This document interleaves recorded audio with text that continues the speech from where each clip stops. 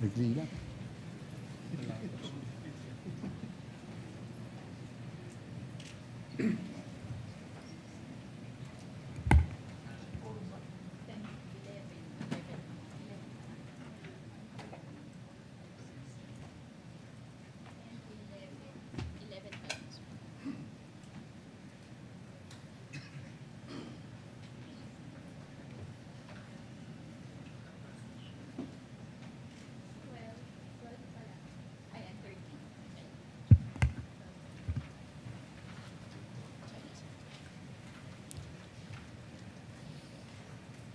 The Sergeant-at-Arms is directed to make the proclamation.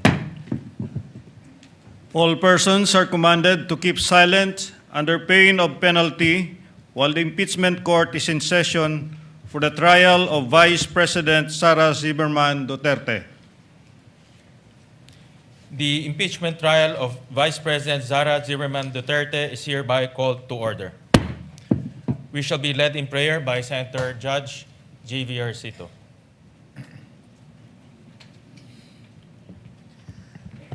Ama namin makapangyarihan, lumalapit kami sa iyo nang may pakumbaba. Batid namin na ang karunungan ng tao ay may hangganan. Ngunit ang iyong katotohanan at katarungan ay nanatili magpakailanman. Sa pagtupad namin ng aming tungkulin bilang mga senator judges, hinihiling namin ang iyong gabay sa lahat ng aming gagawin. Pagkalooban mo, nawa kami ng tapat na puso at malinaw na pag-iisip sa buong panahon ng paglilitis na ito. Panginoon, nakikiusap po kami, nakain niyo kami sa landas na makatarungan na may patas na pagtingin sa karapatan ng bawat isa. Dalhin niyo kami sa liwanag pagkat nakapiring ang aming mga mata. Hindi man po namin hiningi, ngunit ipinagkatiwala sa aming konstitusyon ang timbangan ng katarungan. Kumiling nawa ito sa karapat-dapat na pagkalooban nito. Nawa ang inyong salita ang maging gabay sa aming paglilingkod at pagdala sa amin sa katotohanan. Kagaya po ng winika sa Leviticus verse 15, do not pervert justice, do not show partiality, but judge your neighbor fairly. Lagi po naman tatandaan ang tagubilin niyong ito. Ama, anuman ang maging bunga ng paglilitis na ito, hindi nawa ito makita bilang tagumpay ng isa at pagkatalo ng iba, kundi para sa ikabubuti ng sambayanang Pilipino.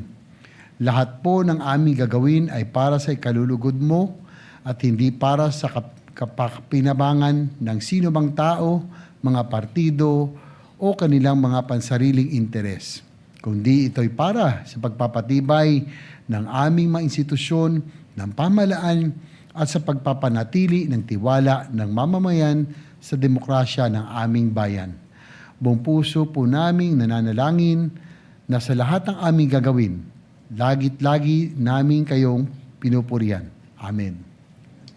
Amen. The Clerk of Court will now call the roll. Roll call of members. Senator Judge Aquino. Senator Judge Cayetano Alan. Senator Judge Cayetano Pia. Senator Judge De La Rosa. Senator Judge Ejercito. Senator Judge Estrada. Senator Judge Go. Senator Judge Ontiveros. Senator Judge Lacson. Senator Judge Lapid. Senator Judge Legarda. Senator Judge Marcoleta. Senator Judge Marcos. Senator Judge Padilla. Senator Judge Pangilinan. Senator Judge Soto III. Senator Judge Tulfo Erwin. Senator Judge Tulfo Rafi. Senator Judge Villanueva. Senator Judge Villar Camille. Senator Judge Villar Mark. Senator Judge Zubiri. The presiding officer, Senator Judge Escudero. The Senate President, Sherwin T. Gatchalian. With 17 senators present, the chair declares the presence of the quorum.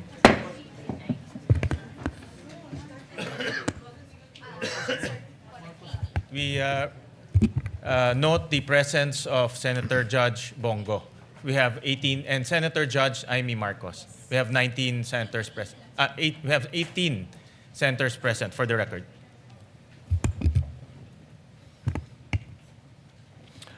If there are no objections, we dispense with the reading of the July 8, 2026 Journal of the Senate sitting as an impeachment court and consider the same as approved. The clerk will please call the case before the impeachment court. Case number 004-2026 in the matter of the impeachment trial of Vice President Sara Zimmerman Duterte. Appearances? Good afternoon, Your Honor. Same appearance for the prosecution. We are ready, Your Honor. Noted.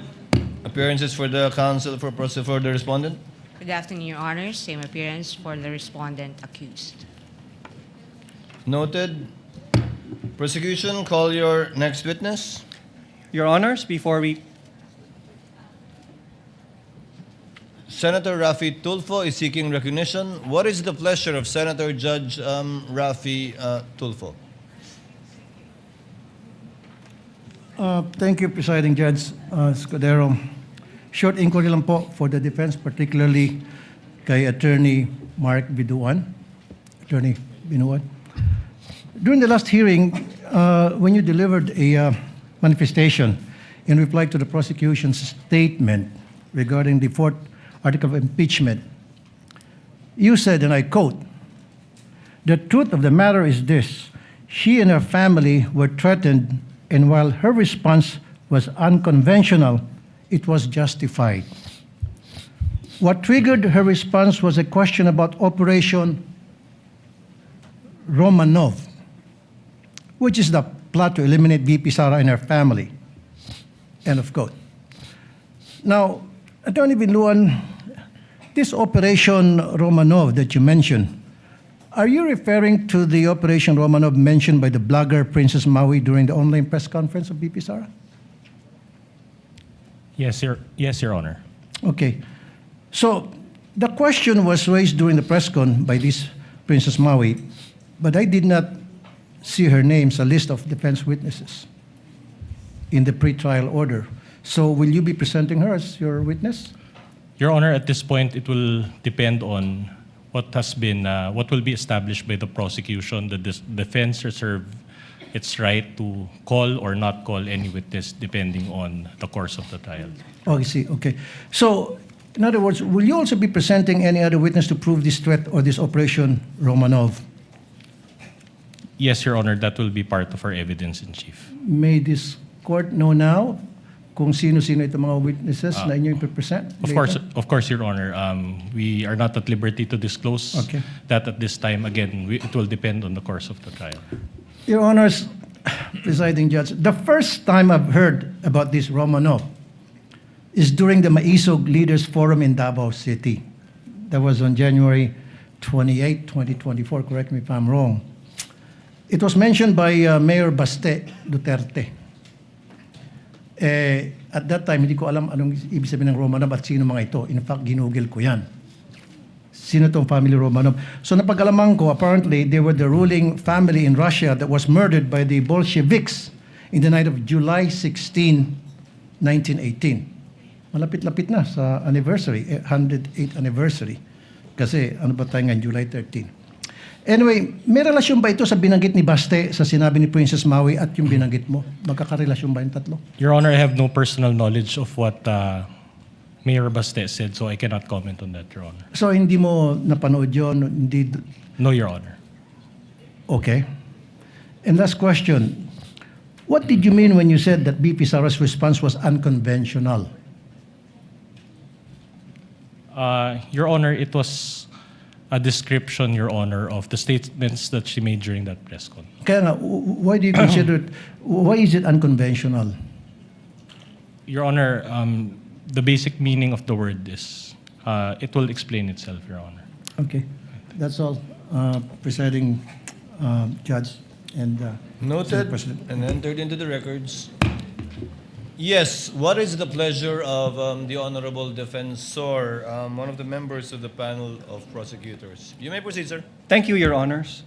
Your Honors, before we proceed with the examination of our second witness, Your Honors, the prosecution is in receipt of a letter dated July 10, 2026 from NBI Director Melvin A. Matibag requesting that his testimony be scheduled or calendared at the earliest setting, considering that the National Bureau of Investigation, Your Honors, has been invited by the Federal Bureau of Investigation in coordination with the Royal Thai Police for a regional summit on scam center compounds and transnational organized crime.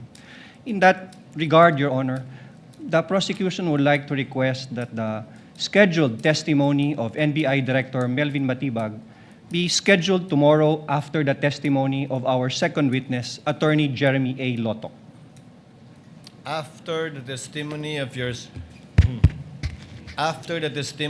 second witness. Yes, Your Honors.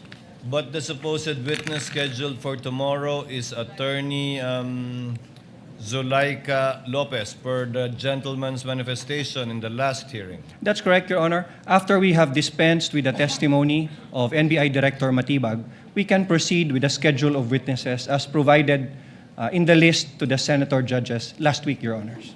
To include Captain Bello, if I'm not Yes, mistaken? we can proceed with Attorney Lopez and Captain Bello as manifested last week, Your Honors. What is the pleasure of Senator Judge Cayetano, Alan? Mr. Presiding Officer, if no one objects, I will not object to having Director Matibag yesterday, but maybe as a caution to government officials, my good friend, Congressman Defensor, I read over the weekend that Director Matibag is writing because he is to be in a convention meeting the FBI next week. So actually, we're going to be here 30 weeks. We have put aside many, many important things. We have put aside many foreign trips, many local trips, whether it's to help dun sa tinamaan ng lindol sa Mindanao or tinatamaan ng baha ngayon, because we have to be here 2 o'clock until matapos tayo every Monday to Wednesday, then after the SONA every Tuesday to Wednesday. I find it in bad taste that a bureau head will dictate to us that he's not available next week. I was Secretary of Foreign Affairs. That's why you have undersecretaries. That's why you have deputy directors. So I mean, I admire the patience of the prosecution, no? But even the prosecution, they have a way of timing and laying down the witnesses. Eh. So I don't want later on to say na dapat natanong ko muna to sa unang witness, kaya lang si Director Matibag inuna dahil ganito, ganyan. No? So I'd like to put that on the record and ask my colleagues if that's acceptable to us. I mean, yung 20, well, at least those who are not in jail or the 21 of us are here. The whole government nakatutok. We put aside so many important things. And then one witness who is in the government, who is a bureau head, will tell us, sorry, but because he has to be with the FBI, siya na yung mauna tomorrow. That might be a bad precedent, Mr. Presiding Officer. May I be allowed to give a The reply, Your gentleman Honor? will please respond to the point of Senator Judge Alan Cayetano. With due respect to the Honorable Senator Judge Alan Peter Cayetano, we will always respect the decision of the Honorable Court. However, we will only be advancing his testimony one day based on the subpoena that we have requested the Honorable Court. He is scheduled to testify until Wednesday, and that we will not disrupt the scheduled list of witnesses. We will simply advance it one day, Your Honor. With due respect, Congressman, Representative Defensor, I asked that question poignantly last week. If Matibag will be one of your witnesses for this week, and you said no. In fact, you corrected Attorney Ligutan when he mentioned Director Matibag as one of your witnesses, and instead gave me a list of Lotok, Zulaika Lopez, and Captain Bello. Matibag was not included. In fact, I don't think we issued a subpoena for Director Matibag for this week, given your manifestation after you took over, given that you have, as you said, control and supervision over the counsel for the prosecutors. So he's not in your list this week. He's not being advanced for a day, sir. May I respond, Your Honors? Please so. Your Please Honors, do so, that's sir. correct. I gave a list of witnesses scheduled for Monday, Tuesday, and Wednesday. However, Your Honor, to add, I also added that since NBI Director Matibag has been requested for a subpoena to testify within the week, I also added in my statement that we will inform the Honorable Court which day we can present the Honorable Matibag, and I was expecting him to be presented on Wednesday after the testimony of Captain Belinda Bello, Your Honors. I confirm that, but the situation is, given the one witness per day rule that we supposedly have under the rules of court, no subpoena has yet been issued to Director Matibag to appear this week. Can the Clerk of Court kindly confirm that for us on the record? No subpoena has been issued for NBI Director Matibag. May For I this week, respond? sir. May I respond, Your Honor? Senator Judge Alan Cayetano is recognized. Actually, my statement and my question to the court is not really addressed to the prosecution. You will have to do the best you can to represent, the what you're fighting for. No? So I commend you for adjusting. But my recollection is, because I'm also waiting for his testimony, and my recollection last week, he said that we will not see him this week. And I think 11 days, no? 11 days ang That's correct, Your Honor. sa article na to. So we're on day 4. So kung hindi siya pwedeng next week, that's day 7, 8, 9. Again, I don't want to dictate sa prosecution or ano, but to suddenly say na tomorrow na siya, when I'm preparing for our oral argument tomorrow and the other witnesses, is a little bit, it's a small inconvenience for today. But I hope it doesn't become a rule, especially for a bureau head. I mean, if no one else objects, but if someone objects, I don't think it's really a good rule. Rules are important. I'll have to keep, you say technicalities. No, rules are important. So even yung notice, we agreed on, presiding officer, 3-day ba? 5-day notice. 5 days for witnesses not mentioned in the pretrial order. And then 3 days kapag 3 days, given the fact that we will be announcing the witnesses for the following Yes. week on the last day. Yeah, of the anyway, I trial. said my piece, but I hope we will not be able to move faster if we have to accommodate the witnesses, especially if they're in government. May I add something, Your Honors, Before we... the Honorable Defensor, presiding officer would like to hear from the counsel for the respondents. Attorney Binlon, what say you? Yes, Your Honor. We would have to oppose on the basis of the following. Number one, it will be in violation, Your Honor, of the impeachment court's directive that was given last week, insofar as the identities of the witnesses and as well as the order of the presentation. Number two, Your Honor, it will be, again, as mentioned by Senator Judge Cayetano, a violation of the 5-day notice rule. Since while he was subpoenaed the week before, Your Honor, we are learning that he will be presented this week. So the 5-day notice will not be observed. Number three, the prosecution cannot compel also the defense and this impeachment court to present witnesses according to their schedule, considering also that these witnesses have already been identified and determined. Of course, it will be a violation of the basic tenets of fair play, and to join again the manifestation of Senator Judge Cayetano, it will set a bad precedent insofar as surprise witnesses will be allowed at any point of the proceedings.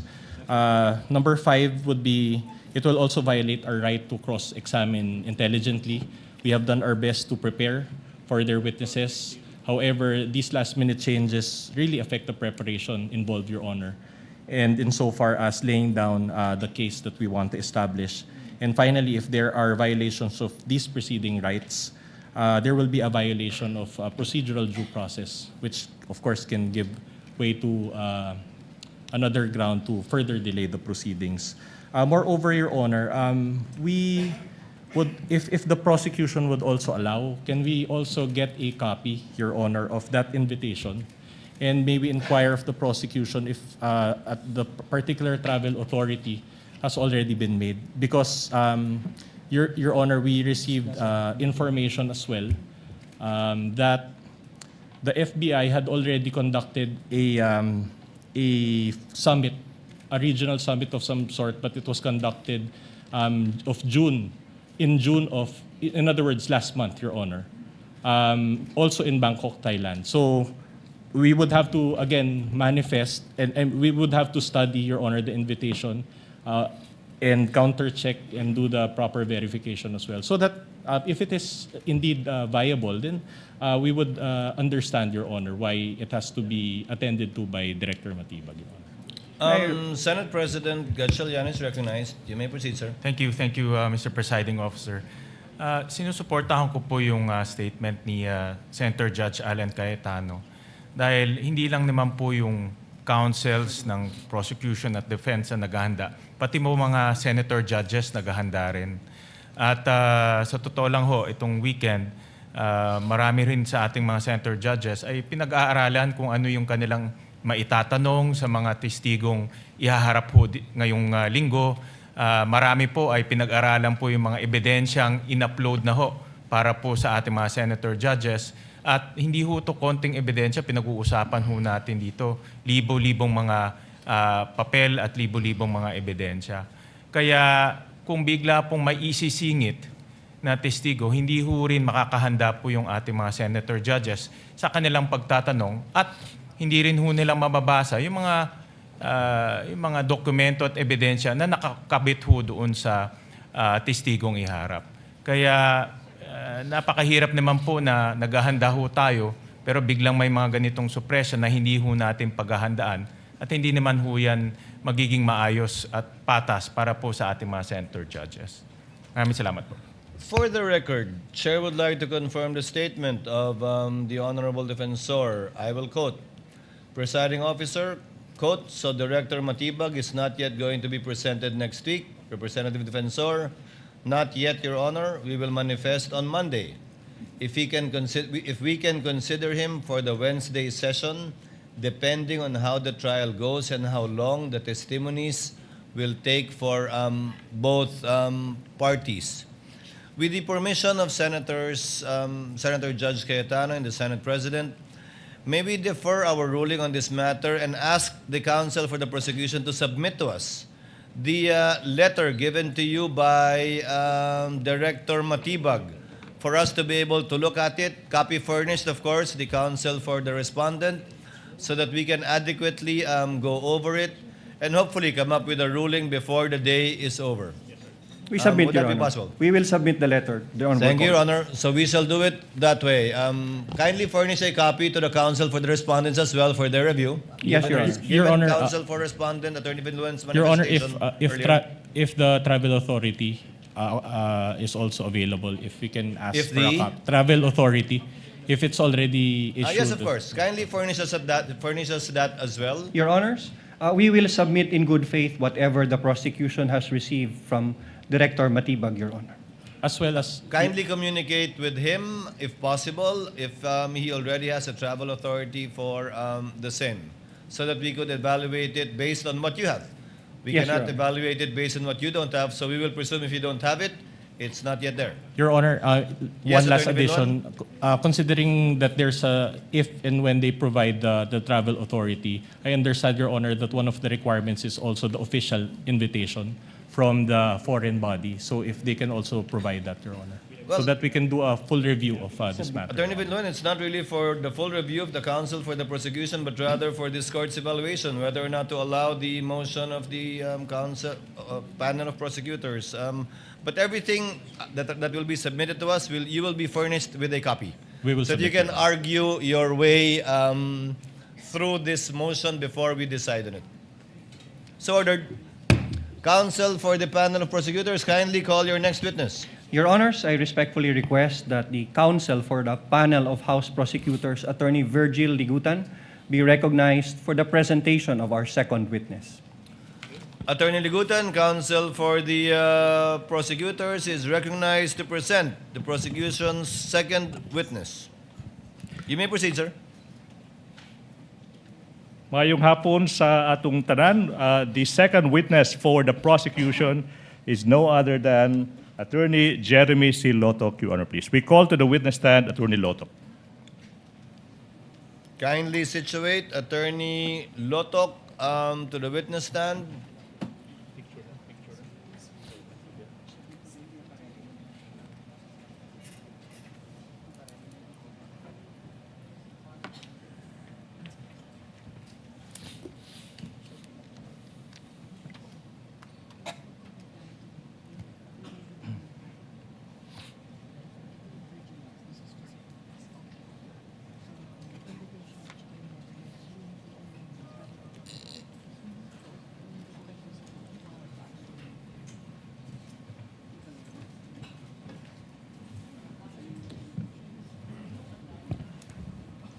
Attorney Lotok, please remain standing as the clerk of court administers the oath.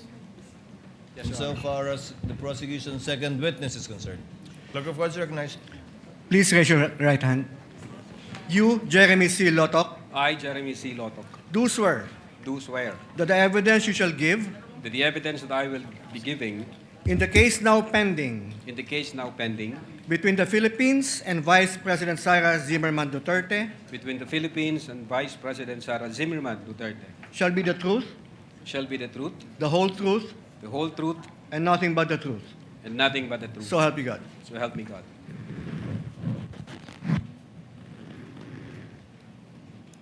Your witness, counsel for the prosecutors. Attorney Lotok, you may sit down. Thank you, sir.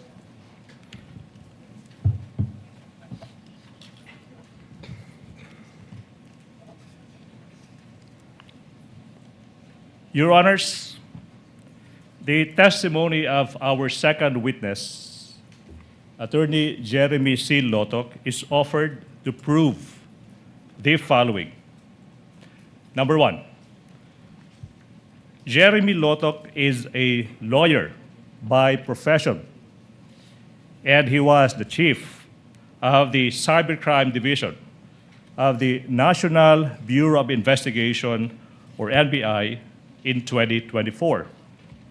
Pangalawa, kasama siya sa NBI team na nagsagawa ng investigasyon sa mga pagbabanta ng Vice Presidente na ginawa sa isang online media briefing noong Nobyembre 23, taong 2024, kung saan diniklara ng Vice Presidente na siya ay kumontrata na ng isang tao para patayin ang Pangulo ng Republika ng Pilipinas, ang unang ginang at ang dating Speaker ng House of Representatives. Pangatlo, napag-alaman ng NBI na ang mga pagbabanta ng Vice Presidente ay seryoso at totoo. Matapos silang isaalang-alang ang mga sumusunod. Una, the manner of the respondent's delivery of the statement that she intended her remarks to be real and serious threats. She was not merely joking when she uttered those threats. Pangalawa, mga kababayan, even before that fateful press conference on November 23, 2024, bago yung press conference na yan, may nakontrata ng mamamatay tao yung Vice Presidente bago pa man ang press conference na yan. Pangatlo, ang utos ng Vice Presidente sa assassin na huwag siyang titigil hanggat hindi napapatay ang Pangulo ng Pilipinas, ang unang ginang at ang Speaker ng House of Representatives ay nagpapakita na ang Vice Presidente ay determinado at porsigido sa kanyang pagbabanta. Number 4, the result of the investigation and after determining that the respondent's threats are serious and real, led the NBI to file complaints for 3 counts of grave threats and 1 count of inciting to sedition. Number 5, this witness, Attorney Lotok, will identify and authenticate the affidavit of investigation, the annexes, as well as a couple of videos in relation to the NBI's investigation. And number 6 offer, he will also testify on such other matters as are relevant and material to the impeachment of the Vice President. Ready for comment, Your Honor, please. Counsel for the respondent, Attorney Binduan. Subject to cross, Your Honor. Thank you so The much. counsel for the prosecutor may proceed. Daghang salamat, Mr. Presiding Officer, Honorable Judges. Attorney Lotok, Sir, maupay nga kulup haibo. maupay nga kulupman, sir. Waray-waray po. We are both waray-waray. At the same time, si Wano, Attorney Loto, pwede bang mas malapit pa sa microphone para marinig ng sambayanan lahat ng isasagot ko mo sa mga tanong ko? Okay? Yes, sir. Now, Mr. Loto, kindly state your name, edad, and other personal circumstances. I am Attorney Jeremy C. Lotok, 50 years of age, and currently the Regional Director of the NBI Bangsamoro Autonomous Region in Muslim Mindanao, sir. Sinabi mo ikaw ay isang abogado, Attorney Lotok, di ba? Opo. Now, yung tanong, kailan ka naging membro ng ating Philippine Bar? I was admitted to the Philippine Bar and took my lawyer's oath in 2013, sir. 2013. Now, Mr. Lotok, ano ba yung current position mo, occupation mo, kung meron man? The Regional Director of the NBI Bangsamoro Autonomous Region in Muslim Mindanao, sir. Ikaw ay isang NBI Regional Director for BARM. Now, yung tanong is, how long have you been with the NBI? I've been in the NBI for the past 12 years, sir. 12 years. No? Tanong is, I think, based on my counting, that would be since 2014. Tama po ba? Opo, Your Honor. Now, kailan ka ba na-designate as the NBI Regional Director ng BARM? I was designated in January this year as Regional Director of the NBI BARM, sir. January 2026. Now, prior to your designation as the NBI Regional Director for BARM, ano ba yung previous position mo within NBI? I was the Regional Director for Region 4B or Mimaropa, sir. I think July 2025. July 2025 you became. Okay, now, prior to your designation as NBI Regional Director for Mimaropa, what was your previous position kung meron man? I was the Chief of the NBI Cybercrime Division, Your Honor. Chief ng NBI Cybercrime Division. Now, kailan ka? Kailan ka na-designate as Chief ng NBI Cybercrime Division? I was designated in February 2023, sir. 2023, no? Now, sinabi mo ikaw ay naging Chief ng NBI Cybercrime Division. Now, yung tanong, Mr. Attorney Lotok, is what were your primary duties and functions bilang hepe ng NBI Cybercrime Division? Primary duties, among others, to plan, direct, and supervise the investigation of cybercrime cases pursuant to Republic Act 10175 and other relevant laws. And part of my duties and responsibilities is to investigate high-profile cases pursuant to Republic Act 10867, specifically crimes committed by, through and with the use of information and communication technology, sir. Now, Mr. Witness, of course, you are aware na ikaw ay tumitestigo sa impeachment trial ng respondent. Now, yung tanong is, kilala mo ba yung respondent sa kasong ito? Yes, Your Honor. Okay, yung tanong now is, why do you know her? She is the incumbent Vice President of the Philippines, and she is the subject of the investigation by the NBI Cybercrime Division, Your Honor. So, nasabi mo, she is the subject of an investigation ng NBI Cybercrime Division. Now, yung tanong, Attorney Lotok, is, kailan ba? Kailan nagsimula yung investigation ng NBI Cybercrime Division on the respondent?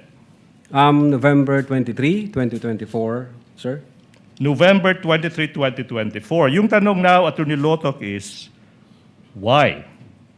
Why did the Cybercrime Division commence an investigation on the Vice President? We were directed by the then Director Judge IBB Santiago to conduct an investigation with regard to a certain video involving an online press conference held on November 23, 2024, where the Vice President uttered that she had already contracted a person to kill the President, Lisa Marcos, and the former Speaker of the House, sir. Now, yung tanong, Attorney Lotok, is, sa pagkakaalam mo, or kung alam mo, But yung NBI, yung inatasang gumawa ng investigasyon na ito? Well, under the law, specifically Republic Act 10867, the NBI has primary jurisdiction to undertake investigations on cases, among others, cases involving threats to security and assault against the persons of the highest officials, sir.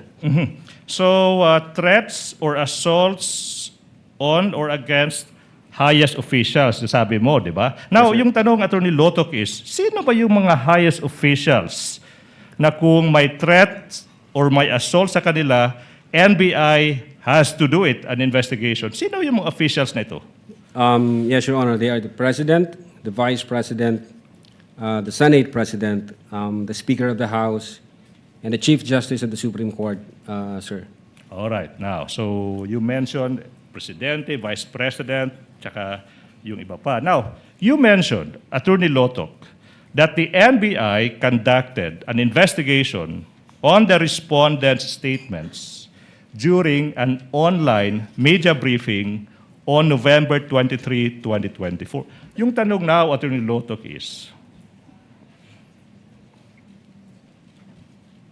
what exactly did the respondents say on that day that resulted to the investigation? On that online press conference held on November 23, 2024, the Vice President uttered the following. Huwag kang mag-alala, ma'am, sa security ko sapagkat may kinausap na akong tao. Ang sabi ko sa kanya, pag pinatay ako, patayin mo si BBM, si Lisa Marcos, si Martin Romualdez. No joke, no joke. Nagbilin na ako, ma'am. Ang sabi ko sa kanya, pag namatay ako, huwag kang tumigil hanggat hindi mo sila mapapatay. And he said yes. Now, Attorney Lotok, no, yun yung statement. No? Now, sino ba yung mga membro ng investigation team na galing sa division mo, yung Cybercrime Division? We have Attorney Van Angluben, the then Executive Officer for Operations ng Cybercrime Division. Attorney Vanessa Asuncion, the Executive Officer for Administration back then. John Mark Kalilong, the agent on case, and myself, Your Honor. You mentioned Agent John Mark Kalilong, Yes, Your Honor. the same person who testified before you. Yes, Your Honor. Now, Mr. Witness, how did your division commence the investigation? I instructed the team, specifically Agent Kalilong, that for this particular case, we have to follow the 5 phases or stages of cybercrime investigation, sir.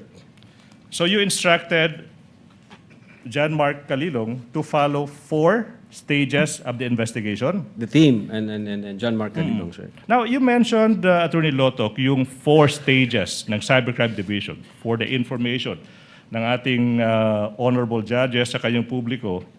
This is the question now. Ano ba yung 4 stages ng investigation na ito?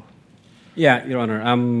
For that particular case, first, the identification and preservation of the digital evidence, the collection and hashing of that same digital evidence, that's the second phase.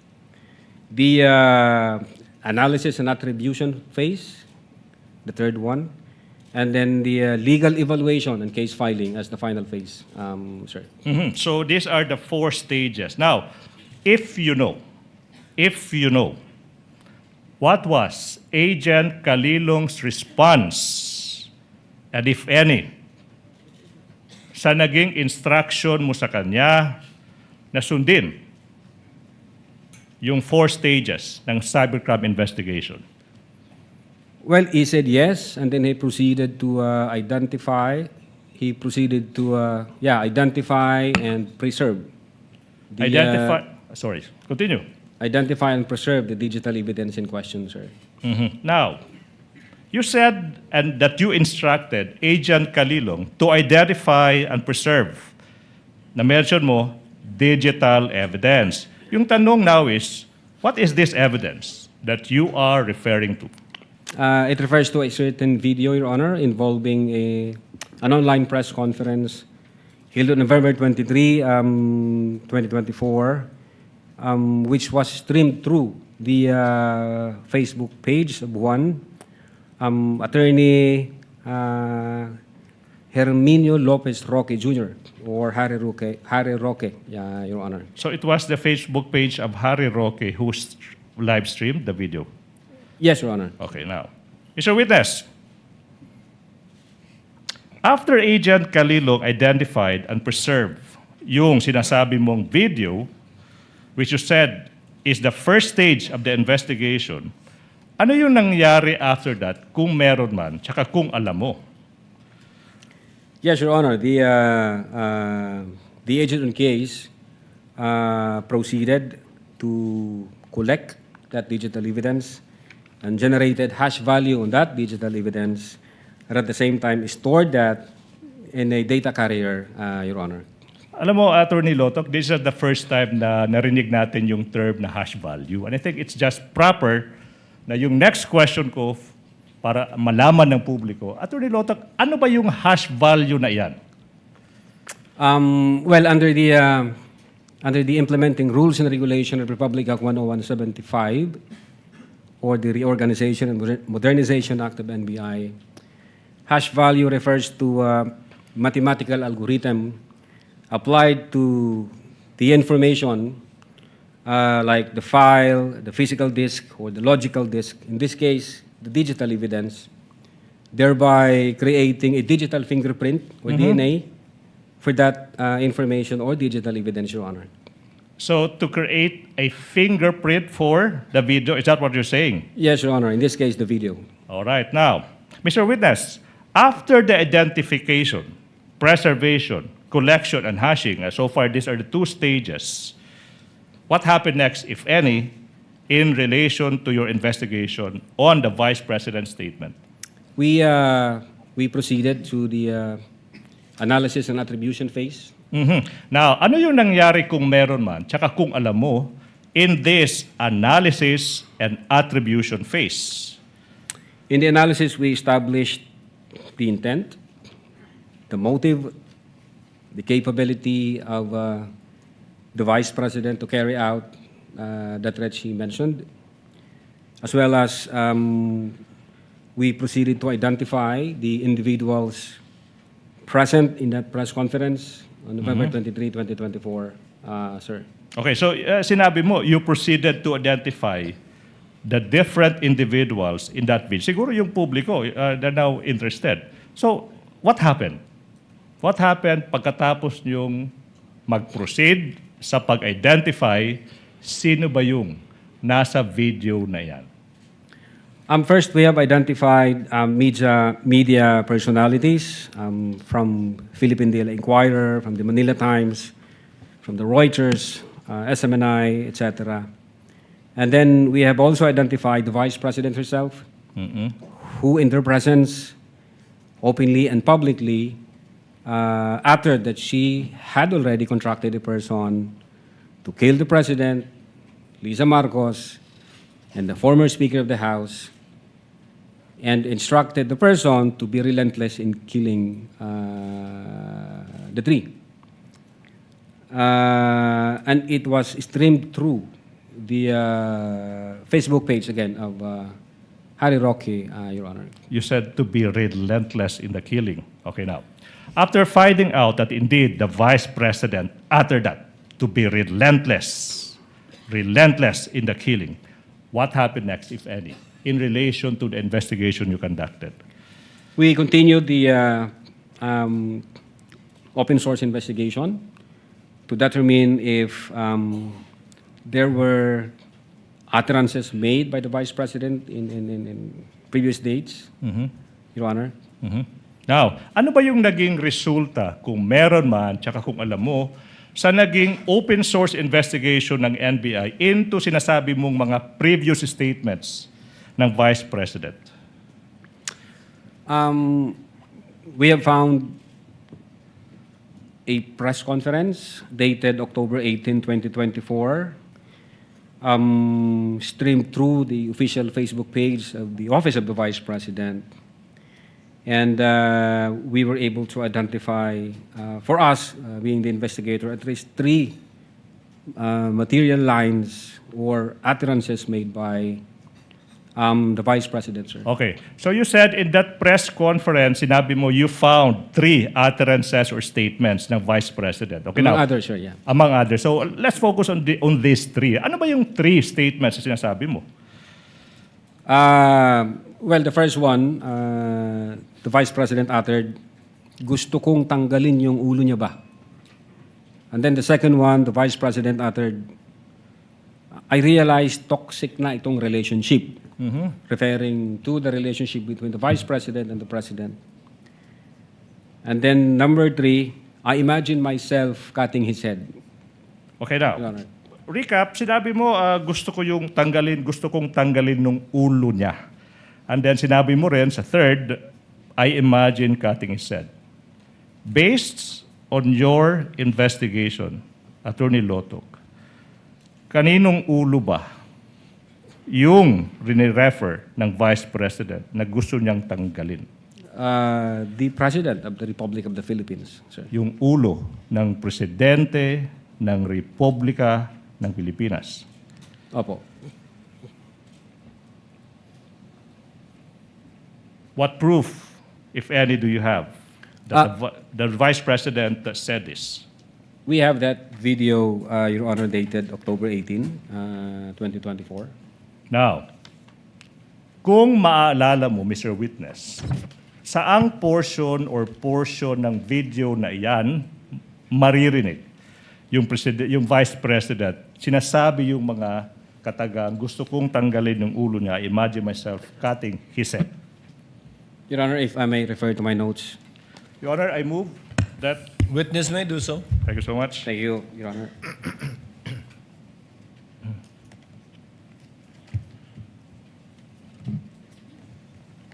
Your Honor, may my co-counsel be allowed also to peruse such notes, Your Honor? Yes, counsel for respondent may observe as the witness peruses his notes.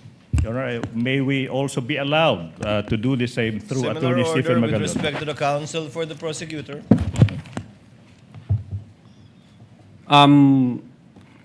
Your Honor, from timestamps 1 hour, 35 minutes, and 57 seconds to 1 hour, 36 minutes, and 10 seconds. And then 1 hour, 36 minutes, and 52 seconds, and then 1 hour, 36 minutes, and 58 seconds. Okay, so far, Your Honor, for the record,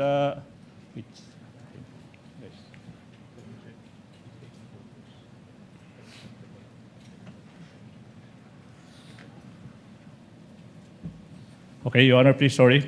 The gentleman mentioned 2 timestamps. So question, if those portions, okay, are shown to you, will you be able to identify the same?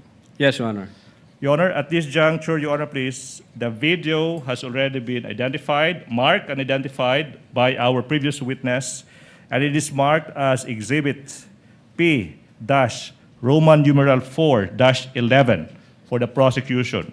We move that these 2 portions with individual timestamps, as mentioned, be shown to this witness for his identification, Your Honor, please. Where is the USB, counsel? Your Honor, we move that we be allowed to unseal the marked exhibit, Your Honor, please, that was presented last time, Your Honor, please. It's with us. It's with the prosecution. Kindly unseal the document in the presence of the counsel for respondent.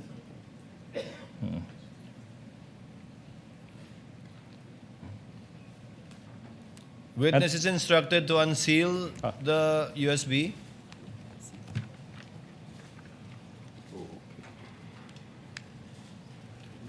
This has been previously marked. So after the unsealing, counsel for the prosecutor and for the respondent are instructed to kindly accompany each other to the tech booth to make sure it is the same, one and the same USB that will be played.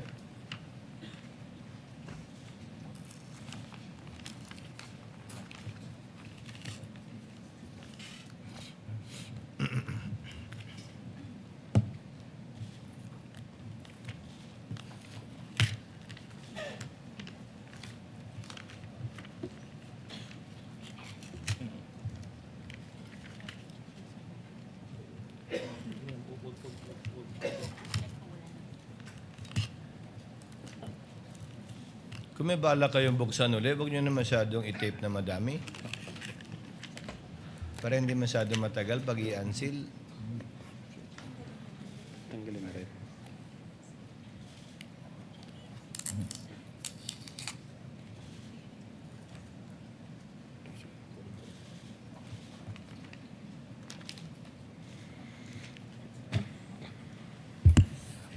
For the record, this will be timestamps 1 hour 35 minutes to 57 seconds to 1 hour 36 minutes and 10 seconds for the first timestamp. For the first portion. And the second portion is from 1 hour 36 minutes to 52 seconds to 1 hour 36 minutes and 58 seconds.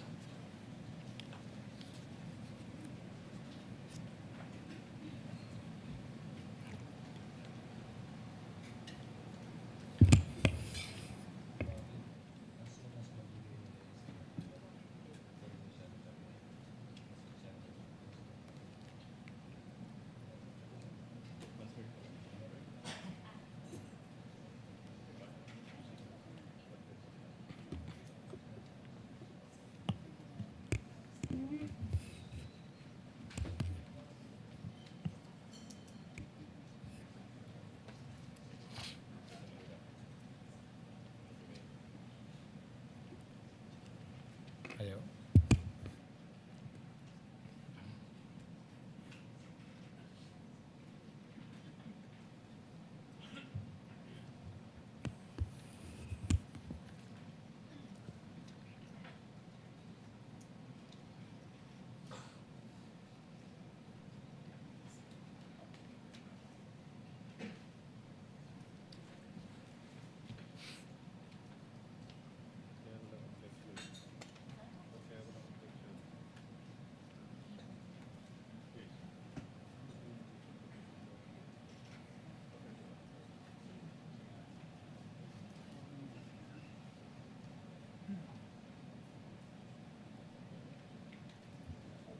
Gusto ko tanggalin yung ulo niya ba?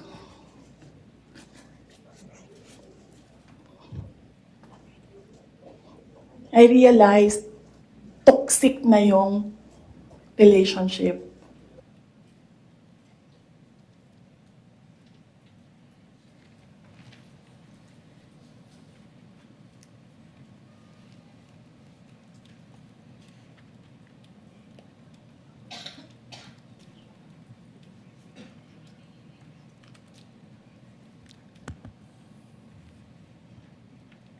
There's one more counsel, right? Yes, Your Honor. Waiting for the second video. Consisting of 6 seconds only, Your Honor, please.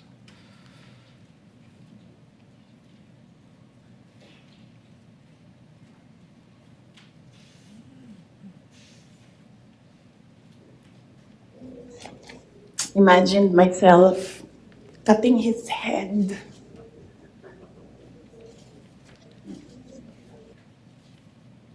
Okay, thank you so much, Your Honor, please.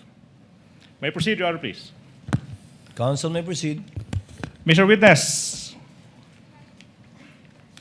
what relation, if any, do those videos have, portions of the videos have, with the video you mentioned earlier? That's the same video I mentioned, Your Honor.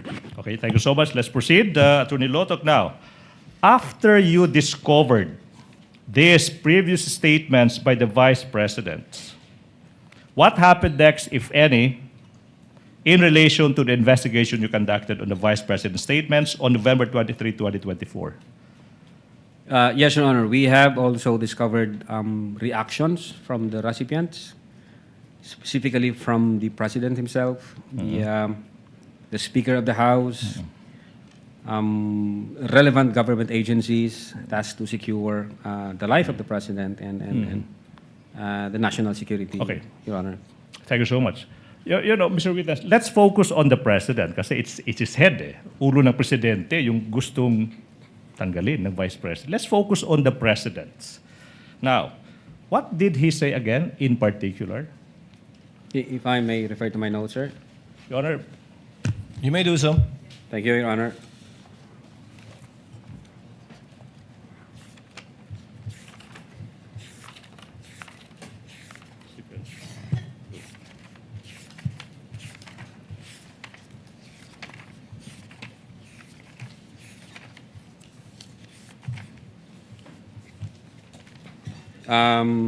Yes, Your Honor.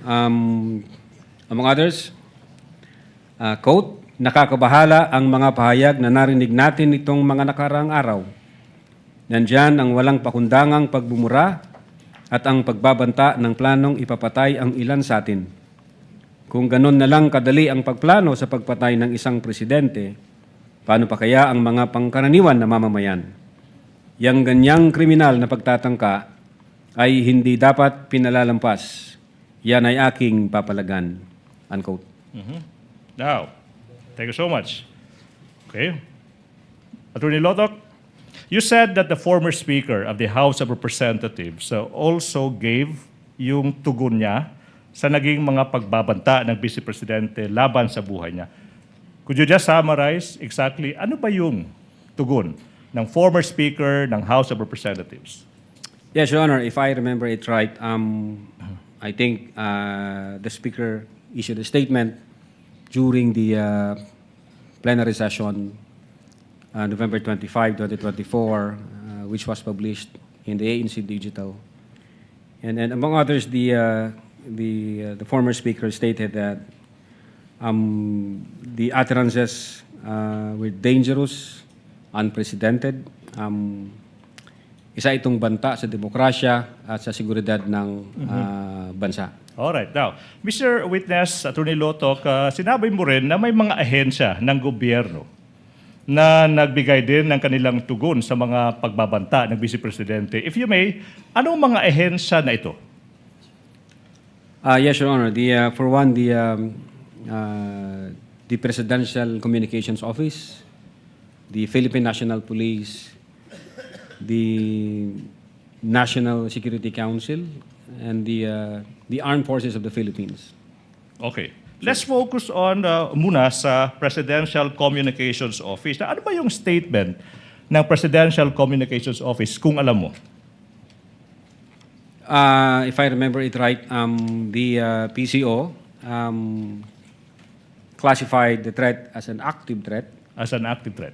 And directed the Presidential Security Command to, I think, investigate the matter. As an active threat. It was the Executive Secretary who directed the Presidential Security Command, so based on that statement. Okay. Now, sinabi mo rin yung Philippine National Police. Yung tanong is kung maalala mo, ano ba yung sinabi ng PNP in response sa naging mga pagbabanta ng Vice Presidente sa buhay ng Presidente sa kayong dalawa pa? Your Honor, if I may refer to my notes. Yeah. Your Honor? You may do so, Your Honor. You may do so, Mr. Witness. Thank you, Your Honor.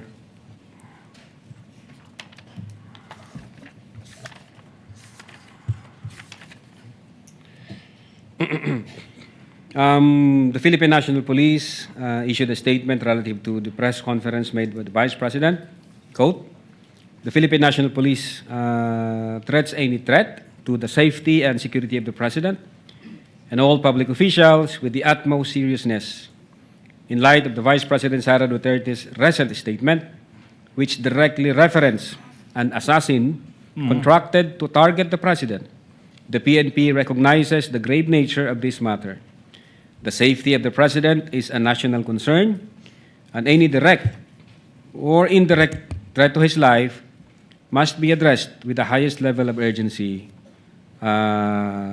Close, unquote. Hindi ko na binasa lahat. Alright.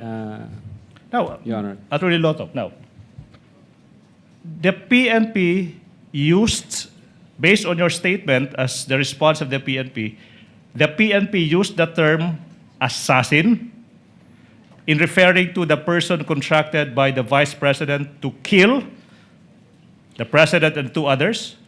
Your Honor, it was not just the PNP, even the Presidential Communications Office also used the term assassin, Your Honor. Okay. Now, what about the National Security Council? Ano bang sinabi ng NSC kung alam mo? Again, Your Honor, if I may refer to my notes. Pwede na ba? Your Honor?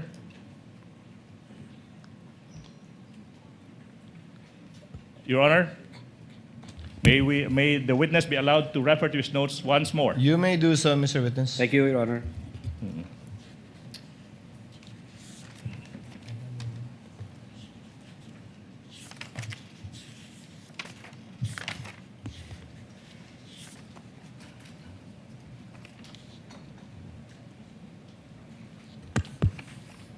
Your Honor, the question was about the statement of the NSC, right? Yes. Quote, the National Security Council considers all threats to the President of the Philippines as serious. Any and all threats against the life of the President shall be validated and considered a matter of national security, unquote. Okay. Now, sinabi mo rin na yung Armed Forces of the Philippines or AFP nagbigay din ng kanilang response sa naging pagbabanta ng Vice Presidente. Kung alam mo, tsaka kung maaalala mo, ano ba yung sinabi ng Armed Forces of the Philippines? Same, Your Honor, if I may refer to my notes.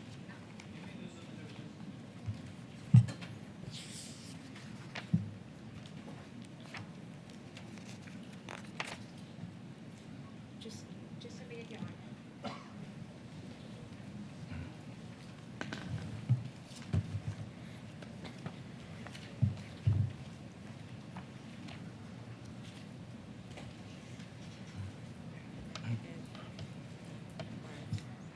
What's it? May I borrow? For the record, we're borrowing.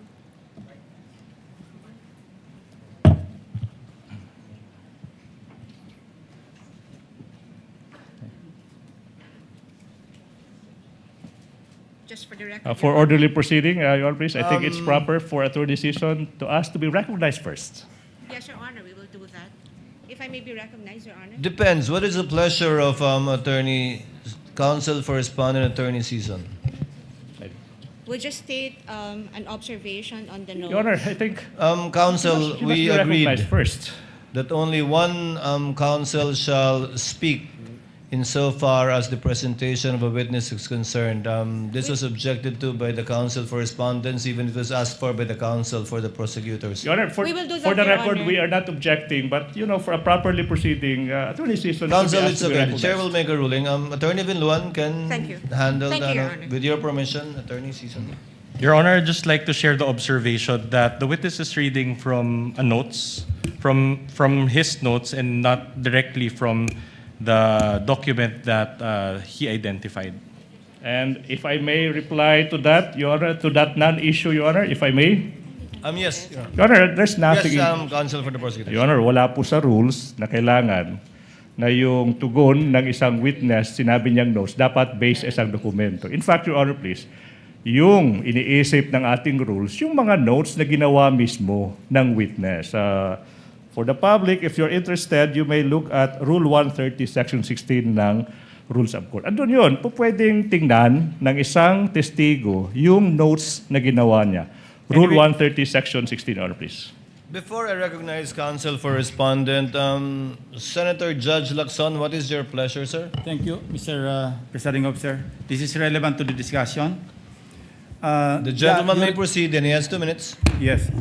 You requested to refer to your notes a number of times during your direct examination. Ang tanong ko, Opo. are you referring to an investigator's notes or notebook or simply notes? No, Your Honor. During the investigation, I have copies of the affidavit of investigation that we have. Yeah, I asked that question because my understanding of an investigator's notes or notebook to be credible and may even be used as part of the examination or evidence in chief, depending on its authenticity and purpose and the role of evidence, is that the contents therein were written on the exact dates when the subjects of those notes actually happened. Ito yung ginawa nyo mismo? Yes, Your Honor, during Thank the you. investigation. Thank you Your for Honor. the clarification. Thank you, Senator Judge Lacson. Noted and entered into the records. Counsel for respondent, what is your pleasure? Your Honor, that was a mere manifestation, Your Honor. We just want to put it for the record. There being no objection, some witness may proceed and answer, or counsel may proceed with his questions. The Armed Forces of the Philippines. Ano sinabi ng Armed Forces? Are we done? Not yet. Okay, so let's go back. Yeah, if I may, Your Honor. Yes. Witness may continue to answer. Thank you, Your Honor. On November 23, 2024, General Romeo S. Browner, Chief of Staff of the Armed Forces of the Philippines, issued the following statements. Quote, the Armed Forces of the Philippines is a professional organization focused on its mandate to protect the people and the state, Our personnel are loyal to the Constitution and the chain of command, unquote. Hindi ko Okay, na po now. binasa lahat, sir. Okay, now, after you and your team discovered these responses, Attorney Loto, what happened next, if any, kung meron man, tsaka kung alam mo, in relation sa investigation nyo, sa mga statements ng Vice President on that day, November 23, 2024? We issued subpoena to the media personalities present during the online press conference of November 23, 2024. Sir, What? For them to appear on December 4, 2024, sir. You issued a subpoena to the media personalities that you said andun sa media conference na iyon to appear on December 4, 2024. Now, sino ba yung mga media personalities na pinasubpoena ng NBI? Again, Your Honor, if I may refer to my... You may do so, Mr. Thank you, Witness. thank you, Your Honor.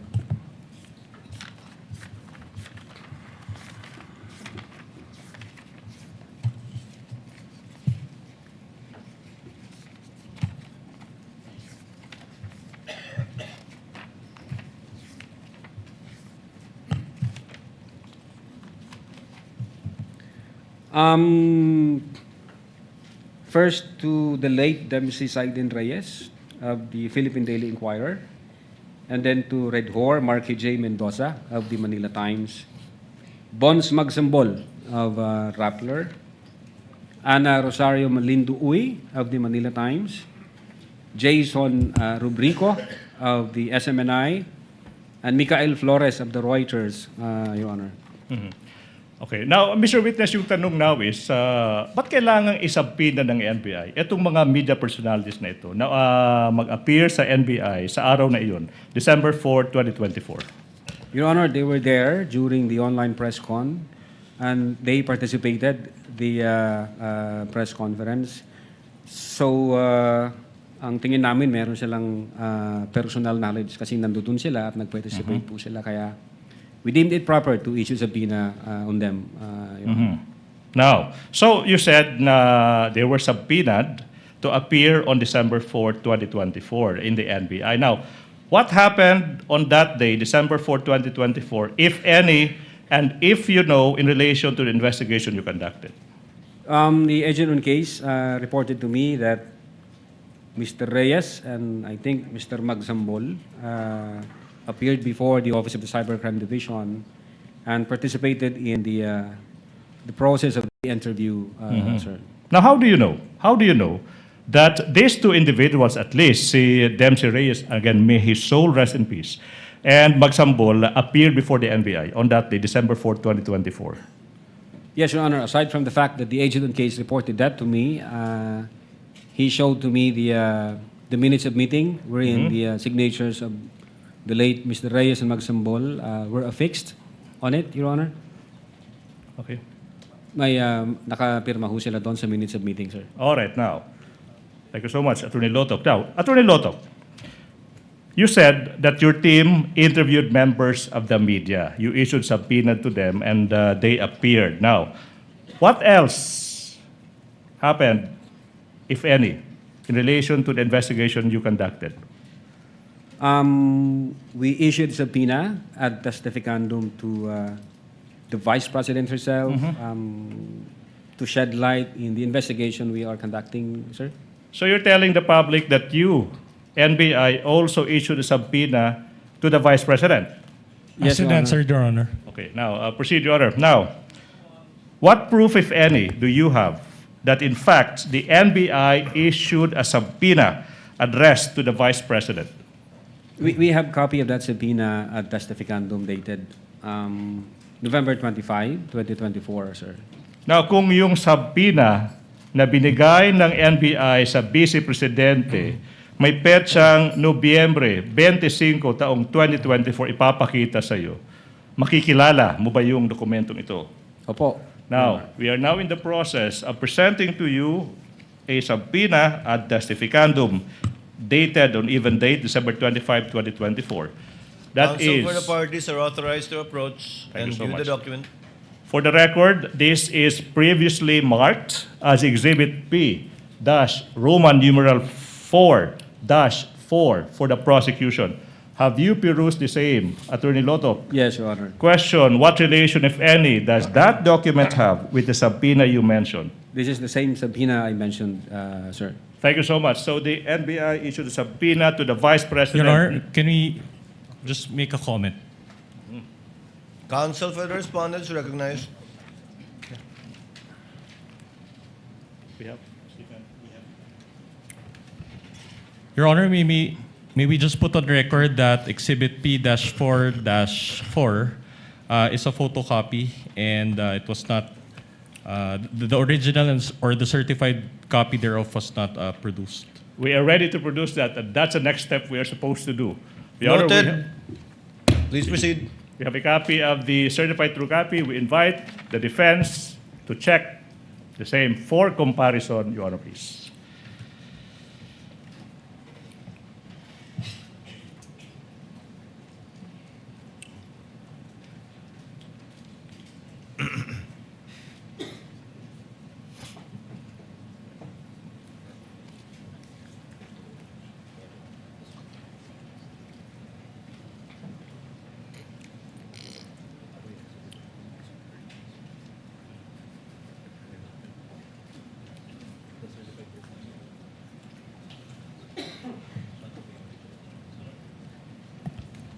Counsel for the respondent. Your Honor, it is a faithful reproduction of the certified true copy, Your Honor. Noted for the records. May Counsel proceed, for Your the Honor. prosecutors may proceed. Now, Mr. Witness, we would like to know how did the Vice President respond, if any, if at all, and if you know, to the NBI subpoena issued to her? Well, the Vice President did not appear, Your Honor. Instead, she sent her lawyer, Attorney Paul Lawrence Lim, if I'm not mistaken. Okay, she did not appear. Yes, Asked Your and Honor. answered. Okay, now, question. If you know, what was the Vice President's reason for failing to appear at the NBI, in the NBI, despite the subpoena issued to her? I think the Vice President, in effect, was saying there were office matters to tend to, so she cannot attend the scheduled subpoena date, sir. Office matters. Now, how did the respondent, the Vice President, inform you that she could not attend the subpoena because she was attending to, quote, office matters, unquote? There was a letter, I think, dated November 28, 2024, which was submitted by the counsel of the Vice President, sir.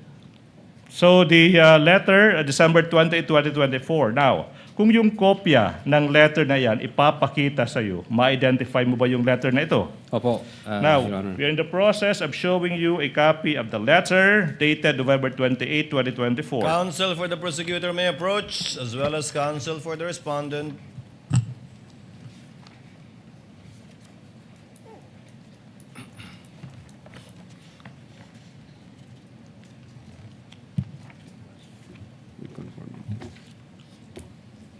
Yes, Your Honor. This is the same letter that I mentioned. Your Honor, can I make a manifestation of these points? The prosecutor may proceed. Your Honor, the letter from the Vice President's lawyer is not marked in exhibit. At this juncture, Your Honor, please, if the defense will agree, we move that the same be marked as an additional exhibit for the prosecution, and the specific marking that we are asking the court to follow is Exhibit P-Roman numeral 4-32 for the prosecution, Your Honor, please. Counsel for the respondent. We have no objection to that, Your Honor. So ordered. So marked. Thank you so much. Now, so what did the...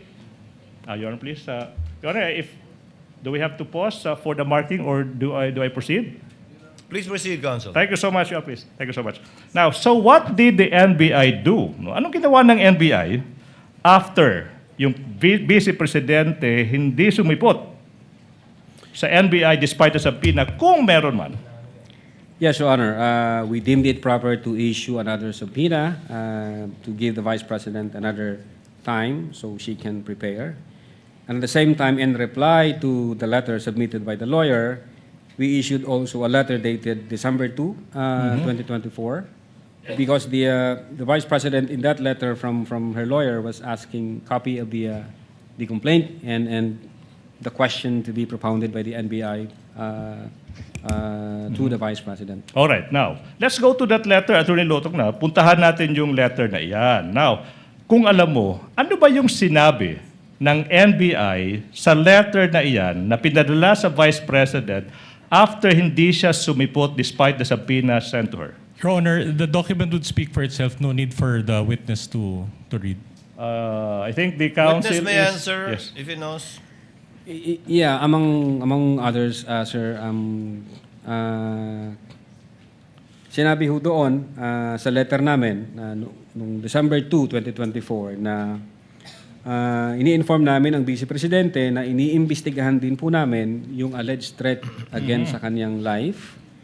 At sinabi namin na kailangan namin yung kanyang presensya para may makuha kaming information, para ho may mapagsimulan kami doon sa investigation against threat to her life, Your Honor. Now, what proof, if any, do you have that the NBI issued another subpoena addressed to the Vice President? Yeah, we have that copy of the subpoena dated, if I'm not mistaken, December 2, 2024. Sir? Na, okay. Attorney Lota, kung yung kopya ng pangalawang subpoena ipapakita sa iyo, ma-identify mo ba? Yes, sir. Now, we are now in the process of showing you that subpoena. The defense may also check. Counsel for the prosecutor as well as respondent may approach to compare. And for the record, that second subpoena addressed to the Vice President has been previously marked as Exhibit P-Roman numeral 4-6 for the prosecution. That's the same subpoena I mentioned, sir. Okay, so that's the same subpoena.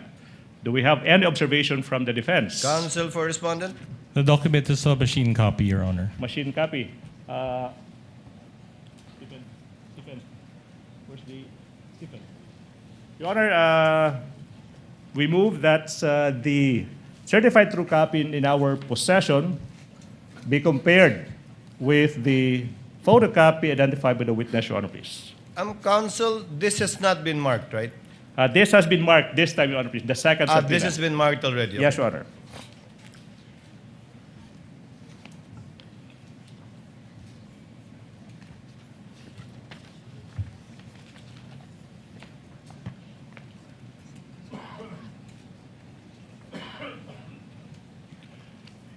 Same observation, Your Honor, as the last document. Meaning it is a photocopy? It is the same as the photocopy of the copies are the same, but it is not the original, just a photocopy of the original, Your Honor. That was certified. Wait, so I do not get it, Counsel. Your Honor, the other document that the prosecution is showing is a certified copy, Your Honor. So in other words, it is the same as the photocopy that was previously marked, Your Honor. But certified. Correct, Your Honor. Noted. thank you. You may proceed. Now, you also mentioned, Attorney Lotok, yung isang letter, this time, it's dated December 2, 2024. Now, kung yung letter na iyan ipapakita sa'yo, ma-identify mo ba ito? Yes, sir. Now, we are in the process of showing you a copy of that letter that is previously marked as Exhibit P-Roman numeral 4-5 with submarking P-Roman numeral 4-5, small letter A. May you peruse the same and answer the question after perusing the document, what relation, if any, does this document have with the one you mentioned? The same document that I mentioned, sir. Okay, thank you so much. Now, Mr. Witness, sa pangalawang subpoena, Your Honor, the document again is a photocopy, machine copy. Your Honor, we move that the certified true copy that we have in possession be compared with the photocopy that is marked in exhibit for the prosecution, Your Honor, please. Counsel for respondent is instructed to so view the certified true copy and make the corresponding manifestation of their observation. Faithful reproduction of the certified copy, Your Honor. Noted. Thank you so much. Councilor, Proceed, Your Honor. Now, Attorney Lotok, ano ba yung naging tugon, kung meron man, tsaka kung alam mo, ng Vice Presidente sa pangalawang sabina na inisyo ng NBI? Yes, Your Honor. The Vice President, again, did not appear, but instead sent her lawyer with another letter. Another letter. Yes, Your Honor. Submitted to the Office of the Cybercrime Division. Okay, now, kung alam mo, ano ba yung nilalaman ng letrang iyan, yung pangalawang letter ng Vice President in response to the second subpoena ng NBI? If I remember it right, sinasabi doon, we must state the obvious. The NBI is under the administrative supervision ng Secretary of Justice, who is an alter ego of the President. And the Executive Secretary is the chief alter ego. So, minarapat daw niya makinig sa kanyang counsel at hindi na mag-appear sa subpoena ng NBI, Your Honor. Now, kung yung, what proof, if any, do you have of that letter? We have copy of that letter, Your Honor. Kung yung kopya ng letter na yan ipapakita sa iyo, ma-identify mo ba? Yes, Your Honor. Now, we are showing you a copy of the letter dated December 10, 2024. The question after you peruse the same, what relation, if any, does that document have with the letter you mentioned?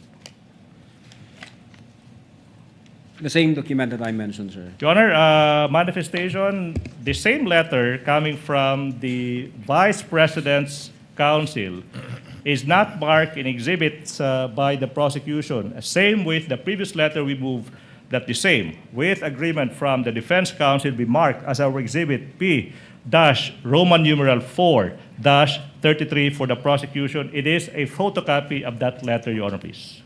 What does counsel for the respondent say?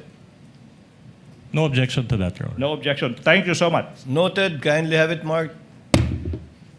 Your Honor, proceed. Now, Mr. Witness, what else, if any, did the letter state, if any? Well, the counsel for the Vice President stated that the Vice President is confident that the NBI will also investigate the alleged threat against her life. Yun po yung tenor ng letter na yun, sir. Now, ito yung tanong now. You mentioned earlier that the Vice President stated that she already contracted an assassin to kill the President and the two others. Now, Objection. Attorney Lotok, wait, not yet done. No question yet. Please proceed, counsel. As the head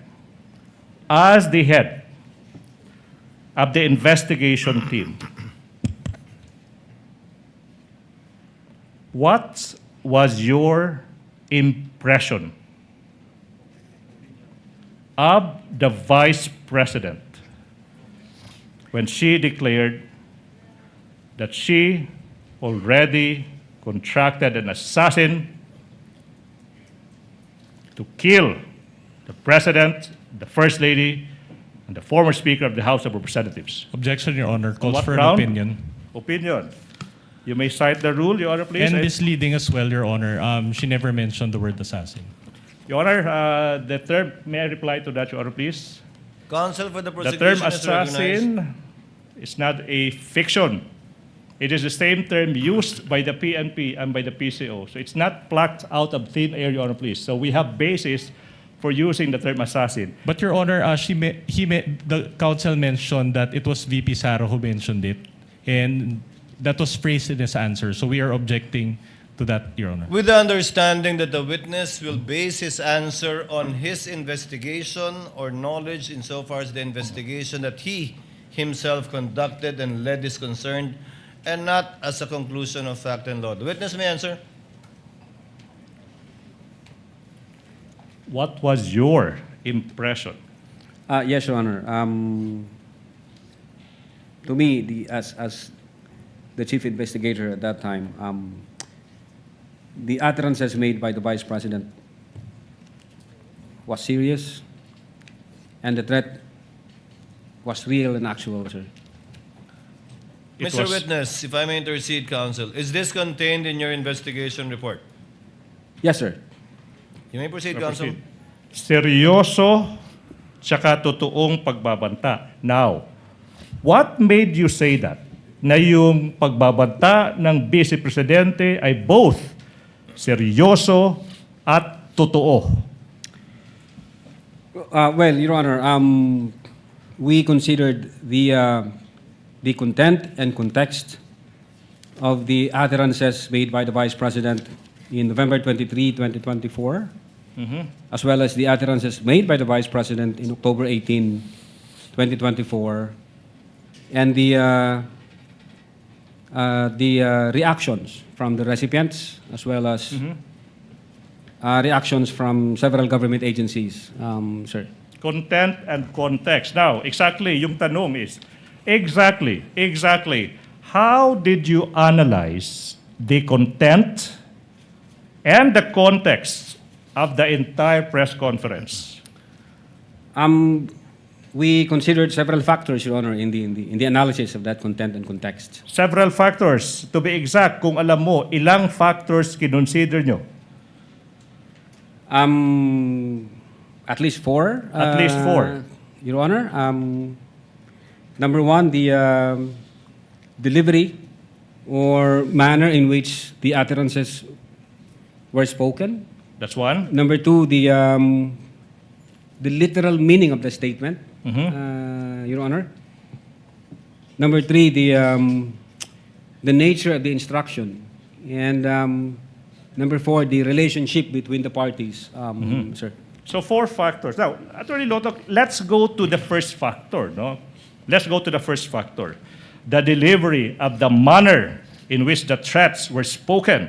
What made you say that the respondent was both serious and real when she uttered those threats? Objection, Your Honor, calls for an opinion. Your Honor, Your Honor, if I may? Based on his investigation, counsel, he may testify as to that. Witness may answer. Yes, Your Honor. The Vice President was furious and fuming mad when she uttered those. Could you repeat it? Furious and?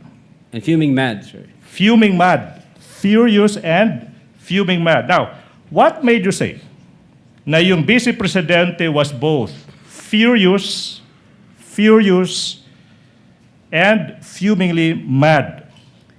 Well, nakita ho namin dun sa video nung niran ho namin, Your Honor, if I'm not mistaken, I think more or less 8 beses ho siyang galit na galit at nagmumura at minumura yung Presidente, si First Lady, and then si former Speaker of the House, sir. 8 beses. If I'm not mistaken, more or less, sir. Now, and then you're referring to the video. Now, in what particular portions of the video, okay, did the Vice President hurl invectives or sa Tagalog, pagmumura kung sa Cebuano, pamalikas, kung hawaray-waray, buyayaw. Mga ilang beses? 8? In what particular portions? Your Honor, if I may refer to my notes. You may do so. Thank you, Your Honor.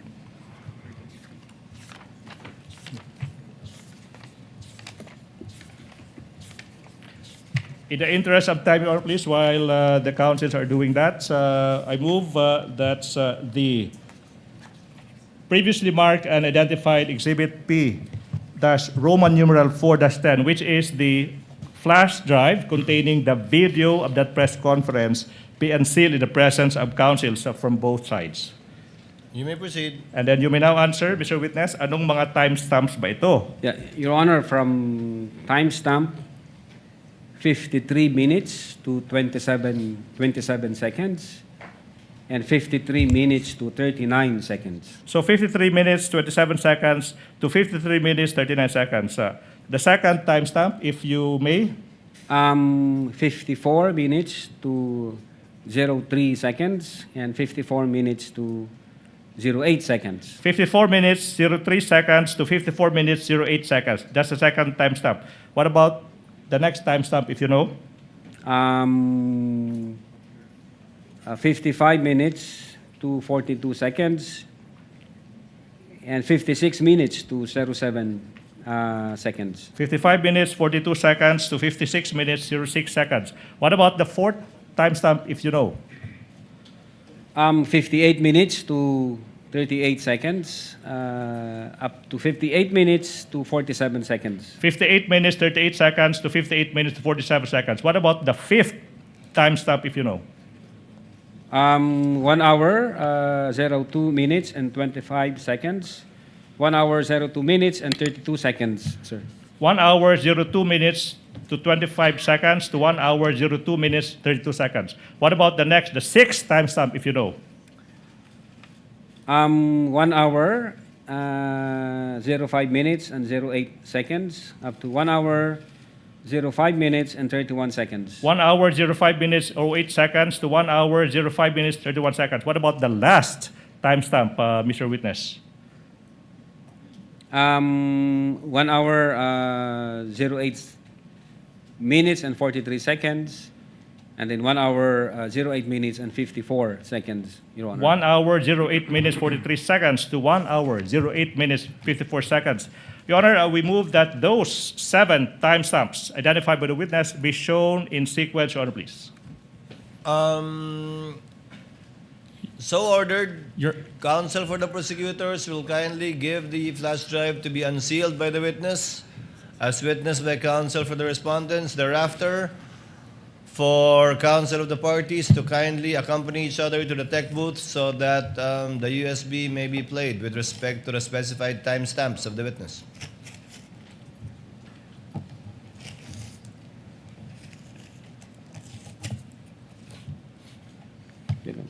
Punitin, okay lang.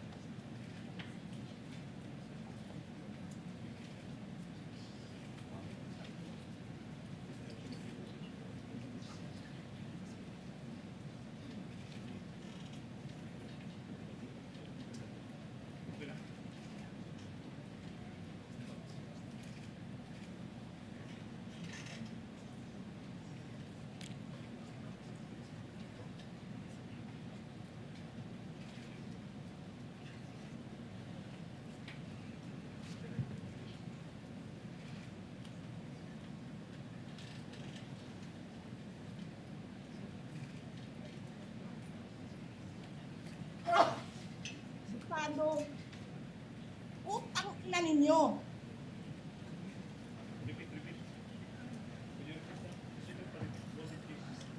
Sino ang corrupt? Yung mga congressman na yan na nag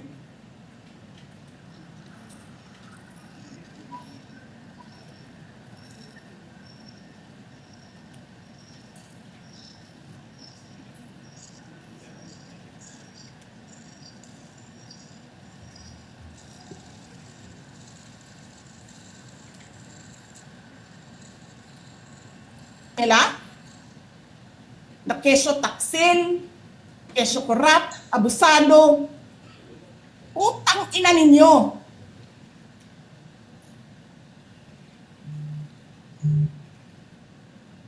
Sino ang corrupt?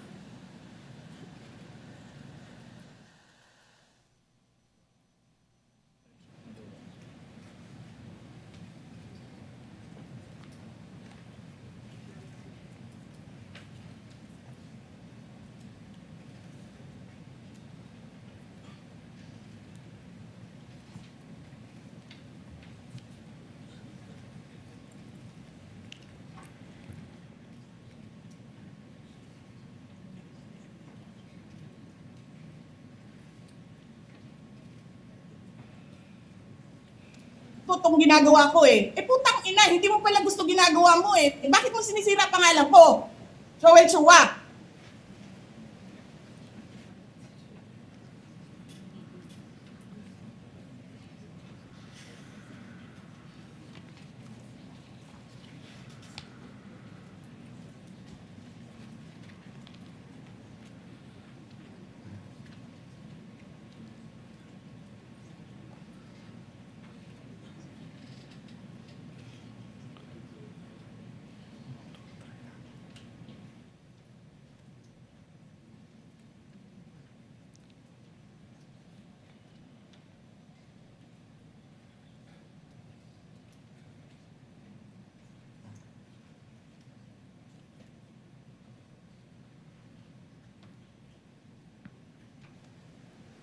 He did not know what he was talking about.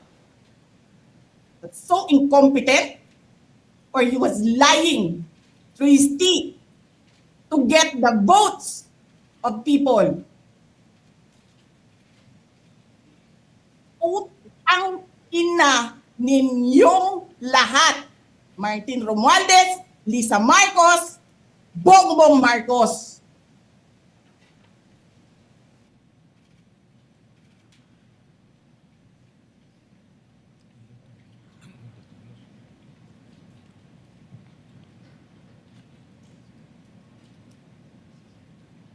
I think we have two more.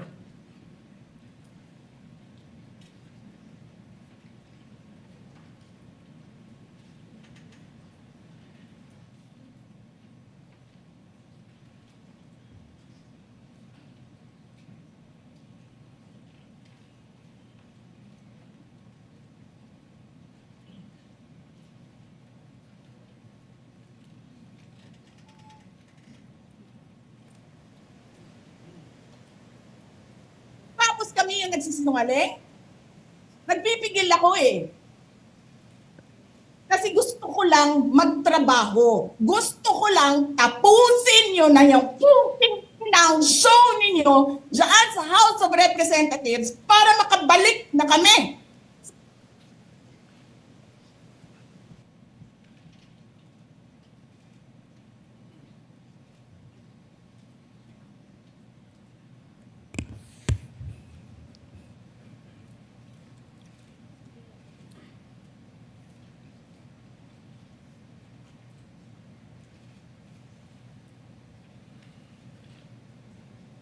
I think we have two more. Ang ina ninyo.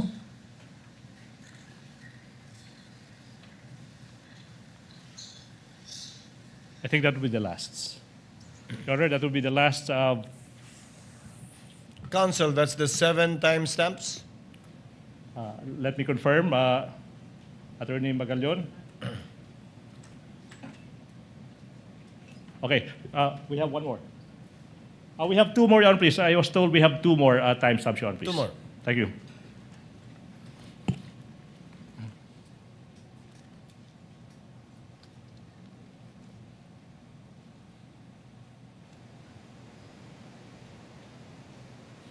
Martin.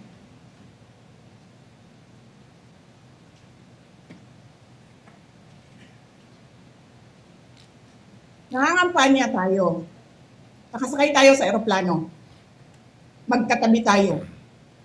Nagre-reklamo ka, putang ina ka, walang pera.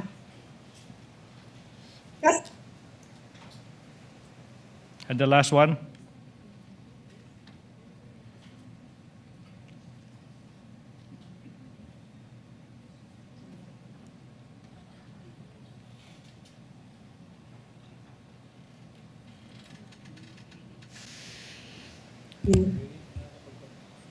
Maalis mo man ako sa presidential race, hindi pa rin ikaw ang presidente, king ina mo.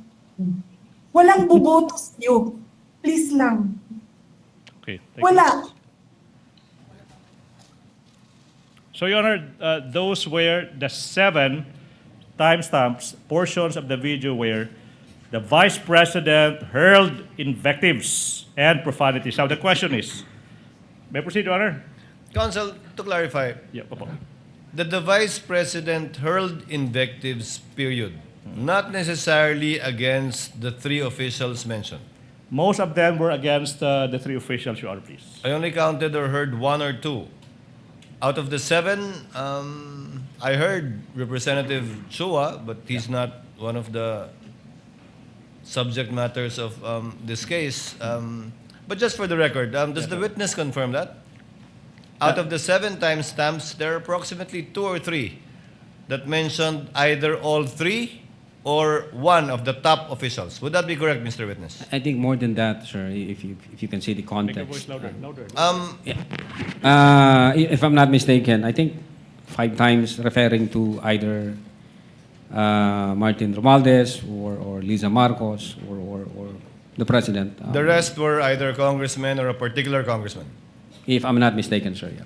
Counsel, you may proceed. Now, Mr. Witness, etong mga 7 timestamps kung saan nagmumura yung Vice Presidente, why is this a factor in classifying her threats as serious and real? Yes, Your Honor, it's very much factor because we want to establish the intent of the Vice President, and that intent is crucial in our investigation. We want to determine whether those utterances made by the Vice President were just a product of a temporary fit of anger. Was it just spur of the moment? Or were they really serious, actual, and real threat? So what was your conclusion? Your Honor? So what was your conclusion? Was it serious, real? Yeah, Your Honor. Okay. Serious and real. Let's go to factor number 2. So 2 out of 4 factors. Now, sinabi mo yung literal meaning ng mga utterances ng Vice President. Yung literal meaning, why is this a factor in your conclusion na seryoso at totoo yung pagbabanta ng Vice Presidente? Yes, Your Honor. Klaro po dun sa utterances ng Vice Presidente. Even before the online press conference held on November 23, 2024, the Vice President had already contracted a person to kill the President, Liza Marcos, and the former Speaker, Your Honor. Siguro, so the public will understand. I want you to answer in Tagalog. Ba't mahalaga sa inyo, sa investigasyon nyo, na yung pagkukontrata ng tao na papatay sa Pangulo at sa dalawa pa, nangyari ito bago pa man yung press conference? Ba't mahalaga sa investigasyon mo yan? Yes, Your Honor. Mahalaga ho yan para sa amin. Basically, it's indicative of intent that the utterances was deliberately made up by the Vice President, and it really shows serious, actual, and real threat, Your Honor. All right, now, Attorney Lotok, let's go to the third factor. Yung third factor is now sinasabi mo, yung nature ng instruction. Now, could you tell the public and the court, ano bang ibig sabihin ng factor number 3, nature of the instruction? Yes, Your Honor. In those utterances, the Vice President said, wag kang tumigil hanggat hindi mo sila mapapatay. It shows persistence on the part of the Vice President, that she was determined to carry out those utterances. And from the point of view of law enforcement agency like the NBI, it's alarming for us, sir. It is alarming from the point of view of law enforcement agents. Now, in Tagalog, if you may, ba't mo nasabing nakaka-alarma yung sinabi ng Vice Presidente na yung instruction na huwag kang titigil hanggat hindi mo napapatay ang Pangulo, ang unang ginang, at ang former Speaker ng House of Representatives? Ba't mahalaga? Ba't alarming yan? Well, Your Honor, pwede hong mag-take advantage yung ibang grupo dyan ibang individual, God forbid may mangyari sa Vice Presidente for one reason or the other, matitrigger ho ngayon yung instruction, and then papatayin ngayon yung, God forbid again, ang Presidente, Lisa Marcos, ang former Speaker. And in fact, even yung triggering na phase na yon, pwedeng mag-take advantage doon yung ibang grupo, thinking na pag in-assassinate natin ang tatlo, ang sisisihin ang Vice Presidente. So marami hong anggulo, Your Honor, para ho sa amin sa law enforcement, medyo magiging disorder, magiging chaotic, magiging anarchy yung society pag hindi siya na-address. Yun po yung sa amin as investigator, sir. But was she not only joking, Attorney Loto? Objection leading, Your Honor. Pero there's basis to that, Your Honor. Sustained. Reform your Okay, question. now, let's go to, let's proceed, Mr. Witness. So far, you mentioned, ito yung mga factor, no? Manner, literal meaning, nature of the instruction. Ano ba yung fourth factor kung alam mo? The relationship between the parties, meaning the relationship between the Vice President and the President, sir. Now, what about the fourth factor? No? Why is it significant to investigation? Well, in one of the utterances made by the Vice President, she characterizes the relationship with the President as toxic. Your Honor. Toxic. If I'm not mistaken, at least 3 times niya binigkas yung term na toxic, referring to the relationship between her and the President, sir. Now, what were your reasons, if any, that made you conclude na nasabi na ng Vice President na toxic yung relationship niya between her and the President? Objection calls for an opinion, Your Your Honor. Honor, investigation. Witness may answer part of his investigation. Una, yung resignation niya as Secretary ng Department of Education. Pangalawa, yung utterances niya noong October 18, nung sinabi niya na I realize toxic na itong relationship. Gusto kong tanggalin yung ulo niya ba? And then I imagine myself cutting his head. What else, if any? The reaction of the recipient of those utterances, Your Honor, the reaction from the President himself, sir. So the reaction from the President himself. Now, you already mentioned kanina ano yung reaction ng President. Yung tanong now, Attorney Lotok, is, why did you consider yung reaction ng mga recipients ng pagbabanta, kagaya ng President, let's focus on the President, ba't nyo kinonsider yung reaction nila? Well, we want to establish whether the recipient of those utterances felt intimidated by those statements, or did they took it serious and actual threat. Material ho sa amin yun, Your Honor, if only to establish the mens rea of Mens rea Yes, ng sir. krimen. Now, let's focus on the President. No, let's focus on the President. Ito yung premise now.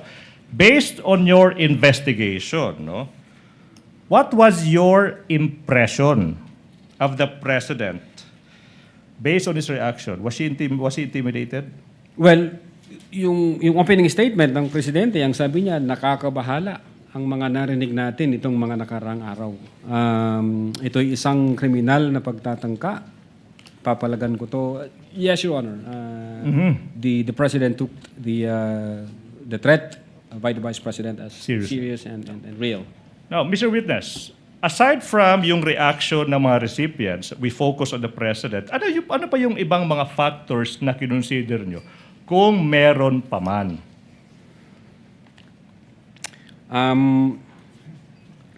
Yes, Your Honor. We find it, this is from the point of view of the investigator, we find it disturbing when we try to compare the utterances made in October 18 and the utterances made in November 23. And may nakita ho kami doon, at least 3 o 4 na medyo, sabi ko nga, disturbing from the point of view namin. Disturbing. 3 or 4 na disturbing na Na utterances, Your Honor. utterances. Now, Let's go to that. So you said you compared the utterances in October 18 tsaka November 23. Sabi mo, you found at least 3 or 4 disturbing statements. Tama ba? Now, ano ba yung 3 statements na ito? Your Honor, we are trying to establish the patterns and the consistencies of those utterances. For instance, nung October 18, ang sabi niya is, walang number 1 ang Pilipinas na to. Para sa akin, number 2 lamang ito. Walang number 1. And then we compared it in November 23. Ang sabi niya, ni-reiterate niya, I do not recognize anybody above me. That's number 1, Your Honor. The number 2, ang sabi niya noong October 18, hindi marunong maging presidente yung nakaupo, kasalanan ko ba yon? And then we compared it in November 23, ang sabi niya doon, this country will go to hell because that person who's sitting, sabi niya, doesn't know how to be a president and who is a liar. All right.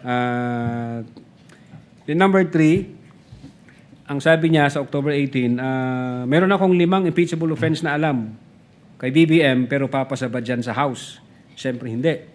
Then kinumpare namin yung November 23. Ang sabi niya doon is he was lying through his teeth para makuha lang yung boto ng mga tao. And then nagmura na siya, PI ka, BBM, Lisa Marcos, and Martin Romualdez, Your Honor. What do you mean by PI? Putang ina, sir. Okay. You said that you found these 3 comparisons disturbing. Now, these 3, ano yung significance ng 3 comparisons na ito sa investigasyon nyo? Kung meron man.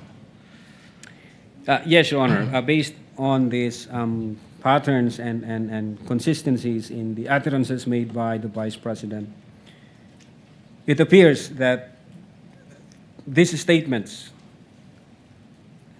have tendency to stir up the people against the government, have tendency to disturb the peace of the community, have tendency to undermine the peace and order, the public peace and order, sir. Now, Mr. Witness, given all these findings, sinabi mo, seryoso, tsaka totoo, yung mga pagbabanta ng Vice Presidente, anong ginawa ng division mo, kung meron man, in relation to the investigation? We executed, Your Honor, affidavit of investigation, and we recommended criminal charges. 3 counts for grave threats, and 1 count for inciting to sedition, sir. Your Honor, now, na-mention mo yung affidavit of investigation. For clarity, anong date ng affidavit of investigation na nasabi mo? February 10, 2024. 2025, sir. February 10, kung yung affidavit of investigation and the annexes ipapakita sa iyo, ma-identify mo ba yung affidavit na ito? Yes, sir. I'm showing you now a copy of the affidavit of investigation. May petsang February 10, 2025. That is previously marked for the prosecution as Exhibit P-Roman numeral 4-3. You peruse the documents and access. I move that the defense be allowed to peruse the same. And the question is, what do these documents have? What relation, if any, do these documents have with the documents you mentioned?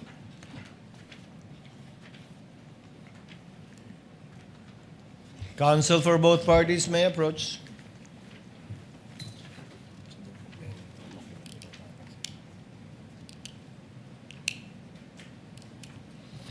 Manifestation, Your Honor. Counsel for the respondent may proceed. Your Honor, we just like to manifest, Your Honor, that the marked document, permanently marked by the prosecution, does not contain any annexes. And the other set of documents that he is comparing it to has annexes, Your Honor. I can reply to that, Your Honor, please. If I Counsel may, for the prosecution will please reply. Number 1, the affidavit of investigation, the annexes thereto, ay makikita yung mga annexes, most of them, as separate documents that have been pre-marked. Ulitin ko, yung mga hinahanap ng depensa ng mga annexes sa affidavit of investigation, nasa record ng Senado yan because na-marka separately because they have been identified separately also by the previous witness. I hope that satisfies. Counsel, what does counsel for the respondent say? Your Honor, is that an admission that the affidavit of investigation was stripped of its annexes? No. Your Honor, if I may, ang klaro namang sinabi ko. Can I reply to that, Your Honor, please? Chair would like to clarify the matter instead. Are all the annexes listed and identified in the footnotes of the affidavit of investigation marked or pre-marked by the prosecution? I can answer that. Most of them, Your Honor, please, and I can identify ano yung mga hindi na marked tsaka yung reason. So most, not all. Yes, Your Honor, please. And for the record, that the affidavit of investigation that the witness is identifying and that you have marked does not contain any of the annexes mentioned in the affidavit of investigation, without prejudice, of course, to the annexes that you already marked. Yes, Your Honor. And identified by either this or other witnesses. Yes, Your Honor. Not attached specifically to the affidavit, but found in the same record of the Not court attached to the document that the witness is identifying right now. Yes, Your Honor. Does that satisfy the counsel for the Your Honor, we're respondent? not objecting as to how they marked it. We're just manifesting it for the That record. it's not there. Yes. Yes, So sir. noted. Witness you. may answer. Yeah, this is the same document that I... Okay. Yeah, you have. Your Honor, this is the same document that I mentioned. Okay. May proceed, Your Honor, please. You may proceed. Now, Attorney Lotok, sorry.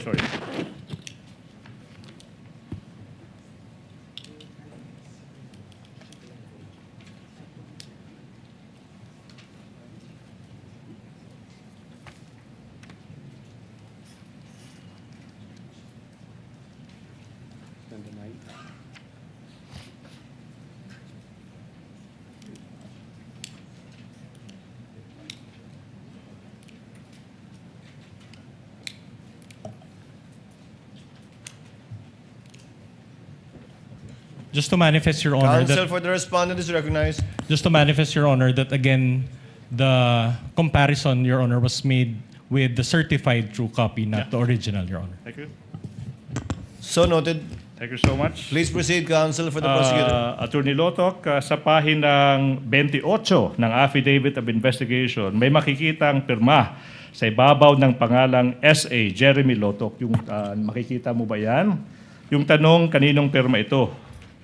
This is my signature, sir. And sa pahinang 29 ng affidavit, may makikita ang pirma sa ibabaw ng pangalang S.A. Jeremy Lotok. Kaninong pirma ba ito? Again, sa akin, pirma ho ito, sir. Your Honor, at this juncture, the prosecution manifests and move that the two signatures of the witness be marked as Exhibit P Roman numeral 4-3-1, that's for the first, and the other one P Roman numeral 4-3-2. Reason is these signatures have not yet been marked in Exhibit, Your Honor, please. No Counsel objection for to that, respondent? Your Honor. Thank you so much. Now, may proceed, Your Honor. You may proceed. Attorney Lotok, in paragraphs 202 tsaka 203 ng naging answer ng Vice President dated May 25, 2026 to the articles of impeachment, which document forms part of the record of these courts. Sinasabi ng Vice President na she was merely exercising her freedom of expression. Freedom of expression, sinabi niya. That's protected, yung pagbabanta niya. Are you aware of this defense? Yes, Your Honor. Attorney Loto, as a lawyer and as the head of the NBI Cybercrime Division, that's the basis, Your Honor. Do you agree with this? Objection, Your Honor, calls for an opinion. This is not part of the investigation. She's a lawyer, Your Honor. That's a It matter does of call law. for an opinion and it's not part of their investigation, counsel. Kindly reform your question. I know where you're getting at, but kindly reform your question. Okay. Your Honor, Attorney Lotok, you are aware of the defense Yes. that sir. is a freedom of expression. Okay. In your investigation, did you consider this, if at all, and if any? Objection, Your Honor, Leader. There's basis, if at all, if Witness any. may answer. Yes, of course, Your Honor. We consider that whether magfo-fall ba siya sa confines ng freedom of speech. And what was your finding? That's the basis now. What was your finding? Well, una, three reasons, Your Honor, if kung okay lang. Una, when the second highest official of the land openly and publicly uttered that she had already contracted a person to kill the highest official of the land, the First Lady and the former Speaker, and that she instructed the person to be relentless in killing them, we failed to see any amount of freedom of speech in that utterances, Your Honor. That's number one. Number two, we talk to ourselves. If we allow the argument that it is within the bounds of freedom of speech, if we allow that to become the norms of our society, then who would prevent anybody from doing the same to anyone? Pwede na pong sabihin, patayin mo si Senator ganito pag itong nangyari, patayin mo si Congressman ganito pag ganito ang nangyari, patayin mo si Justice ganito pag ganito ang nangyari. So imagine, Your Honor, the anarchy, the disorder, and the chaos it would bring to our country. And number three, Your Honor, as a lawyer and being in the law enforcement, freedom of speech protects lawful expression, but it does not protect utterances that satisfies the elements of a criminal offense, like this one, Your Honor. Satisfies the elements of a criminal offense like this one. Ito yung tanong now. Attorney Lotok, based on your finding, based on your affidavit of investigation, did the Vice President commit a crime? Based on our Objection, findings. Your Honor, leading and calls for conclusion of Basis. law. Based on his investigation, let the witness answer. Sustained, but the presiding officer will ask the question to the witness. Based on your investigation, Attorney Lotok, Yes, sir. was Yes, there Your Honor. enough basis to file a criminal complaint, as you did, for the crimes you charged the Vice President with? Prima facie evidence only, huh? Not as to whether or not she indeed committed it or not, because only a court of justice can determine that. Yes, Your Honor. Based on our findings, we believe that the Vice President committed the crime of grave threats and inciting to sedition. Only insofar as satisfying the requirement of prima facie evidence sufficient to file a case. Prima facie evidence with reasonable certainty of conviction. sir. Yes, that would be a more complete description of what you have to comply with before you can file a case. Yes, Your Honor. Yes po. Counsel may proceed. Thank you so much. Let's continue.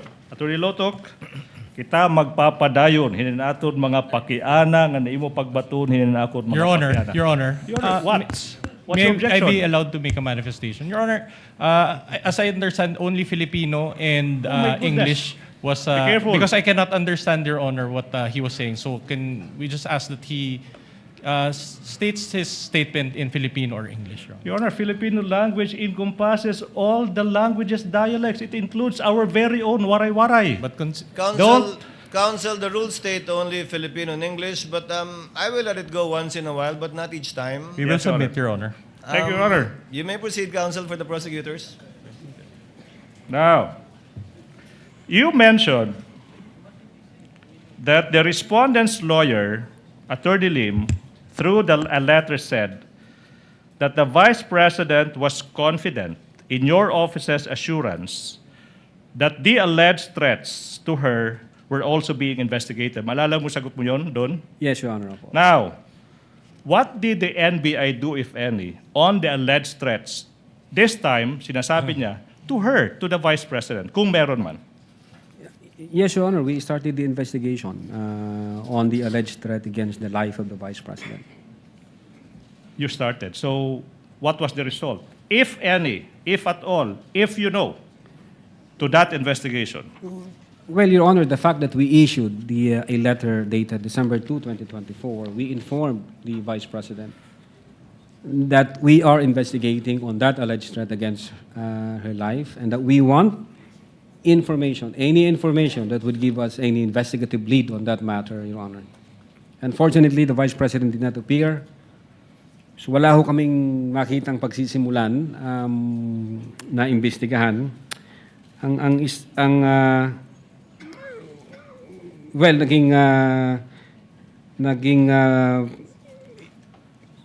may nakita kami sa, I think, 75 PNP personnel insofar as the security of the Vice President is concerned. Per record, sa news na inalis sa BPSPG. And then inilipat sa Manila. Okay. And I think the reason being is that may issue ng peace and security, kung di ako nagkakamali. Yun po yung medyo nakikita naming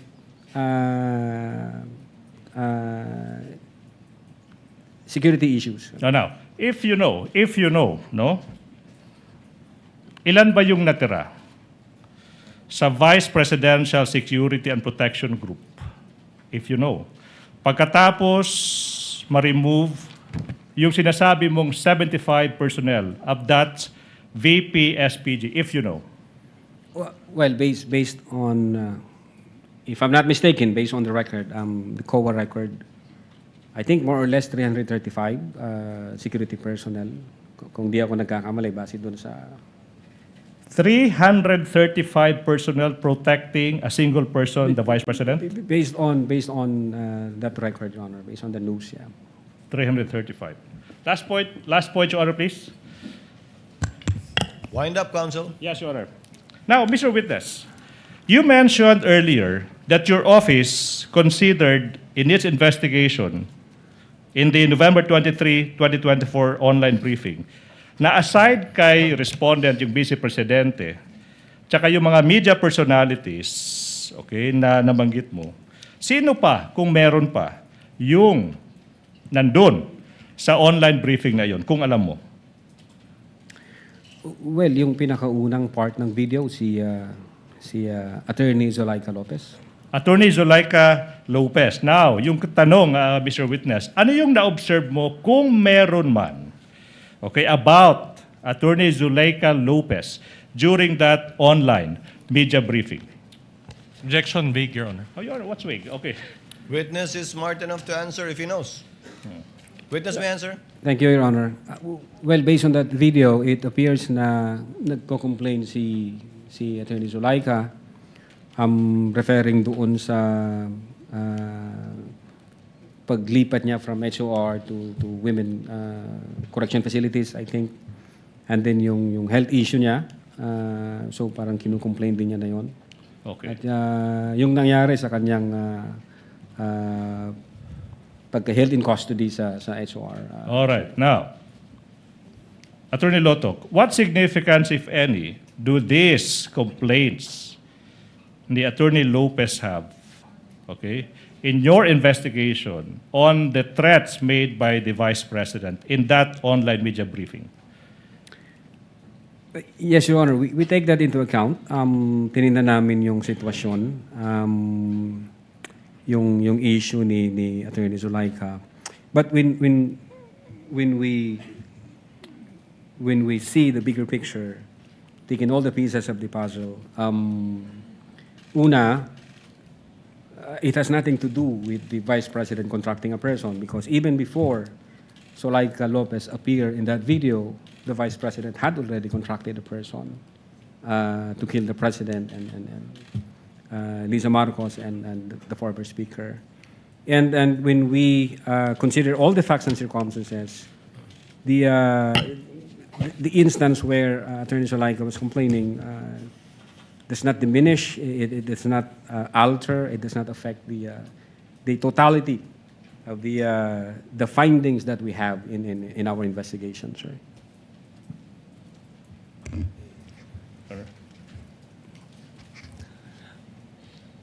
Senator Judge, is counsel for the prosecutors done?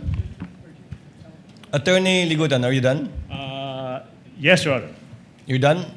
Before cross-examination, Chair would like to recognize, with the permission of Senator Judge JV, Senator Judge Bam Aquino had earlier sought recognition.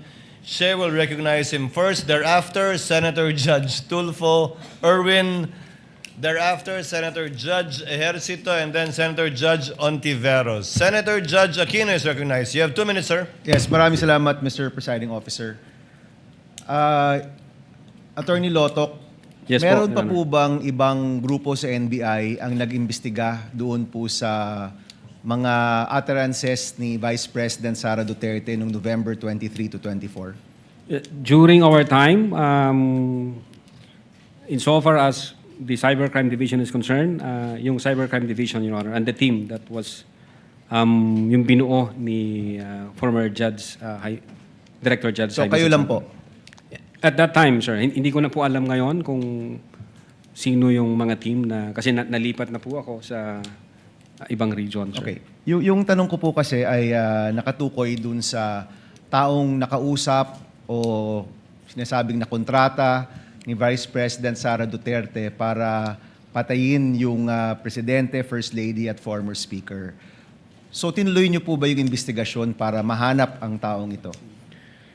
Well, aside from the fact, Your Honor, na nag-issue kami ng subpoena sa Vice President para makakuha ng information, kasi we need a validated information, we need a confirmed information.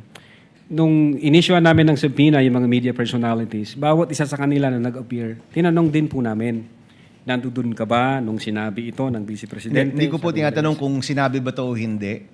Dahil may witness rin po tayo nung nakaraang linggo na nasabi nga ito at napanood naman ho natin ito lahat. Ang tanong ko, tinuloy niyo ba yung investigasyon para matukoy ang taong ito? Nagtanong kami, Your Honor. We tried to elicit information both from those people who have personal knowledge during the online press conference. Unfortunately, wala kaming ma-establish na validated information na confirmed. So, in fact, hanggang ngayon, nag-aantay po kami. Hindi ho katulad dito sa nangyari, may apparent commission of the crime dahil nandiyan yung video eh. So ang ibig niyo pong sabihin, bilang NBI, hindi niyo nahanap yung taong ito, pero literal niyo tong, sabi niyo, literal itong pag-assess niyo dun sa statement dahil ito mismo yung nasabi ng Vice President. Well, Your Honor, if the second highest official of the land sinabi yan, it's hindi ho biro yan. Medyo mabigat ho yan at yung pagkasabi pa niya na may kasamang galit at mga pagmumura. So we took it very serious, Your Honor. Alright, I have a question for the defense. Sa lahat ng mga sagot ninyo, Attorney Vinluan, parang hindi ko nakita na tinanggi ng inyong kliyente o ng depensa na may nakausap ang Vice Presidente na tao para gawin yung mga bagay na ito. Tama ba? Wala ito sa mga sagot ninyo? We deny that, Your Honor. You deny? That is not accurate, Your Honor, and we will present evidence or counter evidence to prove Okay. that. So let me clarify. Sa lahat ng sagot ninyo so far, hindi pa nyo tinatanggi ito, pero in your time presenting evidence, you will deny that there was a person contracted by the Vice President. Your Honor, to clarify, I don't understand, Your Honor, when we were asked, but in your because answer, you have an answer. There is an impeachment we complaint. denied it, Your Honor. We denied it in our answer, which we filed before the Senate Impeachment Court. You denied it in your answer? Correct, Your Honor. If I remember correctly, ang nabanggit doon ay freedom of expression. Was there an exact statement there na hindi totoo na meron ngang kinontrata ang o kinausap ang Vice Presidente para gawin ito? We maintain our position that we denied it, Your Honor. Okay. It is there in our answer. Mr. President, I don't want to take up time, but I do want to check the official records and look for this? Because I don't remember seeing that in any of your answers, Mr. Your Honor, all allegations were denied. It's a general denial, a blanket denial. There were, that was the general denial, and there were also specific denials. Okay, we'll take a look, Mr. Presiding Officer. Hanapin natin to with, and if I may come back to this once we take a look at the records, Mr. Presiding Officer. The gentleman may do so at the appropriate time. With the permission of Senator Judge Erwin Tulfo, since nakatayo na po si Senator Judge Ejercito, ang papaunahin ko na muna siya. Senator Judge Tulfo, rather Ejercito is recognized. You have 2 minutes, sir. Thank you, Mr. Presiding Officer. Tanong ko lang, no, just to clarify, may we know if the NBI has the authority to issue subpoena against impeachable officials? Kasi kanina po, no, sa mga pinisend kanina, subpoena po ang inyo pinadala sa Vice President instead of a mere invitation. Yun lang po, clarify ko lang po. Yes, Your Honor. Under Republic Act 10867, the NBI has authority to issue subpoena. And as a matter of fact, the case involving the Vice President falls under Section 5, Paragraph G, which the NBI has primary jurisdiction to undertake investigation, Your Honor. Likewise, for the information may we know what constitutes a grave threat that will prompt the NBI to conduct an investigation as compared to a light threat? No? What are the elements that are needed to be present to be considered a grave threat? Well, for grave threat, Your Honor, if naalala ko siya, if a person threatens another person with the infliction upon the latter's person, property, or honor, or that of the latter's family, with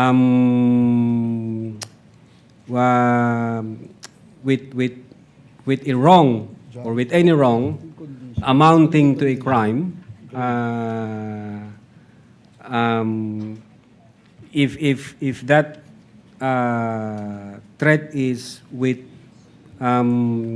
condition or without condition, or with involved with monetary consideration, yun po, Your Honor, yung kabuuan nung sa grave threat. So yung grave threat po, may condition or wala condition? The crime of grave threat, Your Honor, can be committed with or without condition. With or without Your Honor. condition. Yeah.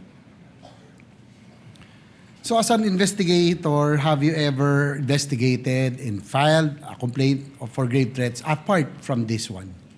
Again, Your Honor? As an investigator, have you filed any case or investigated and filed a case for grave threats against anyone aside from this, excluding this one? I think May, nag-start po kasi ako as counter-terrorism and then organized crime group and then cybercrime. Wala akong maalala, Your Honor, kundi ito lang. I mean, insofar as my being in the NBI is concerned, Your Honor. So ito lamang yung ito pala yung kaso na naimbestigahan nyo concerning grave threats, you know?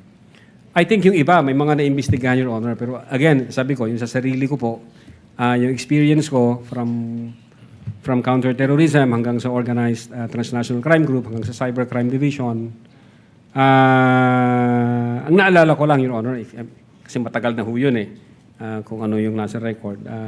I think itong grave threats na to is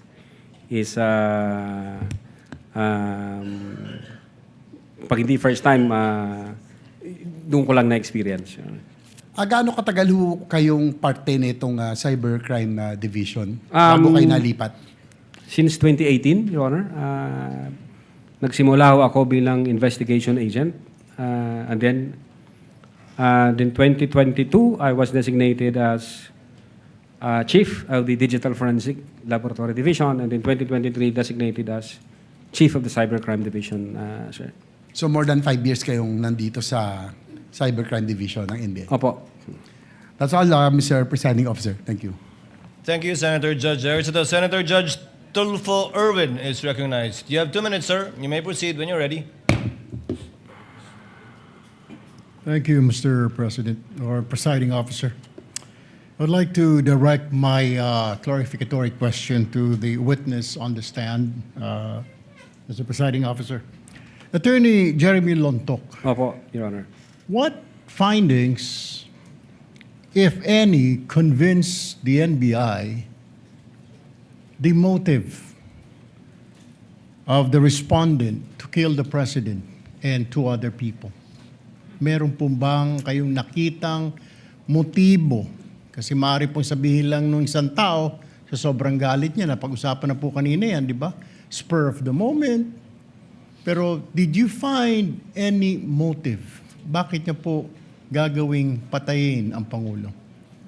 Yes, Your Honor. As I've said before, when we take into consideration all the facts and circumstances surrounding that issue, nagkaroon ng hindi magandang relasyon yung dalawa, and then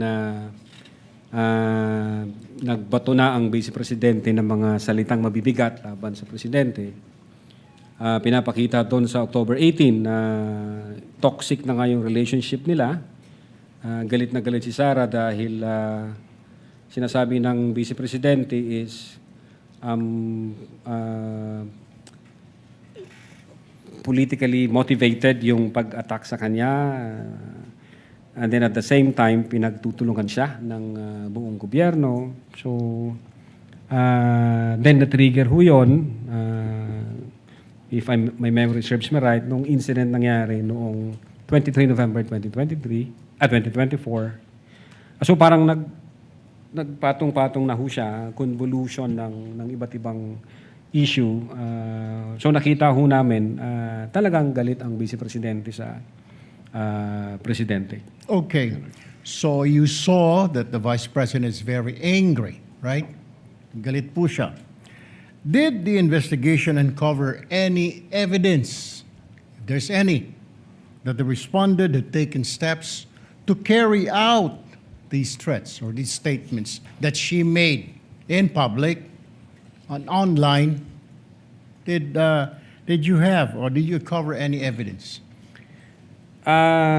Your Honor, insofar as the Cybercrime Division is concerned, we focuses on the investigation on the alleged grave threats and inciting to sedition. Ngayon, pagdating doon whether or not meron na-execute na o may inutusan, I think ang makakasagot po niyan, Your Honor, yung aming director kasi sa kanya po yung pool ng information. At the same time, yung jurisdiction na yan, nasa intelligence service po namin. Kami ho nasa investigation service. So, insofar as the NBI, Cybercrime Division is concerned, at that time, nakafocus ho kami sa grave threat and inciting to sedition. But insofar as whether meron na bang in-engage ang Vice Presidente, jurisdiction ho yan ng aming intelligence service.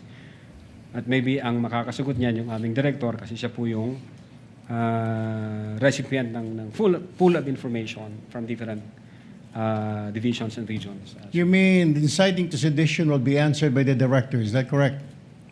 Kasi parang hindi po natalakay kanina yung inciting to sedition. Is it? Well, Your Honor, inciting to sedition, in our investigation, we were able to establish that those utterances from 18 October 2024, November 23, 2024, and other facts and circumstances, even the November 26, 2024, we believed that those utterances have tendency, Your Honor, to stir up the people, to go against the government, have tendency to disturb the public peace of the community, the peace of the community, and have tendency to undermine public safety and public order. And I think that's elements of the inciting to sedition, Your Honor. I have last two questions, Please proceed. Mr. Presiding Officer. So you're saying they're intertwined, killing the president and then inciting the people to revolt against the government. They're intertwined. Is that what you're saying? Based on our findings, Your Honor. Based on your findings. And what could be the motive of the vice president inciting people to sedition, to revolt against the government, when in fact she will be the next president of the republic?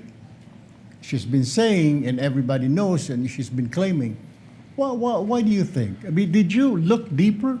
Why incite to sedition? I mean, well, in fact, you're the vice president. Usually, in our country, Mr. Witness, the vice president would run for presidency. What could be the motive? Well, Your Honor, what we have established is the fact that the relationship between the two were already hostile. And what we established is the fact that the Vice President has committed grave threats and inciting to sedition. Yun ho yung focus namin, Your Honor. Insofar as yung mas malalim pa na motibo, wala akong personal knowledge. All right. Well, I'm running out of time. Can you identify the strongest piece of evidence which you relied in deciding to file these cases before the Department of Justice? And what is the status of this case, Mr. Witness? Well, Your Honor, the pieces of evidence that we attached or we incorporated in our investigation is sufficient and has satisfied the requirements of the quantum of evidence required, which is prima facie evidence with reasonable certainty of conviction. And the fact, Your Honor, that the Department of Justice has issued certification stating that your referral, your transmittal, has complied all the elements of the crime charge and therefore good for preliminary investigation. What is the status of the case, Mr. Witness?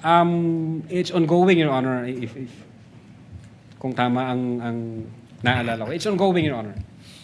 One very, very quick question, Mr. Kindly Presiding wind Officer. up, Senator Judge. Do you think at this point you have an airtight case against the respondent? I believe so, yes, Your Honor. Otherwise, the Department of Justice would not issue a certification stating to the effect na kumpleto ang elements namin, na nakuha namin yung requirement, at ready na siya for preliminary investigation.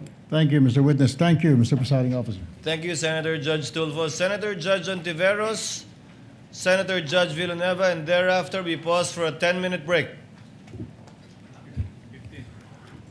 You may proceed, ma'am. You have 2 minutes.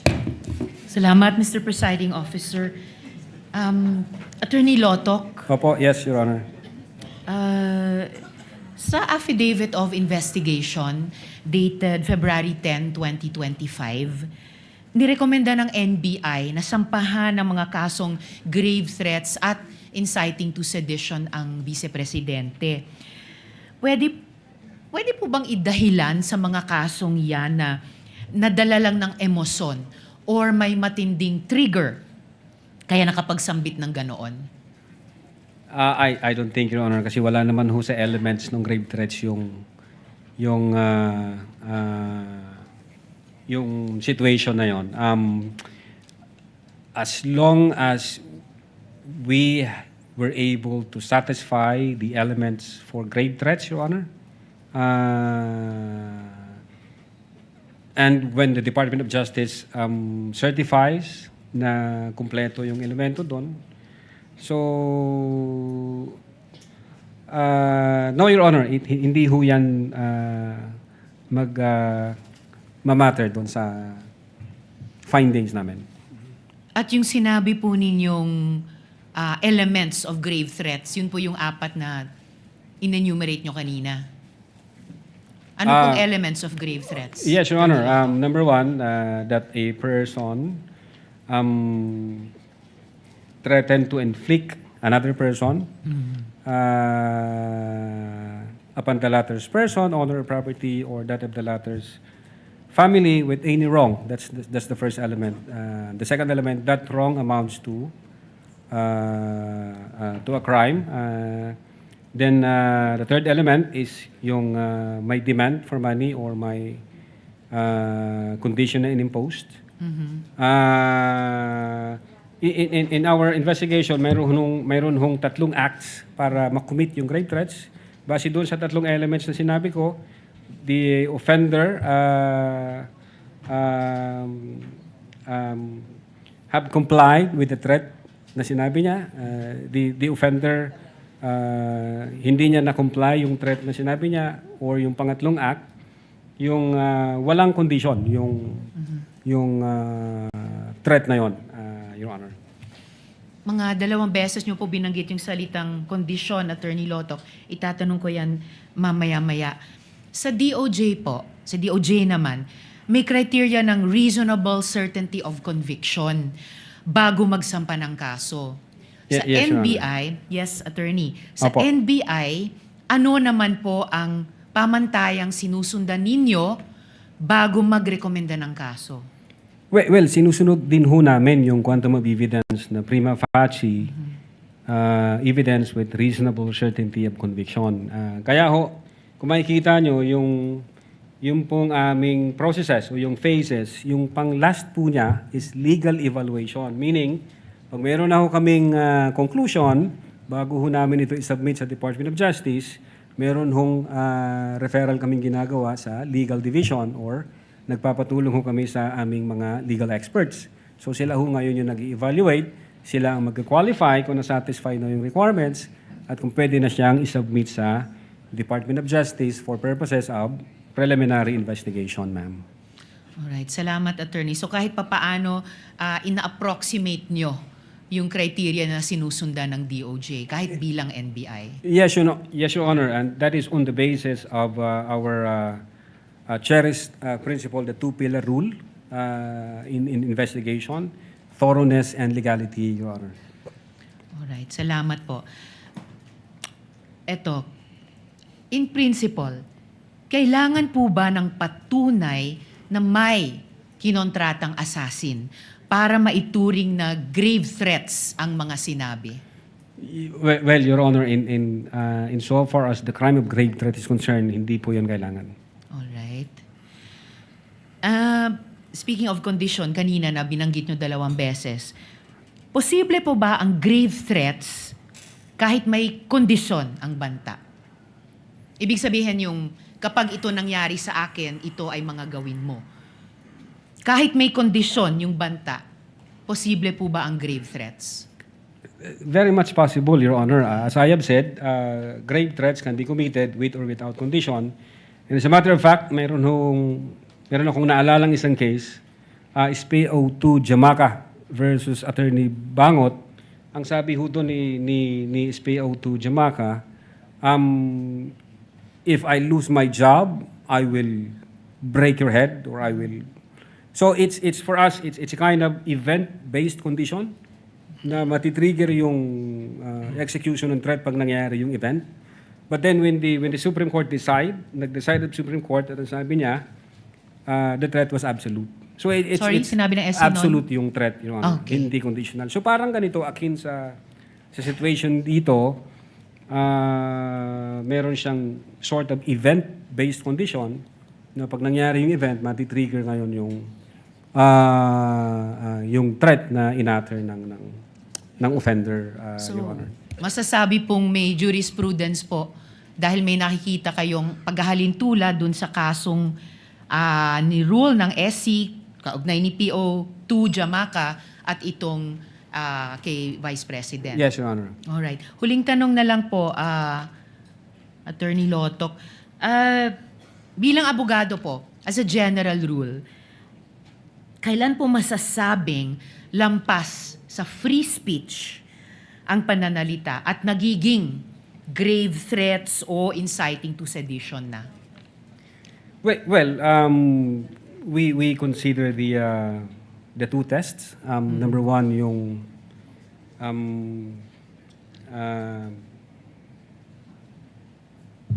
hindi ko mabigkas, Your Honor, but it's like ano bang tendency rule. If I may, Your Honor, just to refer my notes. May he, presiding Just officer. konti lang Witness po. may do so. Yeah. Kindly turn on the mic. Witness may do so, yes. Thank you po, Your Honor.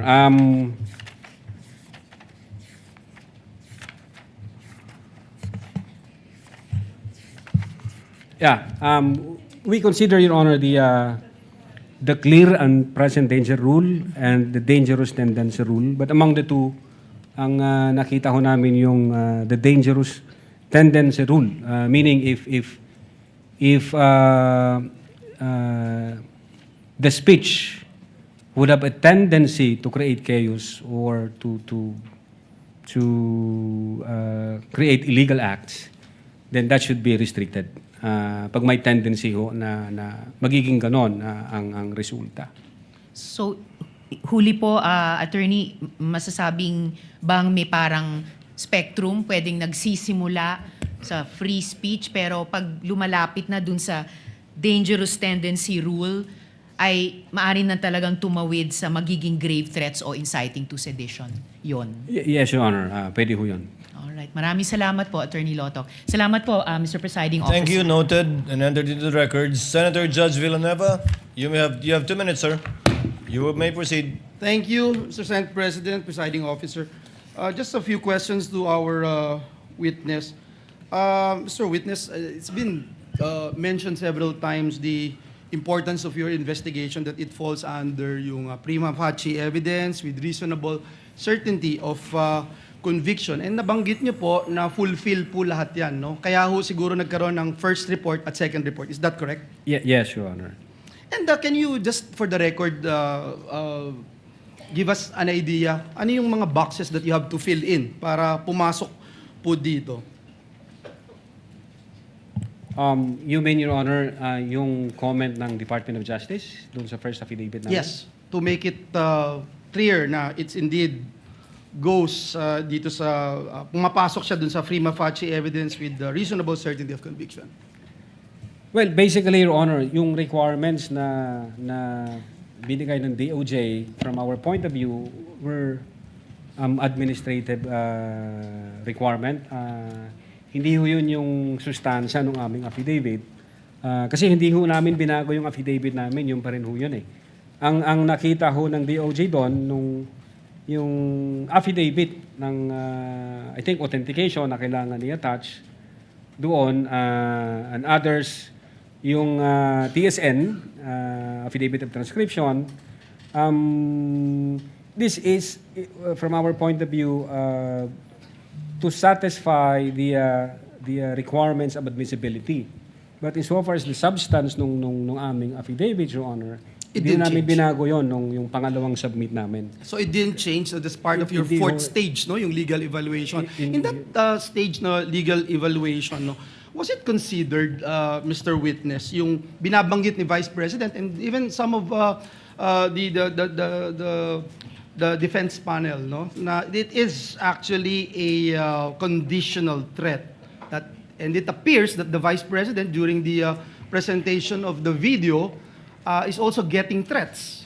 What can you say about that? Well, insofar as the threat against the life of the Vice President, the very reason why we issued subpoena and we sent letter for us to have the chance to talk to the Vice President and elicit some information, baka mayroon siyang maibigay na lead na pagsisimulan namin. Unfortunately, hindi ho siya nagpakita ng 2 beses at wala ho siyang may ipinadalang representative para magbigay ng info. Kahit info lang na mapavalidate namin, then matitrigger ho yung aming... But part of your investigation, did you pursue that? If indeed there is a threat to the Vice President? Yes, Your Honor. We nag-check kami sa mga open sources. Nagtanong din kami. But again, insofar as the cybercrime division is concerned, limited ho kami doon, Your Honor, sa cases na may cyber aspect. Siguro ang makakasagot po niyan, yung aming intelligence service. Sila po ang may hawak dyan sa mga issue na yan. Kasi sila ho po yung recipient ng mga information from different But do you think it is important, if it is a conditional threat, it is also important to look at this aspect? Yes, Your Honor. I think Thank you. so, yeah. Mr. Witness, gusto ko lang maintindihan din yung standard na ginagamit ng National Bureau of Investigation. Kung hindi po ma-identify o ma-locate ang sinasabing assassin, does that automatically mean that the threat is no longer credible or actionable? Or does the NBI still consider the statements uttered and the surrounding circumstances and the totality of the evidence before deciding to proceed with further investigation? No, Your Honor, the threat was absolute. We follow the test of mens rea, Your Honor, in considering whether the threat is totoo. Una, we examine the utterances objectively, and we interpret the same in light of the circumstances where the utterances was made, the manner in which they were spoken, the person to whom they were addressed, the relationship between the parties, and the reactions of the recipients of those utterances, Your Honor. Yes, So- yes, thank you, Mr. Witness. I have here with me yung binanggit po nyo sa notes ko, yung 4 stages, identification, and pag-preserve ng digital evidence, collection of evidence, analysis and attribution, legal evaluation, and then you have the 3 statements. Binanggit nyo rin tanggalin ulo niya, toxic relationship, and I always see myself cutting his head. Now, you also mentioned the factors considered: delivery, manner, literal meaning, nature of the instruction, relationship of the parties, and last but not the least, yung utterances na Opo. binanggit nyo doon sa October 18 and November 23. Last question, Director Luntok.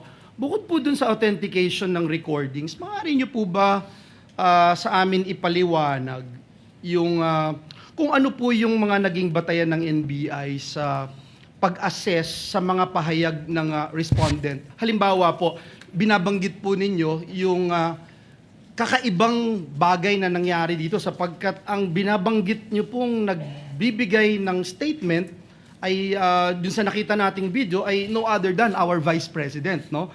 Yes, So, Your Honor. did her position, her access or authority naka-apekto po doon sa how your investigation was conducted?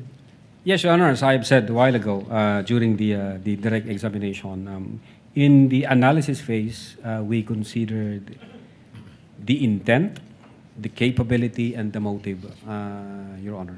Kasama po yun, kinonsider po namin. The fact that she is the second highest official of the land, and definitely she's capable of doing so. And then there is that motive in the sense na may mga issues na sila, galit na ang Vice Presidente, then na-trigger dito sa November 23. And you would say it's not usual, the usual. It's not the usual. Your Thank you, Mr. Witness. Thank you, Mr. Presiding Officer. Thank you, Senator Judge Villanueva. We will be pausing for a break, Senator Bam. Point of order lang. Mr. Presiding Officer, may hiningi What po is the tayo. pleasure of Senator Judge Aquino? No, just a point of order, Mr. Presiding Officer. May hiningi po kami sa defense na pagklaro. May we tackle this after the break if they have identified it in their pleading. This in relation to your question earlier. After the others shall have been able to speak, Senator Judge Aquino, we shall be pausing for a break for 15 minutes. We shall resume on 4:54.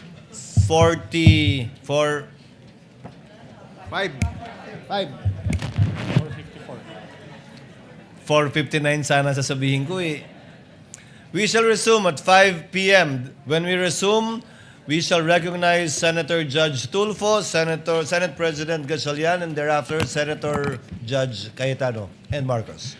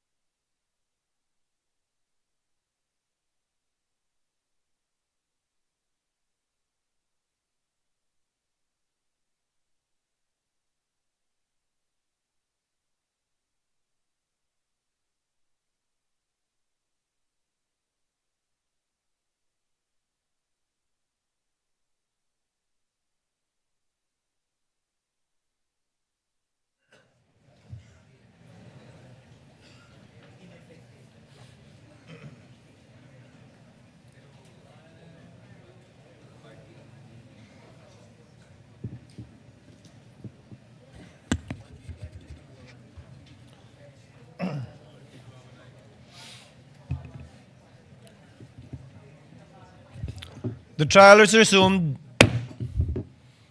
Senator Judge Tulfo Rafi is recognized for his intervention. You have 2 minutes, sir. You may proceed when you're ready.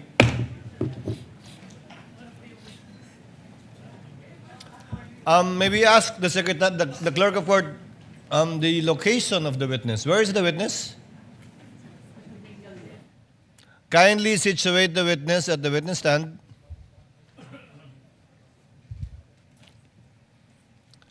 Henceforth, the clerk of court is directed to kindly make sure that if a time is given by the presiding officer, that the witness will already be at the witness stand by that time.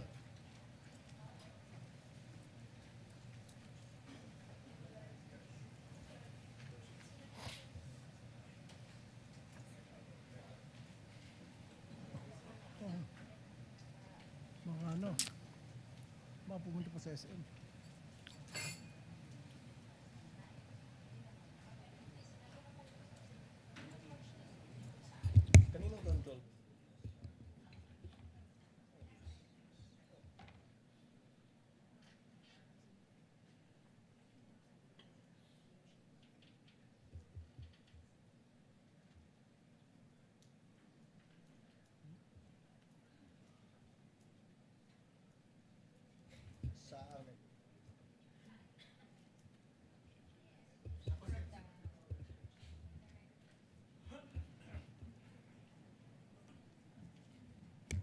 The Sergeant at Arms is directed to be more mindful insofar as the time of the court is concerned in bringing the witness back to the witness stand whenever we go on recess. Attorney Locke, you shall be under the same oath. You may sit down. Thank you, Your Honor. Senator Judge Tulfo, you may proceed. Thank you, Mr. Presiding Officer. Mr. Witness, do you consider yourself as an expert when it comes to threat assessment? Threat assessment, Your Honor? Yes. An experienced investigator, Your Honor. There's a difference between an investigator as opposed to threat assessor. Somebody who assess a threat being given against a person or individual. Kasama dyan, halimbawa, mag-imbestiga ka, tatanong ka sa mga testigo, tatanong ka sa mga taong nakarinig tungkol doon sa banta, titingnan mo yung security detail niya, saan siya nakatira, etc., etc. Yes, Your Honor. Just an experienced investigator, Your Honor. As an experienced investigator. Opo. So sa ginawa mong pag-iimbestiga, whether or not merong real or imminent threat against the Vice President, sino-sino po yung mga naimbita nyo at na-interview? Yung media personalities po, Your Honor, from late Saidin Reyes to Bonos Magsambol to others, lahat po sila tinanong namin kung kilala nila yung kinausap na ni VP Sara, yung tao na kinontrata. Lahat po sila nagsabi na hindi nila kilala at wala silang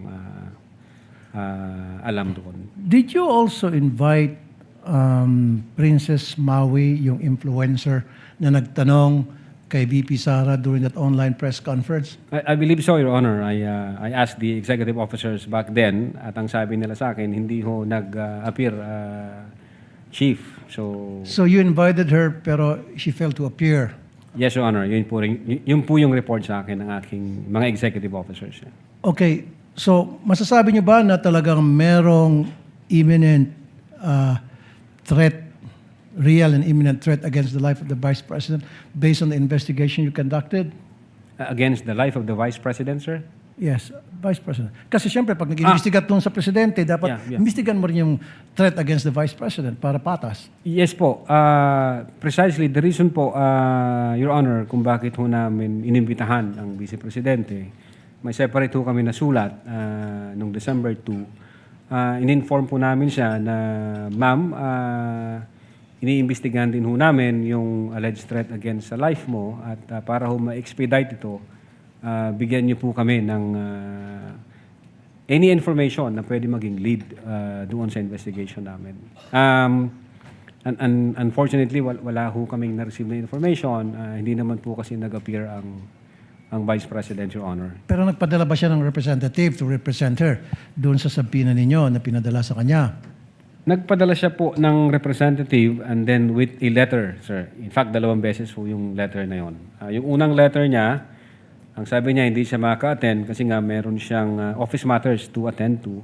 Yeah. Sorry to cut you off. Napakinggan na natin yan para mapaiksi tayo. So, sino yung representative na pinadala niya at ano na pag-usapan ng NBI investigator at saka ng representative ni BP Sara? I think it's Attorney Paul Lawrence Lim, kung di ako nagkakamali.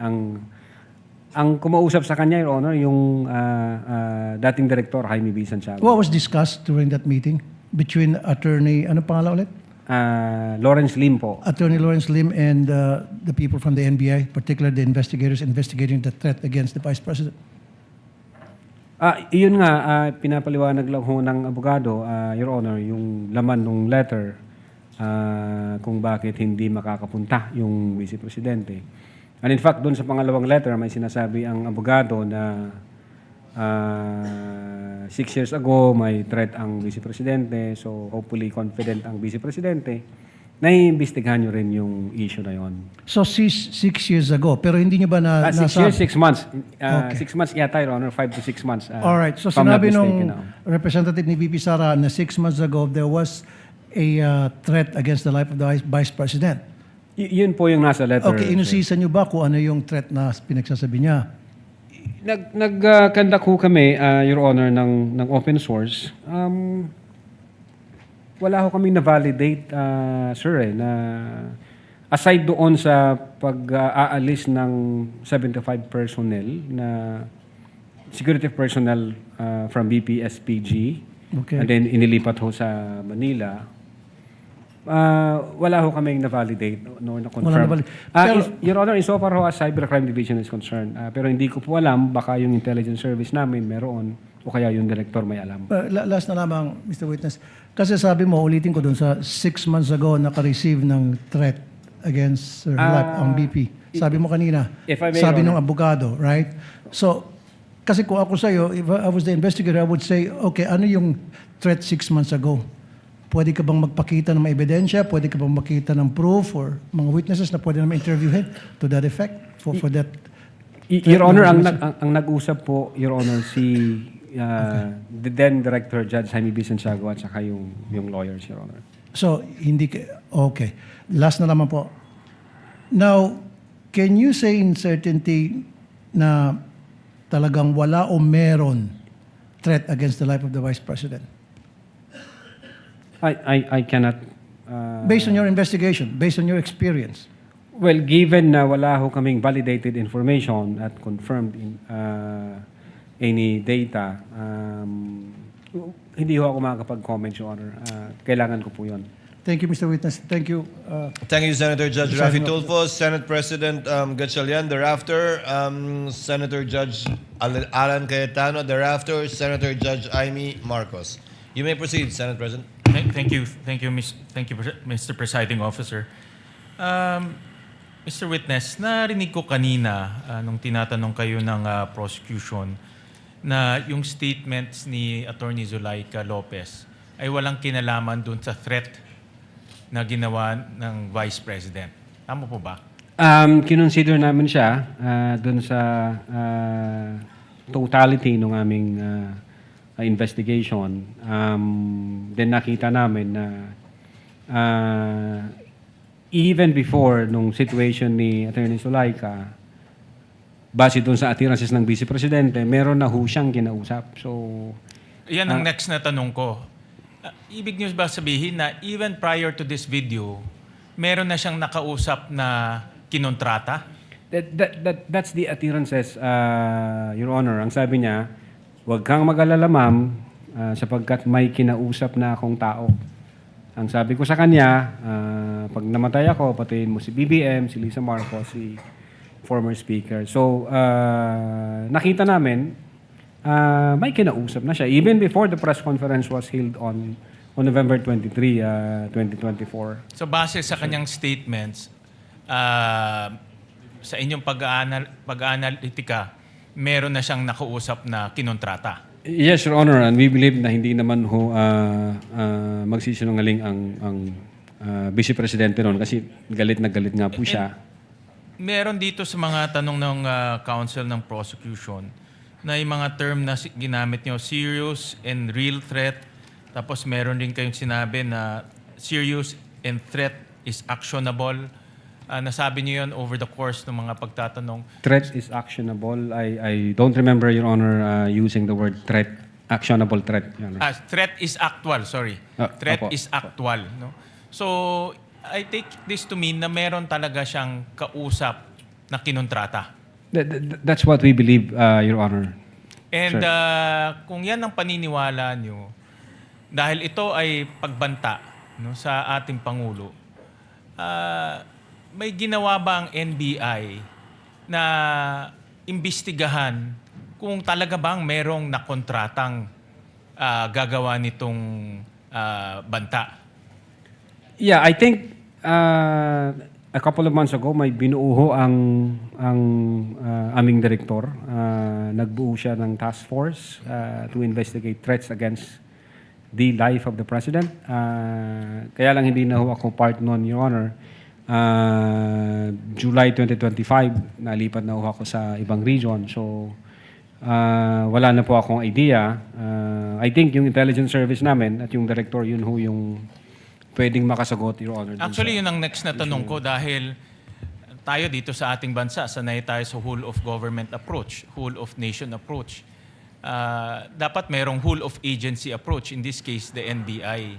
Ang tanong ko, meron ba kayo mismo o kasama ba kayo mismo doon sa pag-iimbestiga ng actual na threat, yung pagkontrata ng tao na pwedeng gawin itong threat na ito? I believe so, Your Honor. The fact na mayroong binuong special task force. At kasali kayo doon? Hindi po ako kasali, Your Honor. Bakit hindi kayo kasali doon? Ako nagtataka. Dahil kung banta to sa buhay ng ating Pangulo at nanggaling sa opisina ninyo yung source, dapat kasali kayo. You mean, Your Honor, since nasa regional office ako, nung nagbuo ng task force, definitely itatap nila yung mga regional offices. Na meron ba dyan sa region ninyo na information o intelligence na ganito? Meron hong ganong practice, Your Honor. Pero kayo mismo, kasali ba kayo doon sa nag-imbestiga nung actual, yung kinontratang tao? At meron bang nakitang ganon? Hindi ko masasagot yan, Your Honor. Ang makakaalam po niyan, yung aming intelligence service kasi nasa 40 po nila yan at ng aming director. At meron bang ginawang coordination? Kasi ito, Pangulo, no less than our President. Meron bang ginawang coordination kayo o yung binuong task force ng NBI kasama ang nag-coordinate sa NSC, nag-coordinate sa PSG at sa iba pang mga national agencies dahil Pangulo natin to eh. Opo. Meron bang ganun na ginawa kayo o yung binuong task force? Well, insofar as the Cybercrime Division during that time, ang focus ho namin is yung investigation dun sa threat against the life vis-a-vis yung November 23, 2024 utterances. Now, insofar dun sa sinasabi niyo po, Your Honor, ang makakasagot po niyan, yung intelligence service po namin. Kasi ano na po yun eh.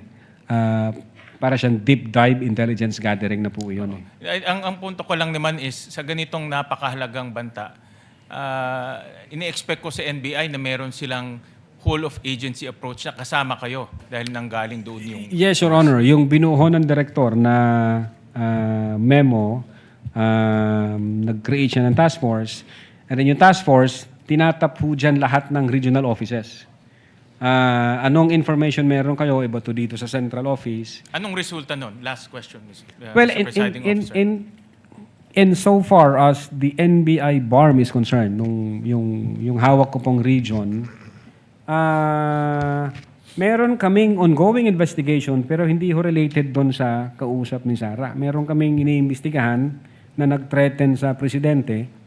As a matter of fact, na-identify namin. So, ongoing pa siya. Nag-aantay lang kami ng order galing sa taas kung ano yung guidance. Sir. Thank you, Mr. President. Thank you, Mr. Senate President. Noted and entered in the records. Senator Judge Alan Cayetano is recognized. You have 2 minutes, sir. Mr. President, susundan ko na yung kay Senator Win, Senate President. Yes po, Your Honor. Yeah. Good afternoon, Mr. Witness. So, dediretsuin ko na, no? So, what we're trying to figure out here kasi is, are you really investigating whether may threat kay VP Sara and whether she threatened the individuals mentioned, including the President? Or are you only investigating the video and finding kung meron siyang crime? So I asked Agent John Mark Calilum, hindi daw niya kinausap ang sabi ko PSG, pero PSC na sila ngayon, di ba? Presidential Security Command. So Opo. did you speak to the Presidential Security Command about the threat on the President? Your Honor, in terms of correspondence between the Presidential Security Command at yung NBI, ang makakasagot po niyan yung director. Kasi hindi ko alam kung may usapan nun sila. Meron ho kasi kaming tinatawag na need-to-know basis. Ang focus lang ho namin as... The problem with your answers, witness, is that kung yan ang sagot mo parati, hindi mo inimbestigahan ng husto. Hindi ho. Because you didn't get the information from your intelligence. You did not get your information from the task force. You did not get your information from the Presidential Security Group. Did you talk to the CIDG? Your Honor, May you answer first. Did you talk to the CIDG? no, Your Honor. No. But nag-imbestiga din sila, di ba? I think so, Your Honor, kasi Yes. may statement sila. So yun din yung tanong nga ng Senate President eh. Kung iniimbestigahan nyo talaga yung buo at kayo ang head at kayo dapat ang mag-imbestiga, bakit hindi nyo kinausap yung mga ibang nag-iimbestiga? Baka may alam sila na hindi. Yung usapan po na yan, it's a matter of intelligence. Hindi ko alam kung may usapan sila o kung wala silang usapan with the director and with the intelligence service, Your Honor. Yeah, I'll take that answer, but I think at least alam nyo yung nasa isip namin and what we want clarified. Secondly, sir, all of you, yung apat, you signed the February 10, February 2025 NBI Affidavit of Investigation. Tama po ba, di ba? Yes, Your Honor, our affidavit of Tapos investigation. kasama dito yung verification nyo, basically saying that based on the records, tama tong lahat. No? Verification ng ano po, Your Honor? Sa dulo, nag-sign kayo ng verification. Verification of non-forum shopping, Your Honor? Yes. And Opo. that, aside from non-foreign shopping, give me some latitude because to explain the question. We read and understood its contents and the allegations therein are true based on authentic records. Yes, Your Honor. Yeah. So may mali ba dito? Factually, wala. Na-review mo naman to, no? May konting typo dyan, which is Hindi normal typo, naman. Your Honor. factual. Insofar as I'm concerned, Sino lahat po ba yun. nag-prepare? Ang team po namin with the... Tapos pinapirma sa inyo? Hindi ho, kami ho nagtulong-tulong, mag-draft ng affidavit of investigation, kung ano yung legal basis namin, and then we agree, and we concluded na ito yun. Then someone typed it up, then you signed. I asked this because nung tinanong ko kay Agent Mark John Calilum, sabi niya, dito nakalagay conditional pero tingin niya absolute. You answered the same thing, it's absolute, pero dito nakalagay conditional. The utterances itself, Your Honor, is what we called event-based condition, ang classification namin. Okay. Yun So, yung utterances, Your Honor. I'll take that answer. I think mas factual yun. But sa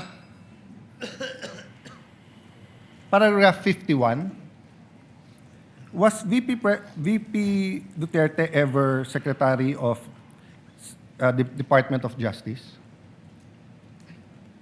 No, Your Honor. Department of Education. Nakalagay dito, to recall, VP Duterte resigned as the Secretary of the Department of Justice, and she herself admitted that her relationship with the President has become toxic, and she would imagine her strangling him and cutting off her head.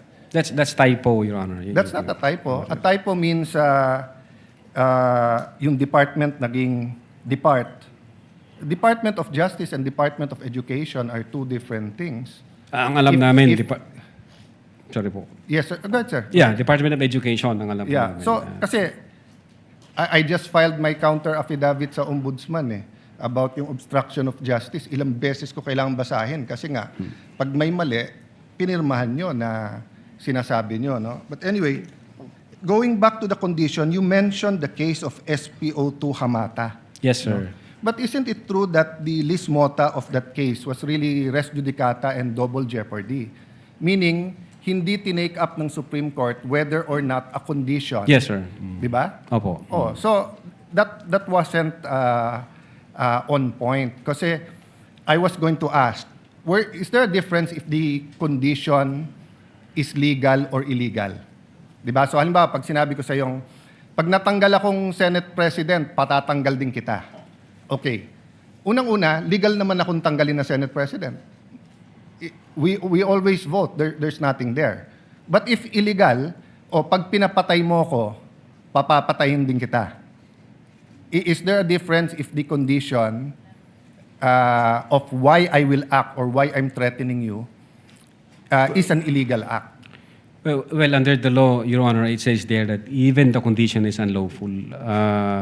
So, regardless of the nature of the condition, Yes. sir. No, I want to get lang into your mind when you sign this because nga medyo novel yung case to for me. Even as a lawyer, I have to do more research and see anong ibig sabihin nito grave threats dito because you keep mentioning we keep mentioning here that this is the second highest official in the land and therefore pag trinete niya ang pangulo. But who was the Vice President claiming na pwedeng magpapatay sa kanya? Again, Your Honor, yun po yung reason ba't nag-issue kami ng subpoena. No, Gusto po namin... sa reading nyo nung statement niya, sino tinutukoy ng Pangulo na mukhang mag-ooperate sa kanya ng Operation Romanov? Sinong pinagbibintangan niya? Well, una, kung ang pag-uusapan Romanov, Your Honor, ang alam namin na unang nagbigkas ng Romanov ay si Mayor Baste yata noong January 2024. Other Yes. than... That's irrelevant. Ang question ko, in the mind of the Vice President, sinong pinagbibintangan niya na pwedeng magpapatay sa kanya? You said you investigated eh. So mahaba na testimony niyo ni Agent John Mark. So of course, kasama sa investigation niyo, sino sa mind ni Vice President magpapapatay sa kanya? Well, again, Your Honor, since wala kaming makuhang valid information. No, hindi ba klaro sa video na ang pinagbibintangan niya is the First Lady, the President, and the Speaker of the House? So sabi niya, pag pinatay ako, patayin mo silang tatlo. So ang pinagbibintangan niya na magpapapatay sa kanya, yung tatlo. I cannot answer to that, Your Honor. Senator Judge Allen, Yes. kindly wind up. But you have to be able to answer that because you're the one who investigated. And that is crucial. Why? Because part of your self-defense, so for example, if I know na sa senator judge, pag hindi ako bumoto one way or the other, papapatayin ako ng whatever, chief PNP or papapatay ako ng whoever. So pag sinabi kong, pag ako pinatay, si ganito nagpapatay sa akin. And then, ang difference, I don't usually give a threat na patayin mo rin. So could it be that actually that was the defense of the Vice President para hindi siya patayin?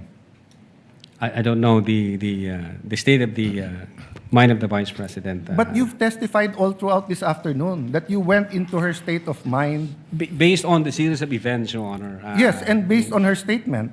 And her statement and the series of events is nag-away sila ng administrasyon. And the series of events is that sinasabi niya, pag ako'y pinatay, eto tatlo ang papatayin nyo. Okay, last question. Kay Attorney Lopez, tinanong din to ng Senate President, ni Senator Tulfo. At di ko na itatanong pero napahapyawan ni Senator Erwin din to yung tungkol yung sinabi ni si Attorney Lopez, sabi mo, even before kasi nangyari yon, nakausap na ni Vice President yung papatay. That's the literal meaning of the statement. Yes, that's the literal meaning, but did you believe her?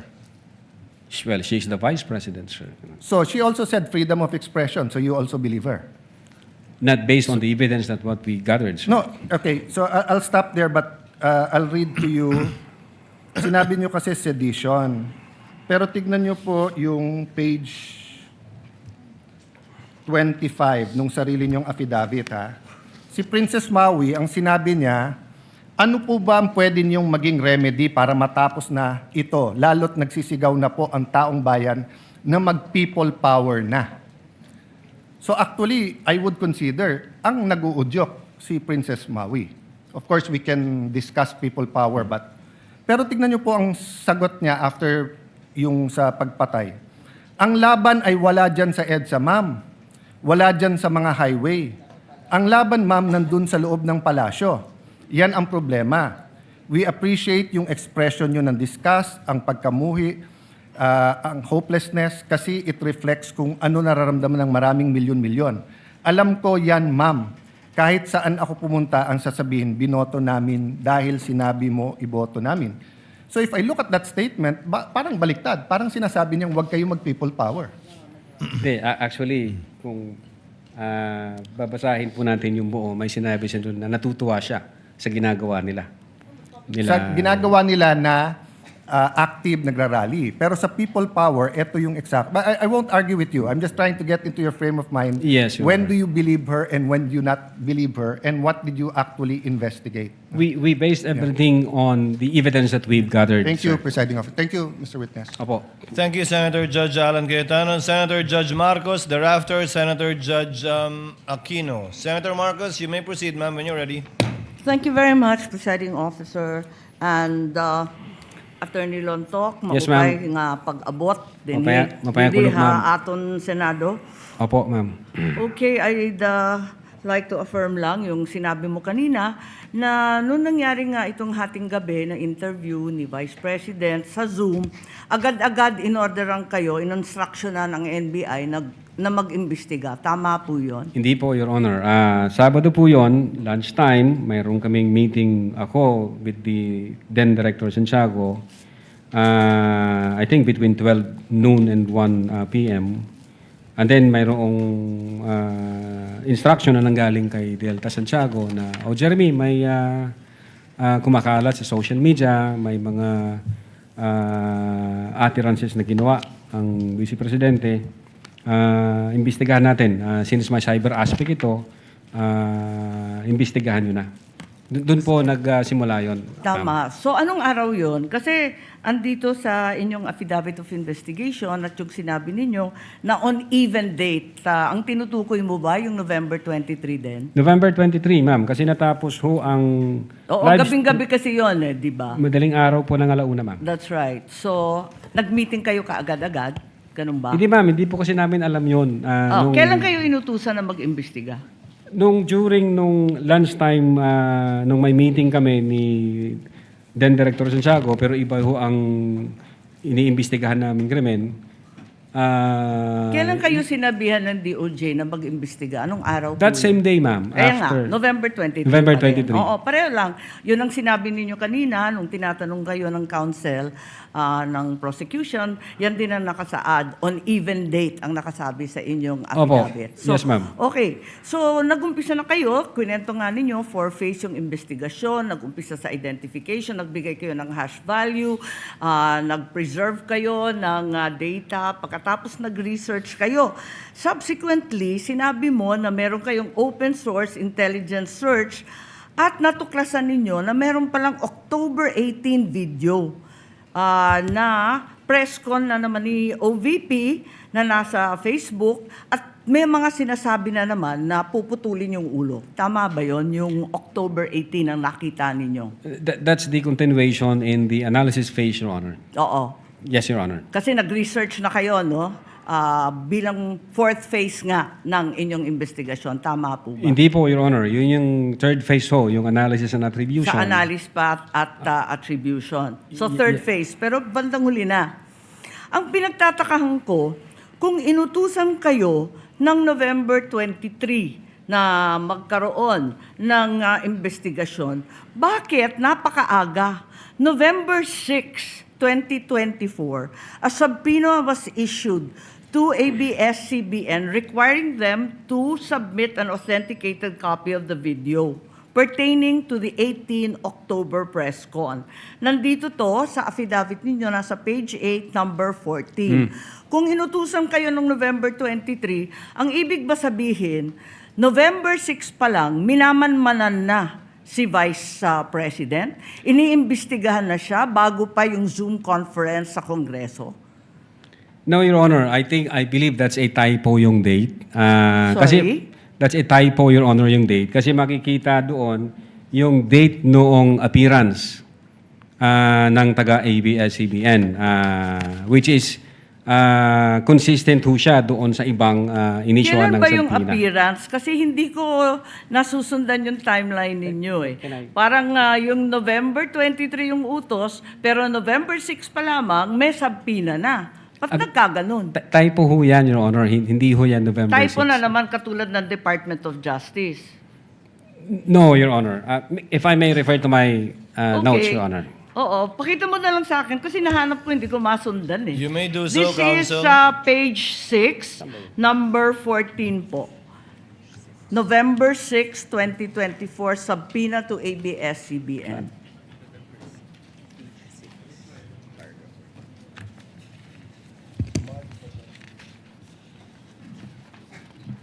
Yung subpoena mismo. Yung subpoena itself. The subpoena itself. Wala naman yatang date na binibigay tungkol sa appearance ni Patria Morales at yung iba pang Meron po, taga-ABS. Your Honor, if I Pakituro lang have kasi the, hinahanap record po of the namin. subpoena. Yung subpoena mismo.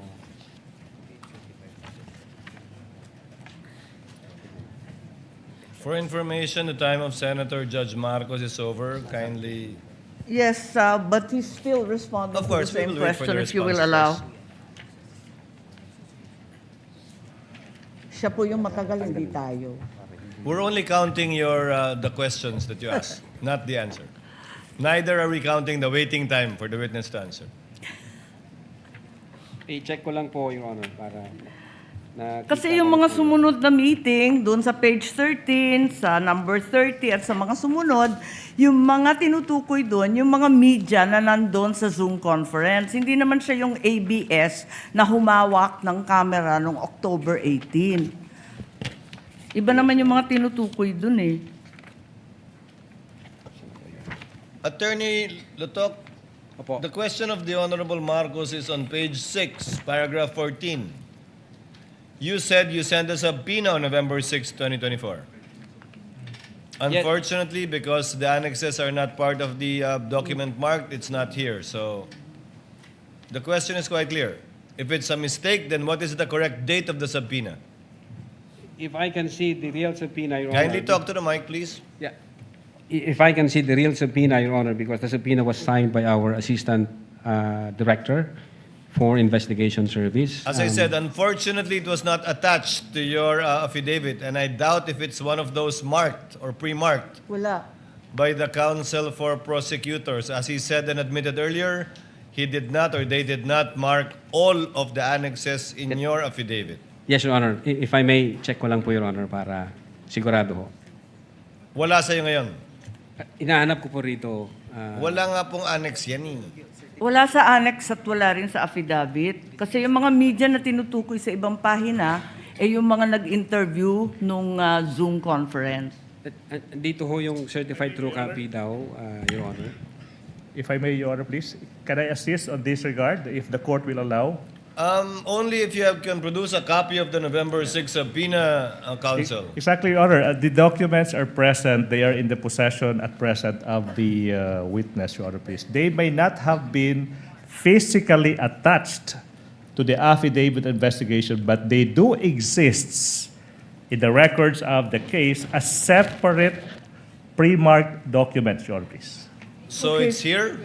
Presiding officer, then is counsel saying that therefore the affidavit is defective or wrongful, and With all that November 6 is not the right date? What then is the right date to the With all due subpoena respect, to Your Honor, ABS? please, with all due respect, we object to the use of the term defective. Counsel, we shall await. Let the Yes. document speak for itself. Yes, Your Honor, please. If it's there. The witness is Yes, now it in the was the process. witness who said that it was a mistake, not me.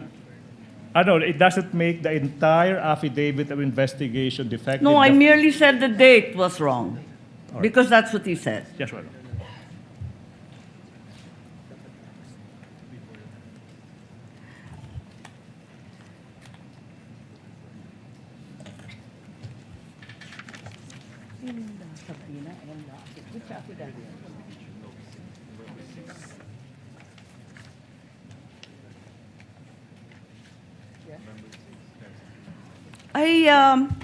it's just been brought to my attention that, in fact, presiding officer, 2 documents were issued on November 6. Not only the subpoena to ABS-CBN, but further the affidavit of investigation regarding the October 18 press con.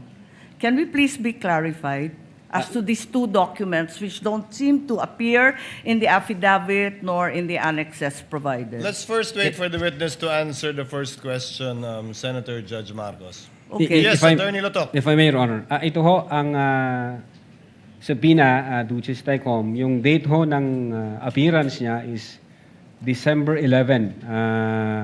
Appearance po. Ang tinatanong yung date ng subpoena. Date Attorney ng Lotok. subpoena, Your Honor, is 6th day of November 2024, which I believe this is a typo kasi magkakasunod ho ito doon sa mga inisyuan namin na media personalities. Attorney Lotok, typo na yung affidavit mo? Typo pa yung subpoena? Hindi po. What are you looking at? The subpoena or the affidavit? Dalawa yan eh. What are you looking at, Attorney Lotok? Subpoena, Your Honor. So the subpoena is dated November 6. Okay. And the affidavit also is November 6. Dalawang typo carried over. Asan yung affidavit? Hindi ko pa nakita, ma'am, yung affidavit na November Your 6. affidavit Ikaw ang says pumirma November eh. 6. Pwede patingin ako ng affidavit. Yung affidavit of investigation mo na binigay, pati I-check yung ko po, amended, carried over din. Yung first draft na rineject ng DOJ, yung ikalawa, parehong November 6. Saan? Pirmado ninyo eh.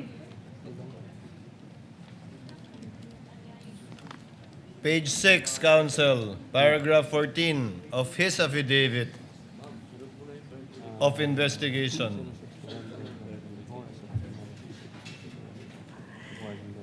Yes, Your Honor. It's November 6, 2024 ang nakasulat dyan.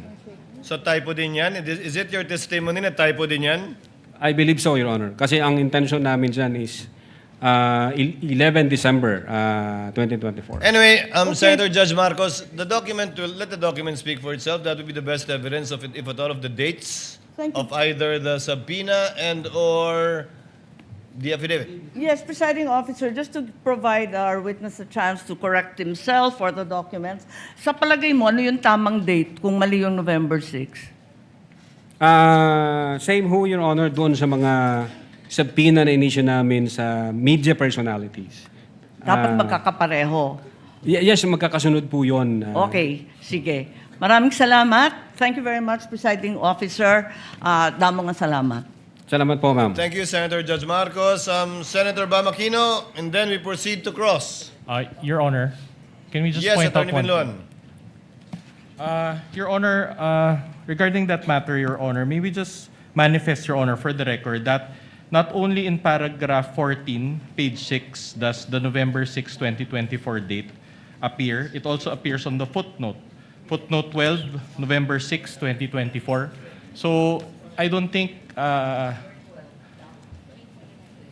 we just want to read for the record, footnote 12, subpoena to Francis Toral, head, ABS-CBN News, dated 06 November 2024. In addition to that, if you look at the subpoena, and paragraph 14 also is on 06 November 2024, a subpoena was issued to ABS-CBN News. Now, it is actually, it states that a copy of the video pertaining to the 18 October 24 press conference. And when you look at the subpoena itself, can you just ask for time?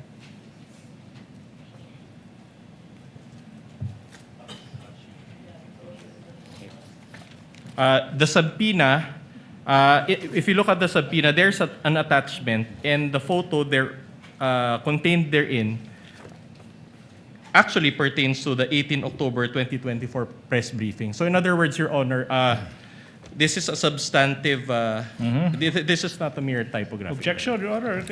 Counter manifestation. The witness said it's typographical, that you are milking that and say it's substantial. Just for the record, it was a manifestation. The manifestation That's why of a counter counsel for manifestation. respondent is duly noted.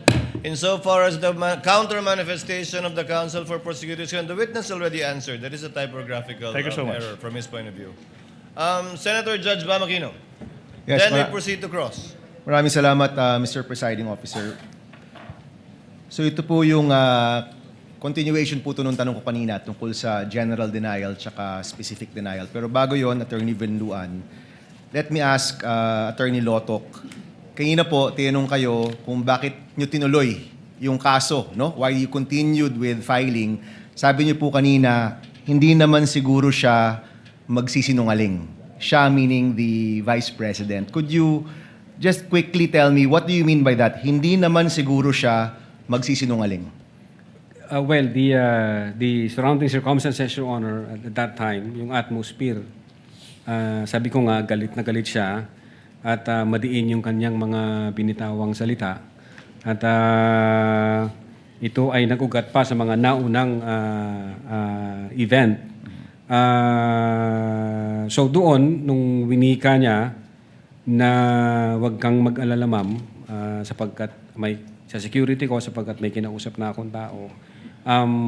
From the point of view of the NBI, we believe that... So you took it as truth? Yes. Okay.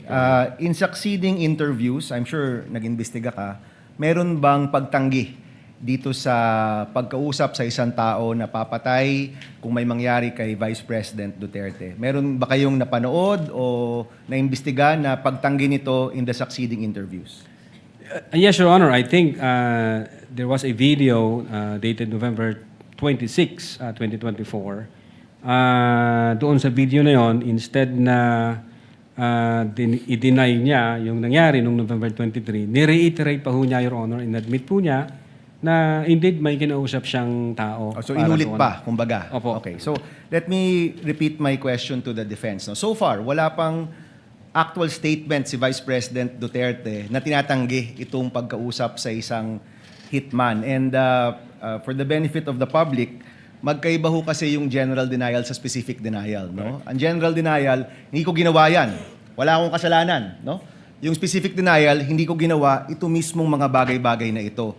Hindi ko yun nakita sa sagot ng depensa. So I asked the defense, is there a denial that the Vice President actually spoke to a person to contract,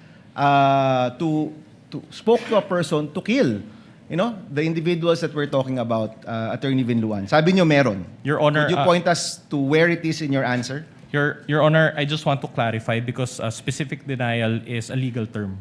So in other words, we just want, in order to satisfy the query of Senator Judge Aquino, we will give him a copy of our answer, and we highlighted certain portions thereof, particularly paragraph 3 and paragraph 197 for his Can you perusal. read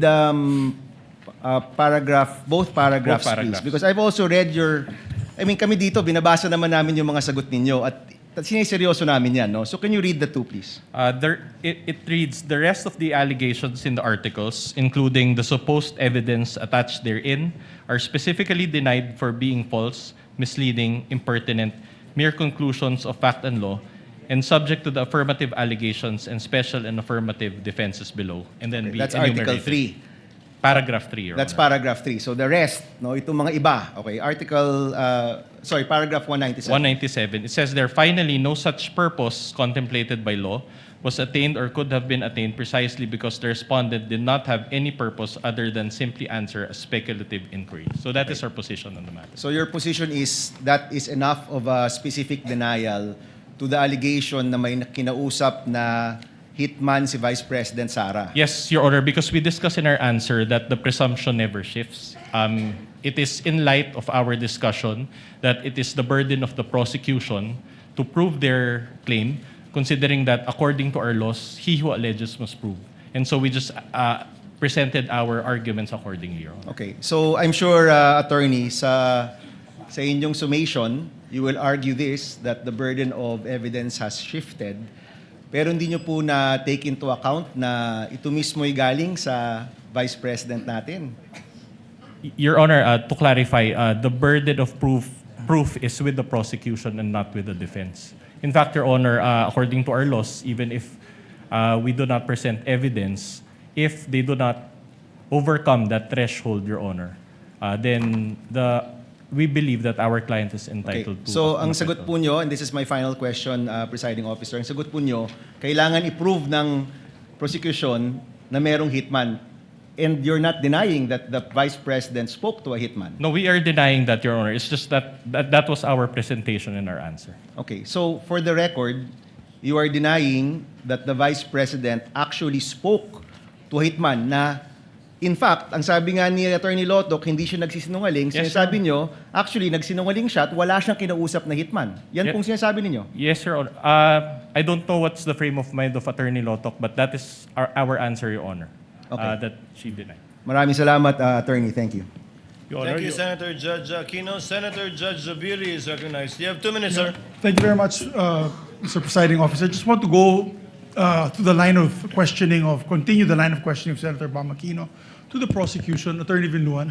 So there is Defense, not... Your Honor. Yes, Defense. I'm sorry, defense, my apologies. Attorney Vinluan, has been no, in any instance that the Vice President had come out on TV or radio saying that, hindi, joke only, nagkamali ako, nagbabuo. Kasi si Tatay Digong nung araw, sinasabi niya yun eh. Sabi, papatayin ko siya. Tapos mamaya, joke only yan. Nagloloko lang ako. Parang ganun. So at no particular point in time, has she issued a denial that she said these statements? Aside from what you submitted to this court as a blanket denial. There is, Your Honor, and we just reserve our right to present that evidence at the proper time as well, Your Honor. Okay, so there's a video or recording that was done maybe a month or during the period of time that she had mentioned this, that she was denying, because we'd like to see that as well. That would weigh in heavily on our decision because kung ngayon lang po nagpalabas ang depensa ng denial, parang after the fact na kasi nagkaroon na po tayo ng impeachment trial. We'd like to see that if you have that kind of evidence. We will provide, Your Honor. Thank you very much, Mr. President. Thank you, Senator Judge Zubiri. What is the pleasure of Senator Judge Alan Cayetano? I'm not going to ask a question, just for clarification. May I just put it on the record? The gentleman may proceed, and he has 2 minutes. If you look at the articles of impeachment, Article 4, Respondent Vice President Sara Duterte committed culpable violation of the Constitution, high crimes, and betrayed public trust by contracting for the assassination by the President, the First Lady, and the former Speaker of the House by making grave threats and actively inciting sedition against the public. To be fair to the prosecution, I think it was asked of them that merely threatening for you is already, I hope I'm representing it correct, is already impeachable, Yes, sir. either high crimes, grave threats, or by culpable violation. Okay. Yes, sir. But there's a difference between saying that that mere statement is impeachable by alleging that she did in fact contract someone to kill. Because if you look at the next page, it is the position of the prosecution of the House of Representatives. The fact that respondent contracted an assassin no longer requires further proof, as it is already established under the matter of light of her own public admission. That's a conclusion of law. Because it is basic that if someone alleges that someone contracted assassin, you have to prove. Your Honor. Diba? So what I wanted to clarify, and Yes. to be fair to both sides, you can comment. As far as I'm concerned, ang understanding ko, the prosecution did not stop short by saying that by merely uttering that is impeachable. Yes. They went further to say that they are alleging that she did in fact contract an assassin. In fact, nowhere in her words assassin, in the words of the Vice President, was assassin or contracted. Contracted means may kontrata. Sinabi niya lang may kinausap siya. And yung assassin came from, at least on these documents, from them. So I just want to clarify because baka yung manunod, bakit nga naman hindi kailangan i-prove nasabi in public? Those, what I wanted to clarify, those are two different things. Whether the threat as said is an impeachable offense, but if you're alleging that there was an actual assassin contracted, you have to prove that. Yeah. As far as I'm concerned. Can I reply to that, Your Honor, please? No need to reply. Senator Judge Cayetano was not asking a question. He was merely making a manifestation for the record. Let's move on, Counsel. Counsel, for the respondent, if you're ready with your cross, you may proceed. Attorney Lotok, the NBI is an investigatory body, correct? Yes, sir. But unlike the DOJ, it is not a prosecutorial body, correct? Yes, sir. In fact, you have investigators and not prosecutors. Am I right? Yes, sir. Now, in relation to this case, what you did was only fact-finding investigation, correct? Fact-finding and recommendations, sir. And recommendation, not preliminary investigation. Not preliminary. Because that function is with the DOJ, correct? Yes, sir. And in the course of your fact-finding investigation, you subpoenaed witnesses, correct? Yes, sir. Conducted interviews, Yes, sir. gathered evidence. Yes, sir. Okay. Now, thereafter, you transmitted the result of your fact-finding investigation to the DOJ, correct? Our recommendation, sir, yeah.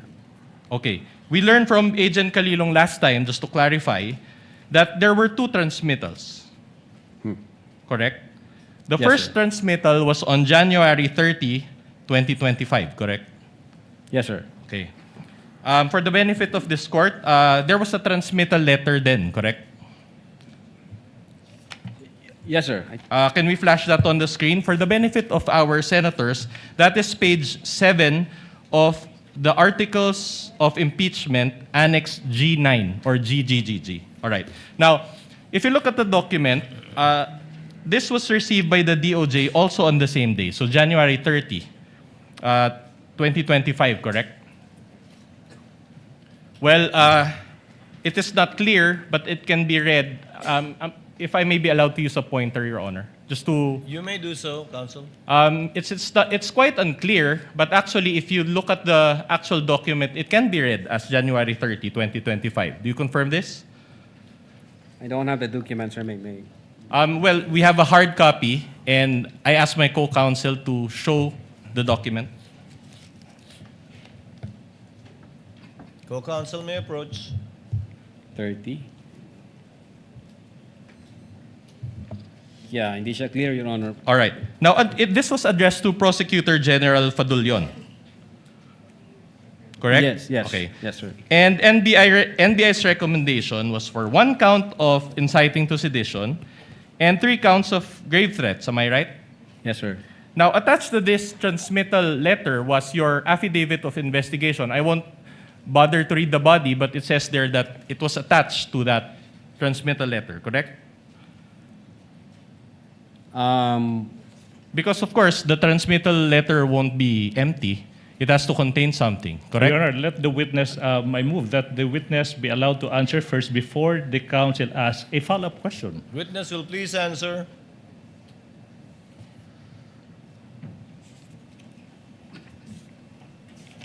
I think yung copy ng affidavit is nasa DOJ na, yung first affidavit. So there was an affidavit of investigation because Agent Calilong also confirmed this last time. So I just want a clarification from you. There was a first affidavit of investigation dated January 30, Yes, 2025. All right. But we never saw this because it was never released, correct? I think nasa DOJ. With the DOJ. For purposes of case build-up. But didn't you keep a receiving copy for your office? No, kasi meron na kaming copy sa computer So in namin. other words, you have a Your Honor, copy of this January 30, 2025 affidavit of investigation, correct? Your Honor, I move that can the witness finish his answer first before the counsel. You already Counsel gave for his answer. respondent, kindly wait for the witness to finish his answer. We will comply, Your Honor. Thank you. Yeah. Well, personally, I believe na nandun sa DOJ yung copy and then yung sinubmit sa amin is yung unang certification stating na kailangan yung i-comply itong 7 All right. requirements. Okay. Now, there was also an investigation data form attached, correct? I don't have the copy, Your Honor. But if you know, if there is a investigation data form that was attached to it, correct? Okay. Now, very well. Now, the DOJ thereafter evaluated the case. Part of the DC-15 requirement, Your Honor. No, it's a yes, sir. It's answerable by yes or no. Your Honor, the witness is in the process of answering a question. He is intelligent enough to answer the question. Let the witness finish his answer. Part of the requirement of the DC-15, series of 2024, if I'm not mistaken, the circular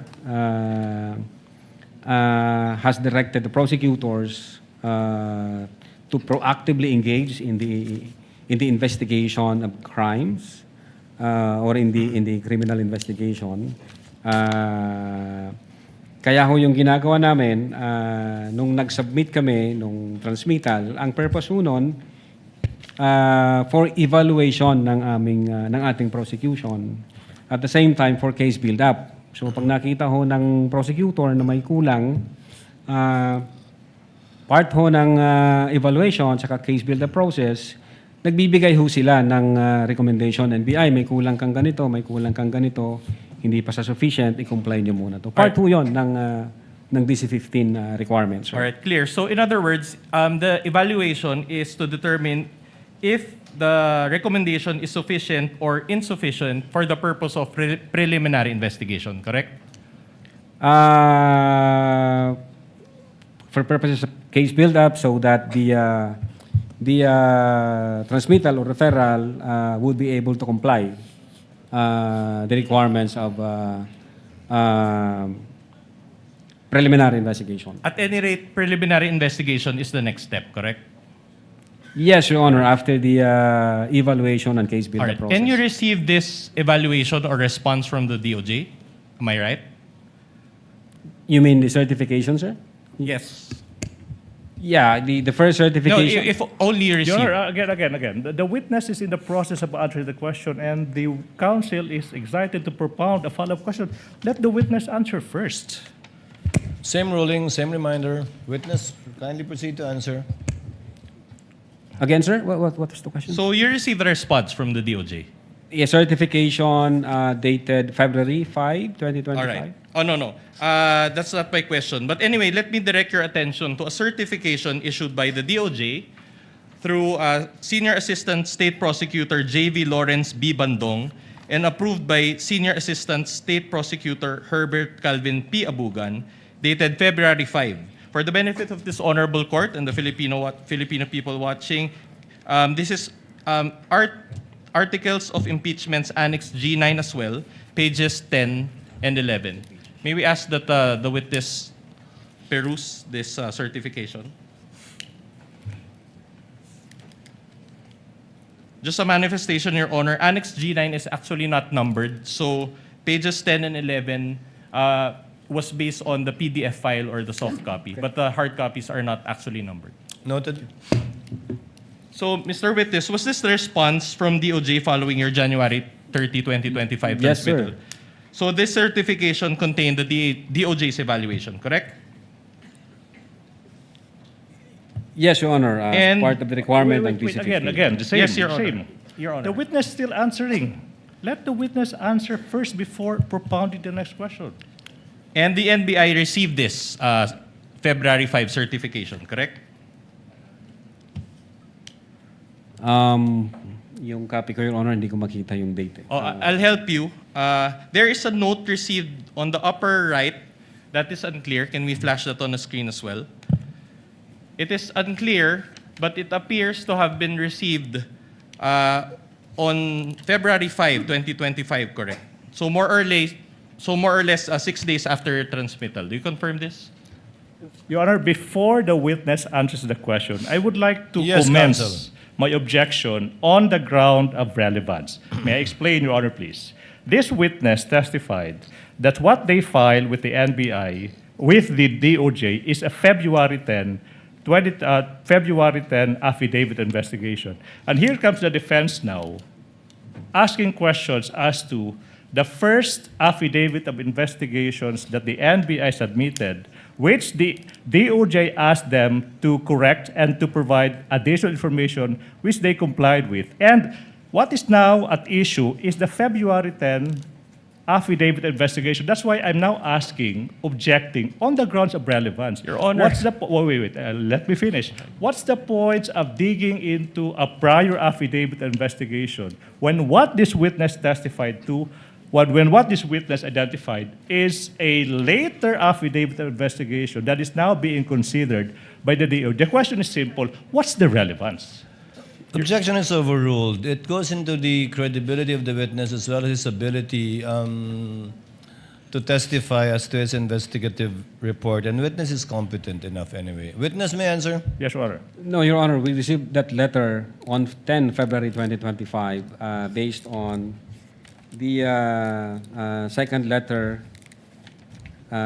submitted to Honorable Richard Anthony D. Fadulyon, signed by Judge Jaime B. Santiago, states here that on 10 February 2025, this Bureau received the certification dated 05 February 2025, where the evaluating prosecutors referred the case for case build-up, citing reasons thereof.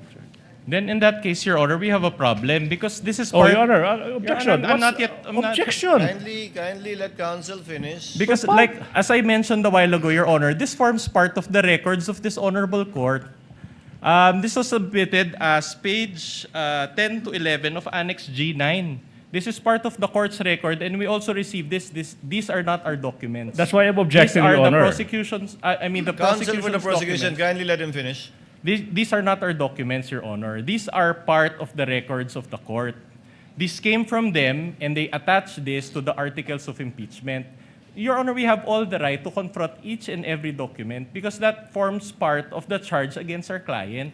Counsel, now, if Attorney Lotok is saying, Your Honor, if I may just be allowed to This is now finish, a manifestation, Your Honor. that it was received on February 10, we just want to counter-manifest, Your Honor, that there is a received stamp here, says February 5. Your Honor, this is not highly... Counsel, the presiding officer already overruled the objection of counsel for the prosecutors, and I thought you would end up with a question. Kindly proceed with your cross-examination. So in other words, you deny that it was received on February 5, 2025, as seen here in this document that is part of the records of the Senate Impeachment Court. Well, first, Your Honor, hindi ho ako yung nag-receive niyan. Then pangalawa, ang nakapirma ho rito ang dating director namin, Jaime B. Santiago, at ang sinasabi niya, on 10 February 2025, this Bureau received the certification dated 05 February 2025.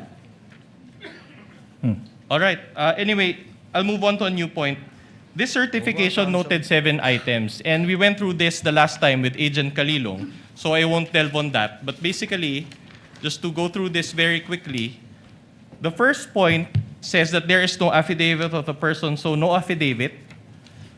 The second point is, or the second note is, the press briefing conducted on October 18, so no TSN and affidavit of the person taking the TSN. Number 3 is Annexes I and K with marking, so no affidavit of recorder and no TSN and affidavit. Number 4, Annex L did not indicate who made such TSN, so incomplete information. Number 5, the affidavit of Juan Patria Morales, so no USB. Number 6, only the minutes of the meeting with several persons, so no affidavit. But I'd like... Oh, Your Honor, that's my objection now. I'm just reading Where's it, Your the Honor. question? Wait for the question. Okay, there's a question. I'm going to the question. I'm just Thank laying you. the basis, Your Honor. Now, I'd like to highlight note number 7. Please allow me to read that portion, or at least the latter portion thereof. It says there, in the instant complaint, only the NBI executed an affidavit and there was no participation on the part of the offended parties. As it appears, NBI is not the offended party for the crime of grave threats. My question is this. So based on note number 7, according to the DOJ, the NBI is not the offended party, correct? Based on number 7,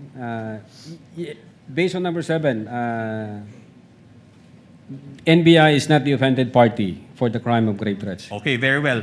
So the offended parties, if at all, are President BBM, the First Lady, and the former Speaker, correct? Yes, sir. At any rate, all these, the 7 notes that I mentioned, are all deficiencies in the first affidavit of investigation, correct? It's not deficiency, Your Honor, because the first affidavit we've submitted is substantial in terms of establishing the evidence required. This requirement is a matter of complying the required quantum of evidence required under DC-20.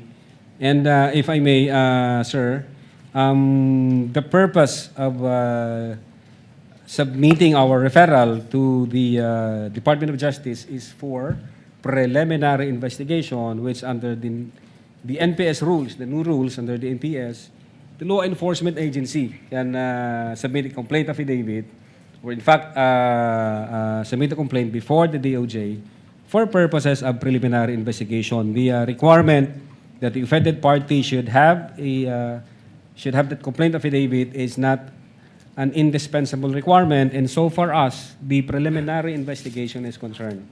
So far as the preliminary investigation is concerned. Very well. Now, based on that answer, I'd just like to point your attention to the portion of this certification dated February 5, 2025, next to the box ticked with an X. Kindly allow me to read, if we can highlight that portion. Okay? It says here, and you can read with me, insufficient for the conduct of preliminary investigation and must first be referred for case build-up. So in this is my question, I'll do it in Filipino. So in other words, nakulangan yung DOJ, correct? For purposes, Your Honor, of satisfying the elements, the required quantum of evidence, the DOJ required us to attach the affidavits and other documents like the TSN, sir. Thank you. And the DOJ itself mentioned this, correct? Or said this, correct? Based on the certification. All right. In fact, let me direct your attention to the portion after, I quote, must first be referred for case build-up. Can we flash that also on the screen? And allow me to read. The complaint/referral does not contain all the necessary evidence to prove the essential elements of the crime. Therefore, it is recommended that the same be first referred for case build-up. Okay? Now, let me get this straight. I'll summarize first and then I'll ask the question. So, the subject incident happened on November 23, 2024, and the NBI conducted fact-finding investigation, as you said. You subpoenaed individuals, conducted interviews, gathered evidence, among others, as you said also, and the NBI spent over 2 months or until January 30, 2025 for this process. Is this a fair summation of what we had just discussed? I don't think so, Your Honor. You don't agree. And yet, when the NBI transmitted the case to the DOJ on January 30, 2025, the DOJ found it to be insufficient for the conduct of preliminary investigation. Objection, Your Honor. Continuing objection as to this series of questions as to the prior affidavit investigation, which was corrected in a February 10, 2025. Continuing objection, Your Honor. The continuing objection is noted. Same ruling by the court. Witness may answer. Yes, Your Honor. The fact that the Department of Justice that would issued be enough. another That would be enough. I certification. assume Kindly let the witness finish, We will counsel. comply, Your Honor. The fact that the Department of Justice issued another certification on February 14, 2025, and it states here that the referral is sufficient for conduct of preliminary investigation and that it contains all the necessary evidence to prove the essential elements of the crime and should be docketed for preliminary With the investigation. permission of the parties, Attorney Latok, that's the second certification. Yes You're po, speaking Your of. Honor. The second certification. Counsel for the respondent. Yeah, we please. will go to that. In other words, based on this certification, the DOJ did not affirm the NBI's recommendation, correct? No, part of the process of evaluation and case build-up, the DOJ require us to comply with the requirements na hinihingi nila, gaya ng mag-attach kayo ng affidavit, mag-attach kayo ng TSN, pero wala hong sinabi ang DOJ doon na hindi substantial yung aming affidavit. Ang require lang ho nila, mag-attach kayo ng yun nga, yung affidavit na record yung video, at then yung Yung TSN, sir. Well, according to you, but we just Oh, read no, you're that it was argumentative. insufficient. Objection, argumentative. Argumentative, asked and answered. Move on, Counsel. Okay, that's interesting because there was a 2025 impeachment complaint filed against VP Sara also on February 5, 2025. If you know. Again, Your Honor, what? The date is important because there was also a February 5, an impeachment complaint filed against VP Sara also on February 5, 2025. Correct? Hindi ako familiar. You're dun not sa- familiar. That's okay. If I may refresh your memory, this was the fast-track 2025 impeachment complaint cited by the Objection, 215 Your Honor. representatives. If a ground arises, a council can object. The term fast-tracked, Your Honor, you are labeling a process made by House of Representatives as fast-tracked. Objection, Your Honor, Counsel, please. move on and ask your question. if you know, if this coincides with that impeachment complaint that was signed by the 215 Objection, Your Honor. representatives. There's no basis. This counsel, If you this know. witness, again, already said that he is not aware that on that day there was an impeachment complaint. There's Counsel- no basis for that question. Counsel, witness already answered. The counsel for prosecutor is correct. Witness already answered. He's not familiar with the filing of an impeachment complaint on that date. At any rate, this Move on. pertains to the November 23, 2024 video, correct? Objection, vague, Your Honor. What's the question? Referring to a video. Objection, vague. Kindly restate your question, counsel. The complaint. The complaint that was filed against the Vice President also pertains to the November 23, 2024 video. Objection, If you know. Again, vague. Complaint filed on that date. Well, if he knows, he already answered. He doesn't. Who knows? He might all of a sudden recall. Do you know? Are you familiar with that, Mr. Attorney Lotok? I said, Your Honor, hindi ako familiar nung filing nung sa impeachment. Yeah. You're not familiar. Okay, I'll move on to a new point then. Move on, counsel. Now, did you rectify your January 30, 2025 affidavit of investigation? January 30. January 30, 2025 affidavit of investigation. In short, the first affidavit of investigation. We complied with You the complied. requirements of the Department of Justice. All right. Did anybody ask you to rectify? What do you mean, sir? Microphone. Use the microphone. What do you mean? Did you receive any directive from anybody to rectify that affidavit of investigation? Objection, argumentative. The question was asked. He said we complied, and then he's now asking the I'm same asking question. who? I'm asking if there is another person who directed you to satisfy the requirement. Overruled. withdraw, Witness withdraw. will answer. Witness is an intelligent witness. Aside from the fact that he's a lawyer, Your Honor, when we received the certification dated 05, February 2025, ito ho yung kinumply namin. All right. And you added affidavits executed by your agents, correct? To your revised affidavit of investigation, correct? No, we didn't revise the affidavit of investigation. We just produced the affidavits of the fact that the video was recorded and there was TSN. Yun ho yung inattach namin sa affidavit of investigation. So you are denying that you produce a revised affidavit of investigation? Well, when you say kasi revised affidavit, binago namin yung affidavit namin. Hindi ho namin binago, Your Honor, yung affidavit namin. Nag-require ho ang Department of Justice, kulang kayo ng affidavit as to the fact na nirecord nyo yung video, kulang kayo doon sa affidavit kung sino nag-execute ng TSN, etc. But not the substance ng affidavit, Your Honor. All right, I'll go back to the point later, but let me highlight one very important observation. Okay, your January 30, 2025 affidavit of investigation included a transmittal letter, as you said, as well as an investigation data form or IDF, correct? Wala ho akong kopya dito, sir. You don't have a copy. Okay. In fact, let's show that IDF. Page 12, this is page 12 of Annex G9, for the benefit of this honorable court as well. Okay, this is an investigation data form. You're very familiar with this document because you're an investigator, correct? Now, this was... kindly wait for the witness to answer. He Are you nodded his familiar? head. Yeah, investigation data form, sir. Okay. Opo, Your Honor. All right, so in other words, the IDF serves like a cover letter for your affidavit of investigation, correct? Yes, sir. Okay.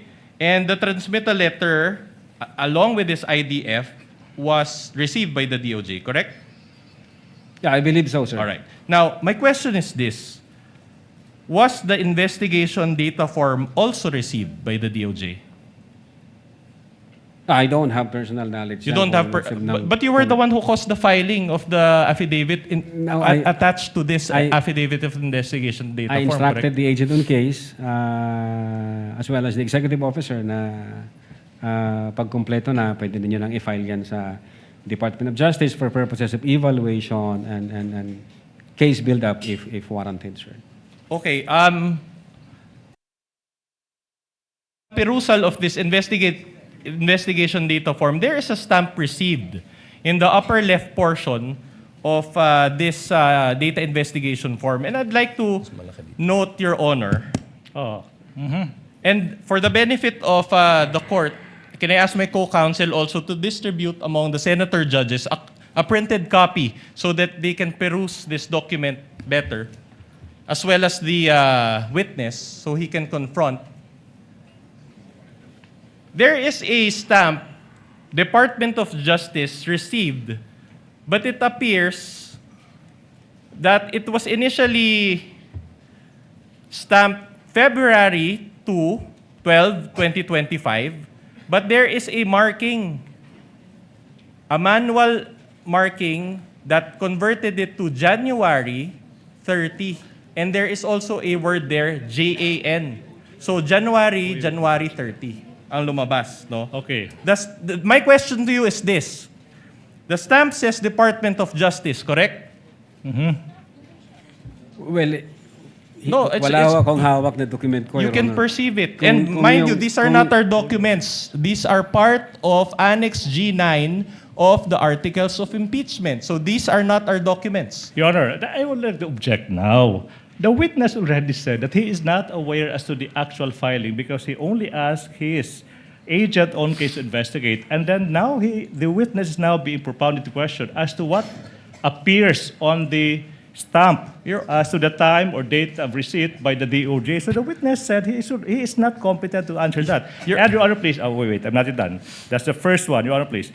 No need for the court to rule, but I am registering my continuing objection to this series of questions as to the prior affidavit of investigation, when in fact, this witness already said that he complied with all the requirements by the DOJ and came up with a February 10, 2025 affidavit investigation. So I move that it be noted, Your Honor, please. The continuing objection. objection of counsel for the prosecutor is noted, but counsel, as pointed out by counsel for the respondent, this is part and parcel of the complaint Yes.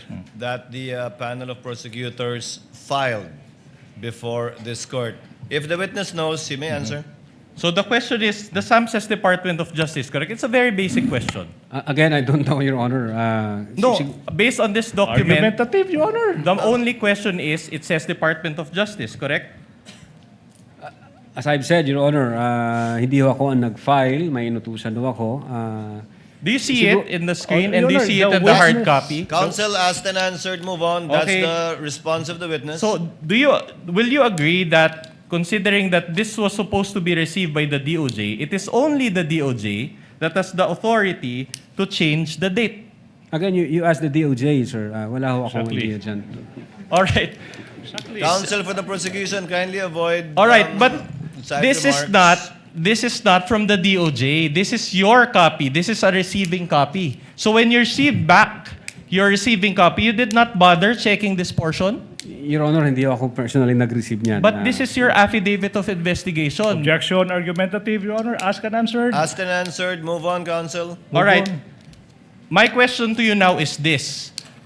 The discrepancy is not 1 day or 2 days. The discrepancy is from Feb 12 to January 30, so it is a substantial discrepancy. My question to you is this. Who changed this Objection. date? Objection, Your Honor. That's misleading, Your Honor. My goodness, that's misleading. This counsel is assuming that somebody changed what? The counsel failed to elicit any answer from this witness, and now the counsel is conceiving that somebody changed that and confronting our witness with that. Misleading. This is the classic case of a misleading question. Counsel- You assume something that has yet to be established. That's not how we do it, with all due respect. Counsel for Respondent, I think you made your point and you gave a copy to the senator judges, and we see your point. All right. Go on. But my more important observation is this. Objection, Your Honor, please. You are supposed to ask questions. Yes, I will go to the Kindly- question. I will go to the question. Kindly allow counsel for Respondent to finish his question. He may just still be laying the basis. You may Thank you, proceed, Your Honor. counsel. That's precisely for what Respondent. I'm doing, Your Honor. Can I direct everyone's attention to the date appearing at the bottom portion of this document? Well, It says here, counsel, technically not everyone, just the witness. Yes. And let's see if the witness can answer your question. it says here February 11, 2025. So in other words, it was and it says here subscribed before NBI agent Ricarte. In other words, the date of the document is February 11, but it was received on January 30, 2025 by the DOJ. Do you have any explanation for this? That's the Objection, question. Your Honor. Objection. This witness is incompetent to attest to that exactly because he said he is not aware of this series of facts. I know where the counsel for respondent is going. Unfortunately for him, his line of argument was already nipped in the bud when this witness said he is not aware of that. He should move on to other points. Your Honor, the witness said that the this investigation data form was attached to the original affidavit of investigation. And we want an explanation why there is a discrepancy on the date. The witness is a lawyer. Exactly. He has that's an the point. experience, Your Honor, in filing cases. We just want to know, Your Honor. We want to get to the bottom of this I have to matter. object to that. I have to object to that. Considering witness- also, Your Honor, that this is about transparency. Will the parties please settle down? If the witness knows, Yes. Attorney Latok, do you know? Can you explain the discrepancy, or are you personally aware of the discrepancy? I cannot explain this, Your Honor. Unang-una, hindi ako nakapirma dito, hindi ako nag-receive. At wala akong ideya dito sa... But Attorney Latok, you see the point that the counsel for respondent is trying to make, correct? Yes, Your Honor. That the but- date of receipt was changed to 1/30, January 30, but it was subscribed to on February 11. Meaning, you see it, but you have no personal knowledge how that came about. Yes, Your Honor. I don't have... Move on, personal counsel. So, doesn't this demonstrate that Oh. that the document was Allow tampered counsel with? to finish. Doesn't this demonstrate, if you know that this document was tampered with, Objection, does Your that Honor. demonstrate that? Exactly. He's now arguing with our witness, Your Honor. Sustained. Move on, counsel. Move on to your next topic, counsel. Your Honor, but you agree, Attorney Lotok, that the IDF is not a simple cover letter, correct? Ask and answered, Your Honor. Okay, in fact, it is an affidavit, correct? Yeah. An IDF is an affidavit, correct? An ID... I don't think so, Your Honor. It's not an affidavit, Your Honor. It's The investigation data form. It's not an affidavit. So you don't agree. So in other words, this certification part here, and with the subscribed and sworn to, it is for you. This is not an affidavit. Argumentative, Your Honor. Your Honor, I just Objection, I just made my argumentative. question more specific, Your Honor. There is a part here, subscribed and sworn to, and the witness is. I want to ask the witness if he considers this document as an affidavit despite this portion. What's the answer? Is it an affidavit or Attorney not? Latok, is this sworn to? Is this document sworn to? What's the title of the instrument again? Can you go up? Investigation data form, Your Honor. Is an investigation data form subscribed and sworn to by the person filing it? To your knowledge? Yes, Your Honor. There is subscribed and sworn to before this 11th day of February and signed by the administrating officer. Okay. And as law practitioners, we know that when we file a case before the office of the city prosecutor, this actual page is signed and subscribed before the public prosecutor, Your correct? Honor, again. Objection. If you know, you are a lawyer and you are a Objection as to- supervisor If of I your may. department. I'm just asking a basic question. I am now- As a law practitioner, as a lawyer, you know that this IDF is signed and subscribed before the public prosecutor when you file a case, correct? If I may objection, Your Honor, continuing objection as to the relevance of this series of Noted, questions. same Your Honor, please. ruling. Witness may answer if he knows. Again, Your Honor, before the prosecutor? Correct. In normal cases, the IDF is subscribed and sworn to before the public prosecutor, correct? Well, in this case, Your Honor, it was administered by AD Assistant Director Glenn Ricarte, Your Honor. Okay, I'm glad you pointed that out. Isn't Ricarte from the NBI? Yes, Assistant Director po siya. In other words, this is a DOJ document, but you made your subscription before an NBI agent. Isn't that supposed to be before the DOJ agent? But again, wala akong personal knowledge dyan sa details na yan, sir. Siguro tanungin nyo kung sino ho yung naka-affix ang signature. All right. Dyan, sir. But what is worse, if I can direct Your Honor, your... objection. Another objection, Your Honor. You know, this council is in the habit of inserting, Your Honor, adding value if we may to what is otherwise. Just be allowed to continue, Your Honor. This is our time. We've given them enough leeway, Your Honor, after more than hours. Let him lay the basis of his question. Yes. All right, can I direct your attention to the upper right portion of this IDF? It states docketed 3/7/2025, and there is a docket number XVI-INV-25C-00048. Again, this is not with, the source of this document is not the DOJ. This is your receiving copy, correct? In fact, this was part of the subpoena documents which you sent to the House of Committee on Justice, correct? Objection. Compound questions. 2 questions. Okay, I'll Kindly reform, counsel. so, all right. My question is this, okay?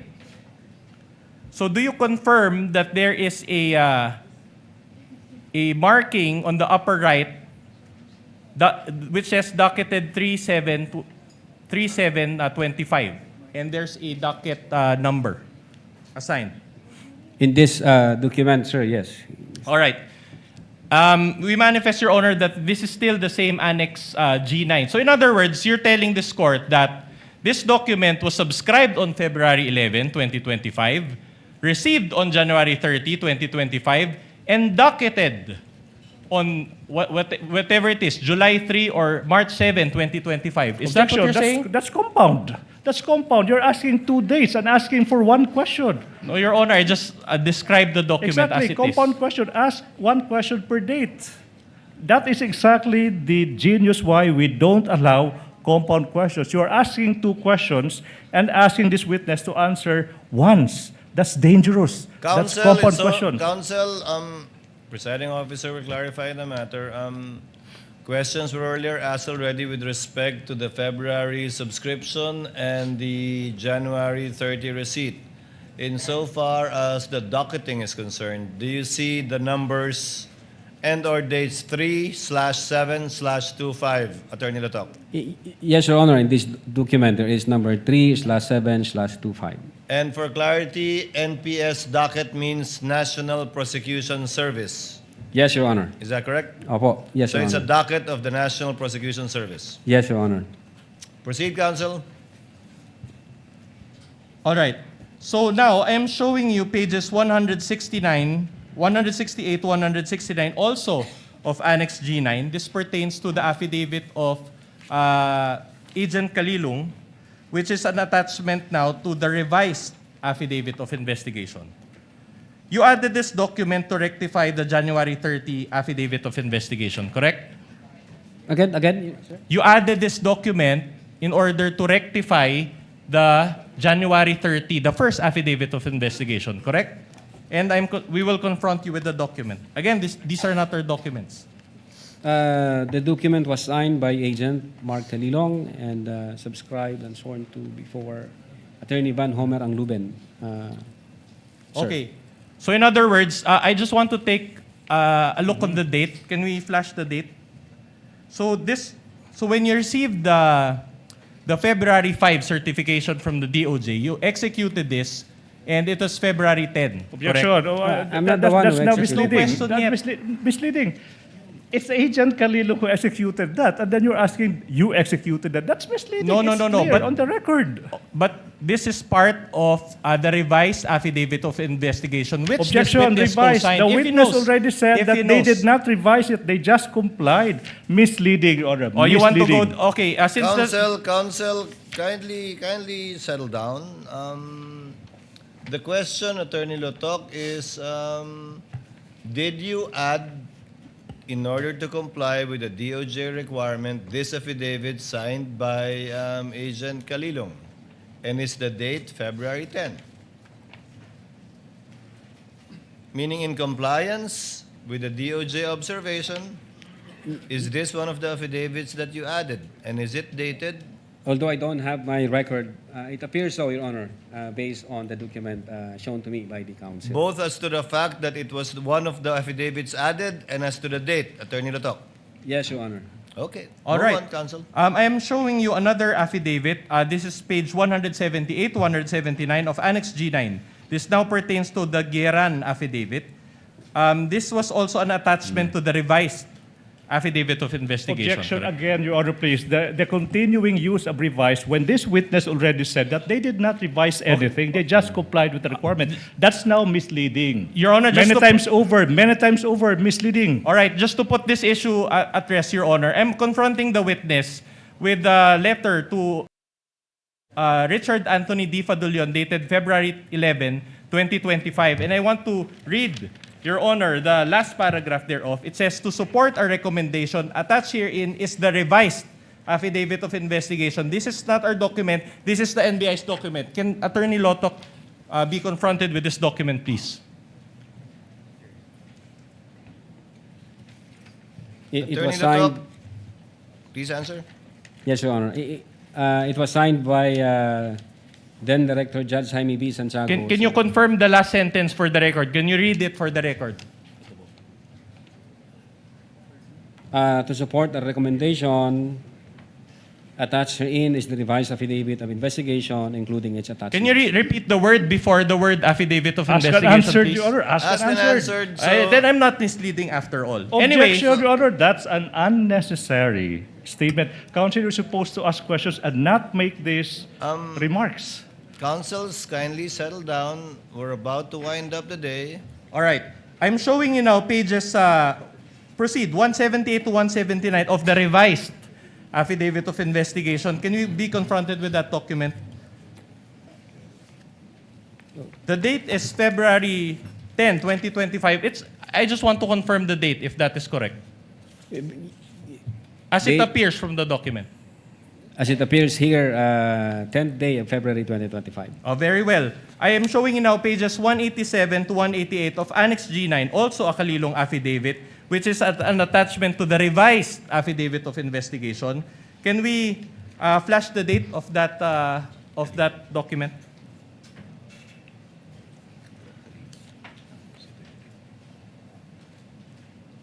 What's the question? Also, February 10. So, in other words, you attach this to your revised affidavit of investigation. It appears here, 10th day of February 2025, sir. And you attached it to your affidavit of investigation, correct? As an attachment, sir. All right, very good. Now, showing you 199 to 200 of Annex G9. Now, this is the Asuncion affidavit. And I'll make a point in a couple of questions, Your Honor. Can you just confirm the date also and if it was attached to your revised affidavit of investigation? 10th day, it appears here, 10th day of February 2025. All right. So it was attached also to your revised affidavit of investigation. Assumption. Yes. All right. Now this is the question. I'm showing you now page 112 of Annex G9, another Kalilong affidavit.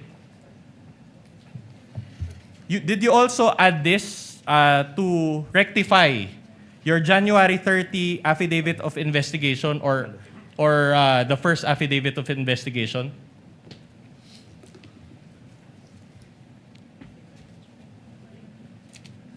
We have here a soft copy, affidavit of transcription. Was this also a document that was lacking in your first affidavit of investigation, which you added to your revised affidavit of investigation? Again, Your Honor, registering my continuing objection as to the relevance of this series of questions that is consuming the entirety of the defense's turn to cross-examine this witness. What's the relevance? Noted. Same ruling. Witness may answer. Again, Your Honor, Was this also part of the revised affidavit of investigation to rectify the defects that we highlighted a while ago? No, there was no rectification. There was no defect. Again, this is part of the compliance given us by the Department of Justice for us to comply. All right, if you want to use that term. So in other words, after you received the Feb 5 certification, this was also one of the documents that you attached to your revised affidavit of investigation. Correct? I believe so, part of the compliance. All right. Sir? My issue is this. Let me direct your attention to the bottom portion of this affidavit. It says here, in witness hereof, I have, can you zoom that in? I can't read it.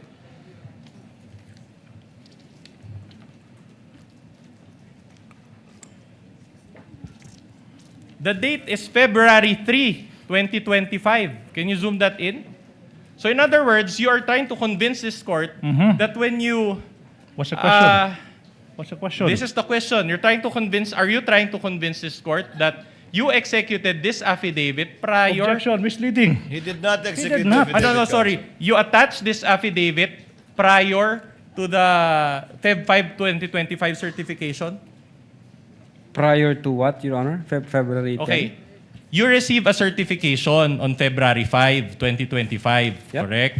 And you said that you added affidavits after receipt thereof. Now, you mentioned a while ago that this was one of the affidavits that you added, and yet the date came prior to the DOJ certification dated February 5, 2025. Do you confirm this? I think ang makakasagot po niyan si Agent Calilong, Your Honor, kasi may mga attachment na kami during the first affidavit na na-include na doon sa mga nire-require ng prosecutor na nandun na. And then nung nag-issue ang prosecutor, gaya po ng number 2, the press briefing, sige muna.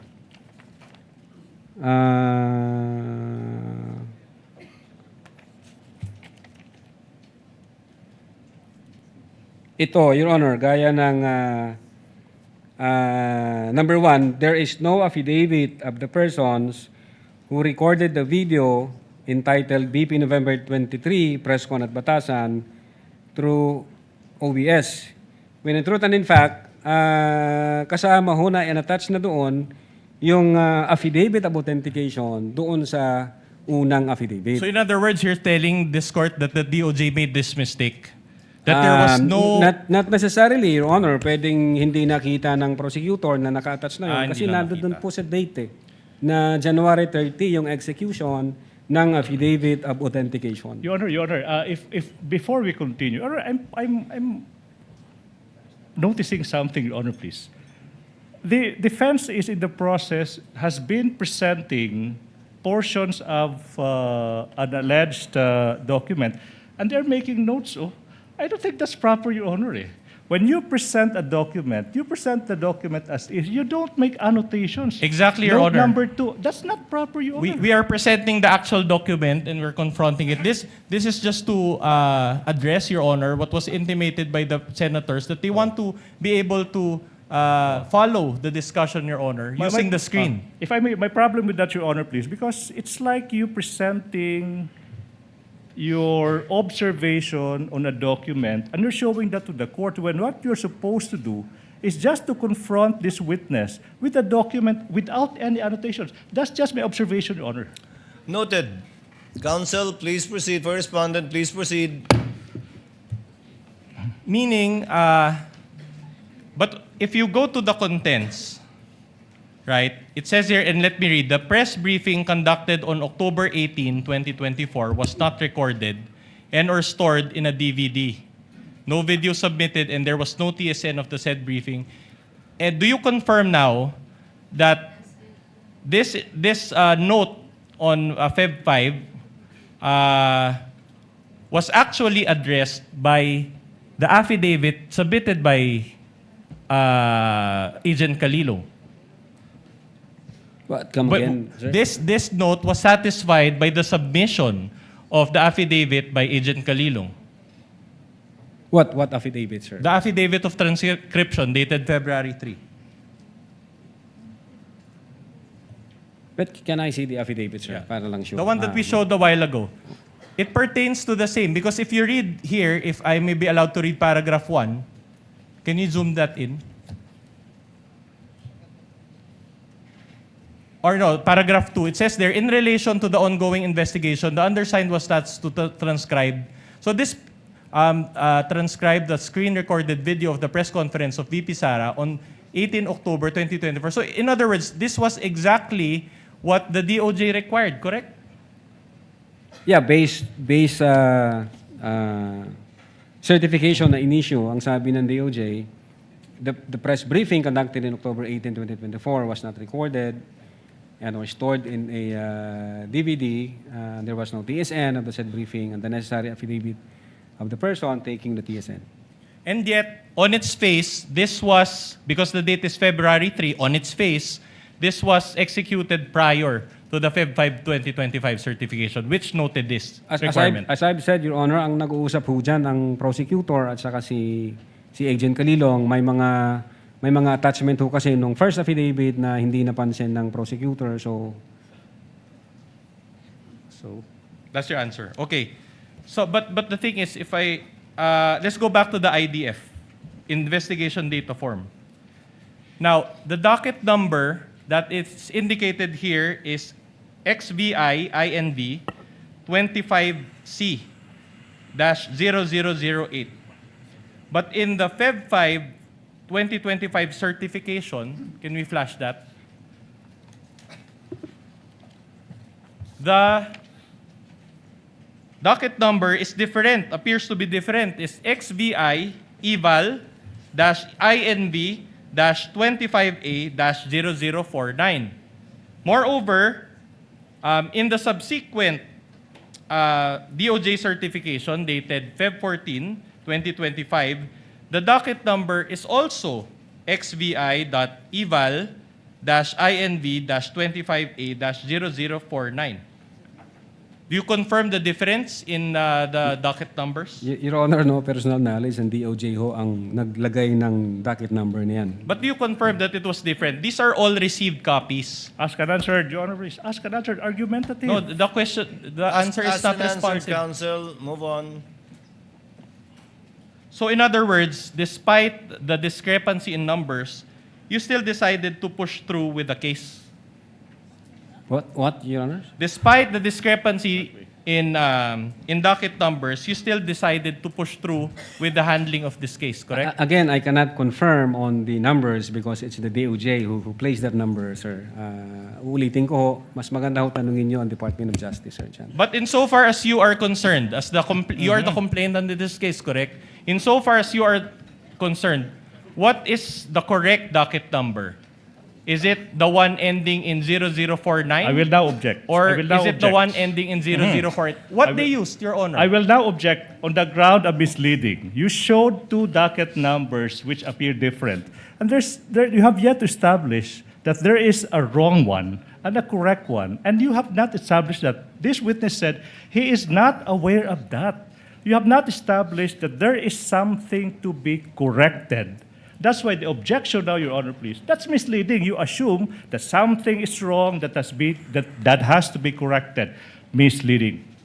Counsel, witness is not competent to answer your question. He already responded that this is a DOJ form, but he is not aware, and that it might be proper to ask the DOJ instead at the proper time. Move on with another point, Counsel. I think we've, unless there's another inconsistency, you can move on to another inconsistency or another point. Your Honor, just one last on this point. But in terms of what you followed, because as we know, you submit subsequent pleadings as to these two docket numbers. Which one did you follow, the 00048 or the 0049? Well, I don't have the record here, Your Honor. If I can check my own record. Do you have it with Can you you do now? that now? Counsel, can you give him a copy of his record? Yung full record. Tingnan ko. Yeah. The chair finds that relevant because in filing additional pleadings or other materials to the DOJ, they need to indicate the NPS number for reference. So which one are you following? Which one did you follow subsequent to this? Yes, sir. February. Wala rito ah.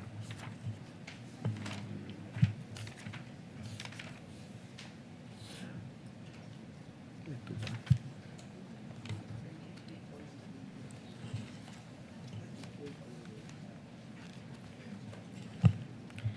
Well, wala ho rito, sir. Teka. Ang naalala ko, sir, yung sa investigation data form, dated February 11. Ano pong nakalagay na NPS docket number doon? Meron po ba? Yun po, sir, ang hindi ko, Your Honor, hindi ko po ma-confirm kung anong NPS docket number.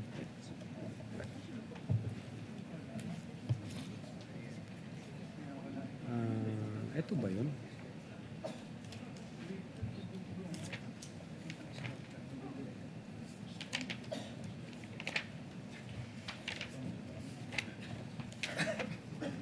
Teka, saan ang NPS nito?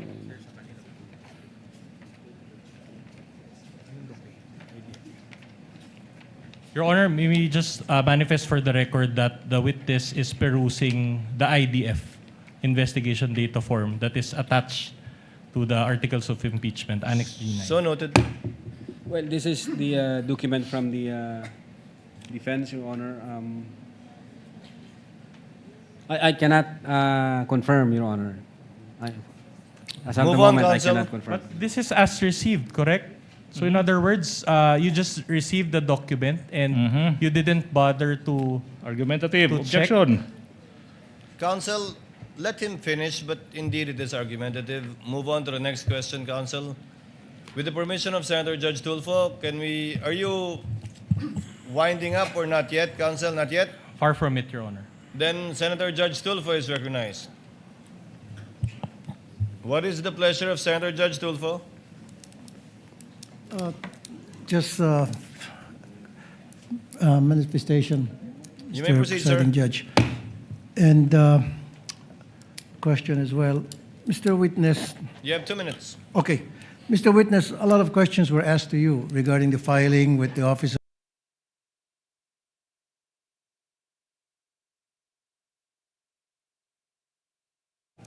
Can you tell this court what exactly is your role and what did you do in relation to the filing of this investigation data form?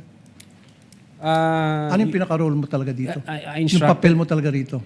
Yes, Your Honor. I instructed the executive officers as well as the agent on case to file our referral to the Department of Justice. So sila na ho ang nag-ayos niyan, sir, insofar as the investigation data form, insofar as other requirements. Ang instruction ko is comply with the requirement given by the Department of Justice, and then you submit it, and then kung ano yung kanilang guidance, you comply with it. Okay, Mr. Presiding Judge, in my humble opinion, I think the errors in the investigation data form should be answered by the receiving office, and I think he's not, hindi siya talaga yung dapat sumagot sa mga katanungan na ibinabato sa kanya ngayon. Mukhang hindi siya really that qualified at sumasablay-sablay itong taon to. Thank you. Noted.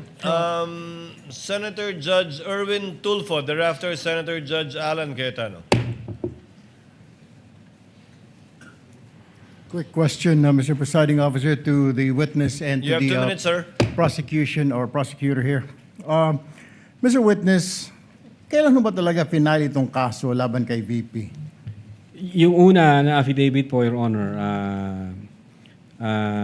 nag-file kami January 30, if I'm not mistaken.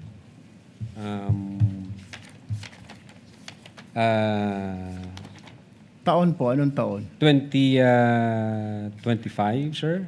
2025. And then nag-require po ang Department of Justice ng compliance dahil sabi nga nila nung una na certification insufficient for conduct of preliminary investigation and must be referred for a case build-up. Now, ang ginawa po namin, kinumply po namin yung kanilang mga requirements. And then, come 11 February 2025, niresubmit po namin yung aming affidavit of investigation, Your Honor. Nasaan na po itong kaso? Naisampa na po ba ng DOJ o hindi pa? I think ongoing po ang preliminary investigation. 1 year, preliminary. 1 year, over 1 year. January to January is 1, February, March, April, May, June, July. Is that normal for the DOJ to conduct a preliminary about over a year, Mr. Witness? Di ko po masasagot, sir. Hindi ninyo Sorry po. masagot. Sa Could DOJ. it be, hindi po kayo nagtatanong sa kanila, Sir, ano problema? Bakit hindi po pa naisasampa sa korte yung aming isinampang kaso dito sa inyo? Hindi po kayo nagtataka? Ang alam ko, sir, Your Honor No, po, hindi kayo nagtanong po sa kanila kung bakit? May kulang pa po ba? DOJ, ano po ang kakulangan? Pag ang referral po, Your Honor, is nasa DOJ na, hands off na ho kami doon. Sila ho ang magde-decide noon kung paano nila ipoprocess yung dokumento. Kaya nga, hindi po kayo nagtataka. Hindi kaya, sir, dito sa mga nakita po natin mga ebidensya rito, mukhang sablay-sablay, parang minadali ho ninyo. Ay kaya, nagkakaproblema ho tayo sa mga korte natin na i-dismiss sa mga kaso dahil kulang ang mga dokumento at parang minadali. But nevertheless, you don't have to answer me that. Let me direct my question now to the prosecutors. Mr. Prosecutor, ito po mga ebidensya na nakita ho natin, hindi ba ninyo ni-review na may mga nakita, hindi nyo nakita itong inconsistencies? Doon nga po sa sinasabi ng defense na pinirmahan, sinubscribe, pero mas maaga yung pagtanggap. Your Honor, as to whether we perused that, Your Honor, please, unfortunately, we were not party to the preparation of these No, but this was documents. submitted as evidence, right? Yes, Your Correct. Honor, please. Yes, Your Honor, please. That's why this Pero- witness is more than competent to answer that. But the main point of the prosecution, Your Honor, please, they already filed and complied with these requirements and addressed these defects, if you may, by filing a February 10, 2025 affidavit investigation. That's why, if you have observed our good Senator Judge, we have been objecting as to the relevance of this. Exactly because what is in contention now is the latest affidavit of investigation that is now pending before the DOJ, Your Honor, please. All right. And just a quick manifestation to the NBI. Mr. Witness, next time po pag nagsampaho kayo ng kaso, make sure, kaya nga I was asking you kanina, I already have this feeling something is wrong dahil sobrang tagal na sa DOJ ng kaso ninyo.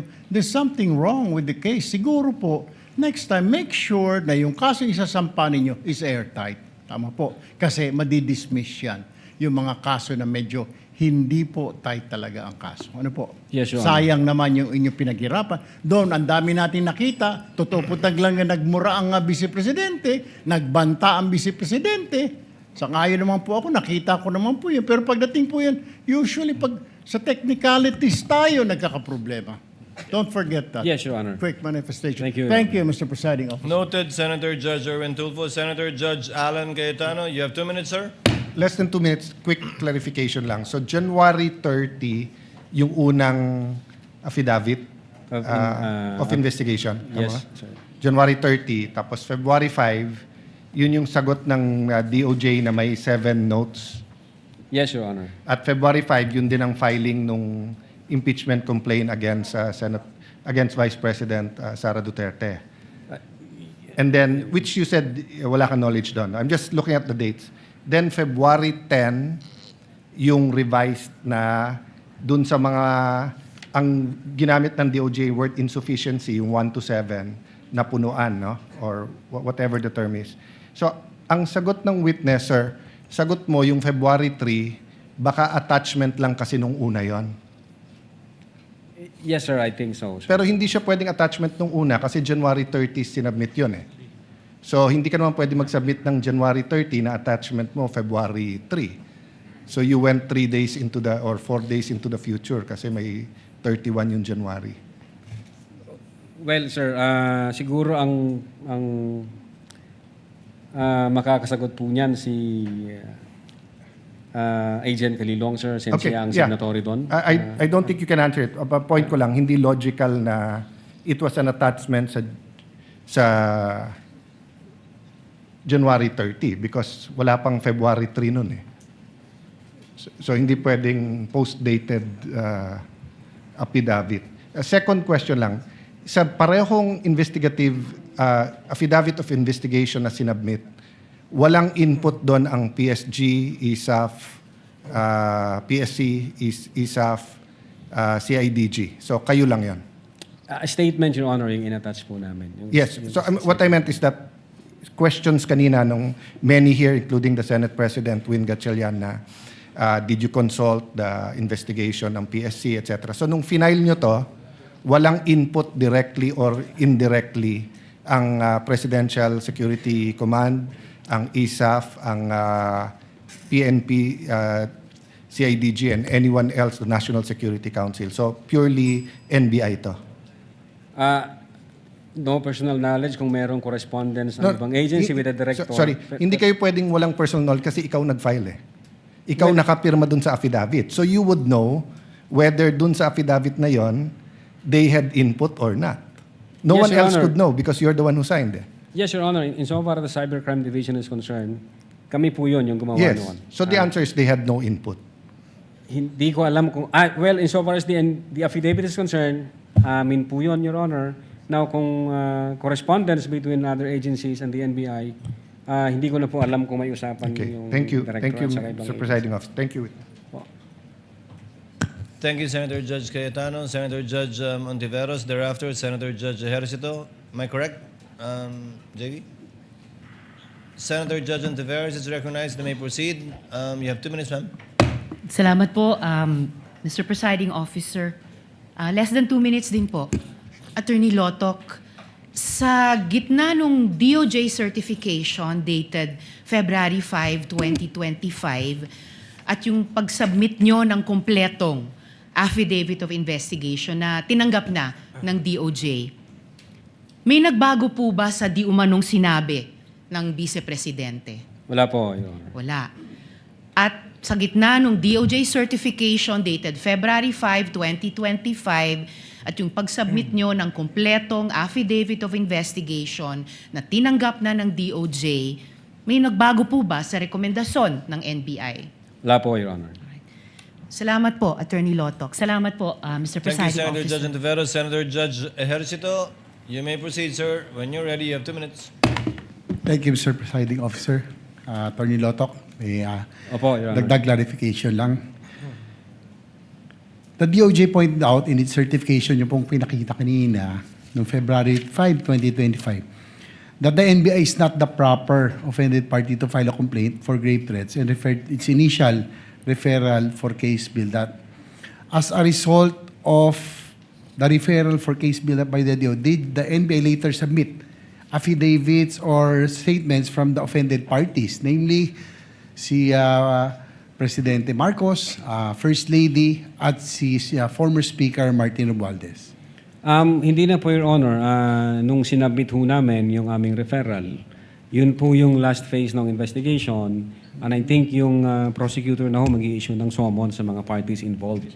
Ang purpose lang ho namin to comply with the requirements of preliminary investigation po.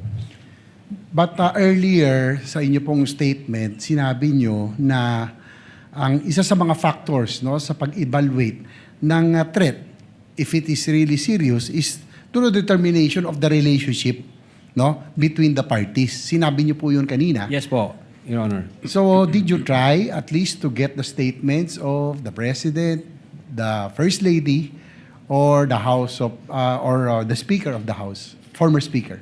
Ang pinagbasihan po namin, Your Honor, yung official statement nila dun sa website ng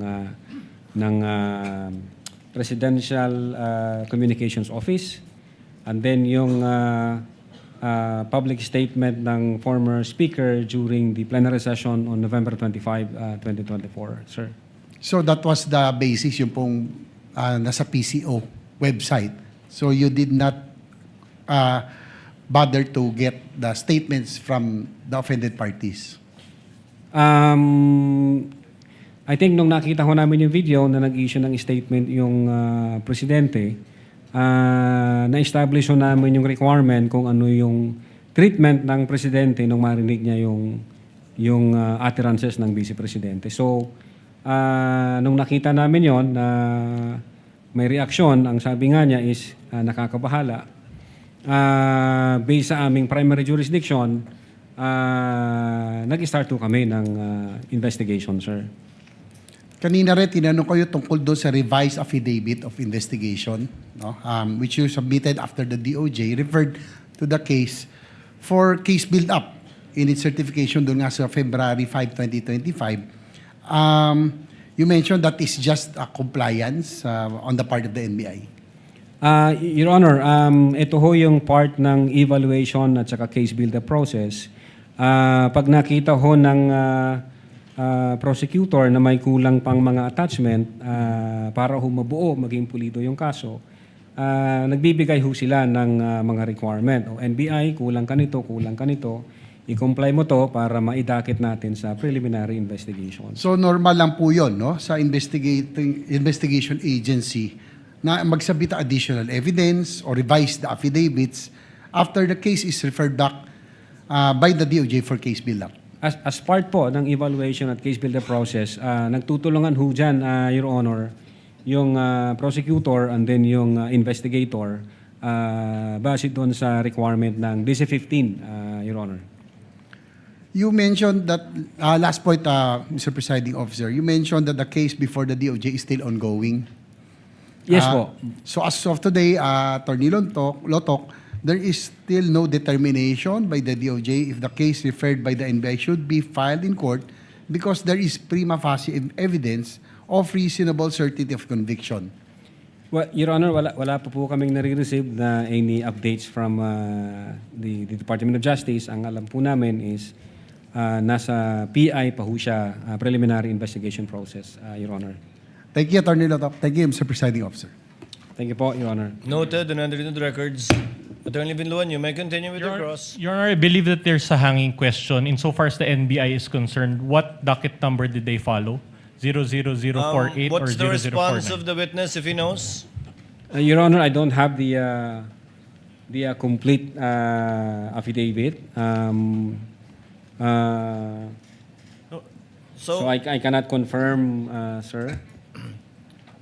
So you do not know what NPS docket number the NBI is using whenever it files subsequent pleadings to the NBI to the DOJ regarding this case? Definitely there is that IDF, there is that NPS. Hindi ko lang po, Your Honor, ma-ensure kung anong NPS number po yon. Ang ginagamit ninyo? Ang ginamit. Pero nandoon po yon, Your Honor. Naka-attach po yon sa affidavit of investigation. Proceed, counsel. So you cannot confirm which between the two As of the moment, hindi ko po hawak yung... Yeah, but what if we show you, as I said, what if we show you the certification dated February, two certification, can you be guided? Ask and answer, Your Honor. Counsel, he already looked at the documents earlier before the senator judges intervened, and he couldn't. Mr. Witness, Mr. Attorney Lotok, what document did you peruse earlier? The annex to the impeachment complaint, right? Annex to the... That was the document shown to you by counsel for the respondent earlier. Yes, Your Honor. Upon your perusal of that document, can you say what the NPS docket number is that NBI uses? Your Honor, isa lang ho ang nandito na IDF.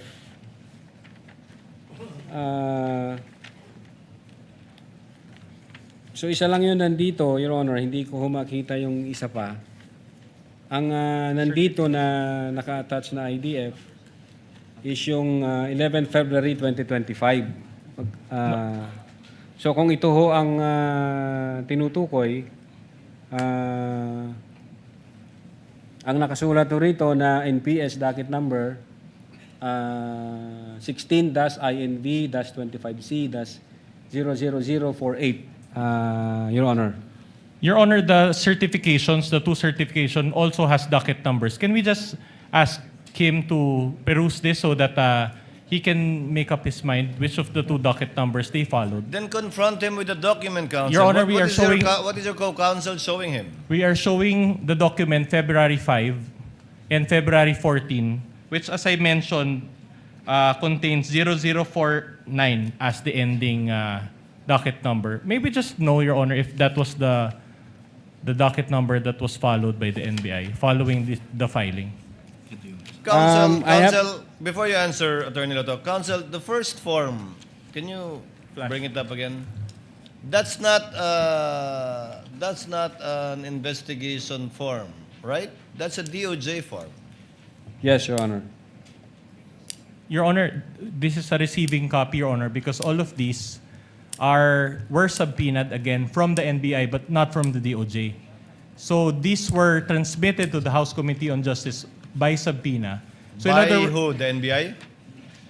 Submitted by the NBI, that's correct, Your Honor. And this was the basis that was used by the House Committee on Justice in filing the articles of impeachment before this impeachment court. So in other words, Your Honor, the agencies involved herein are just four: the DOJ, the NBI, the House Committee on Justice, and the Senate. And the line of questioning is very simple. We want to get to know to the bottom of the truth, were these documents altered? If at all. If at all. If at There's all. no basis for saying it's altered. Counsel, Attorney Lotok, what is your observation? Yes, Your Honor. Isa lang ho yung nandito na IDF. Uulitin ko po, Your Honor, mayroon na ho ditong NPS docket number at yung date po is 11 February 2025, sir. At yung isa? Yung isa, yung sa certification, Your Honor, yung... Hindi siya IDF. Hindi siya IDF, That's sir. what I was asking about earlier. So, ang certification ho ang pinapakita sa akin, Your Honor. Hindi po IDF na isa. We're trying to show the Feb 14, the latest certification for the revised affidavit of investigation, Your Honor. So did you follow that docket number? Considering that, according to you, that is the latest certification that you received from the DOJ.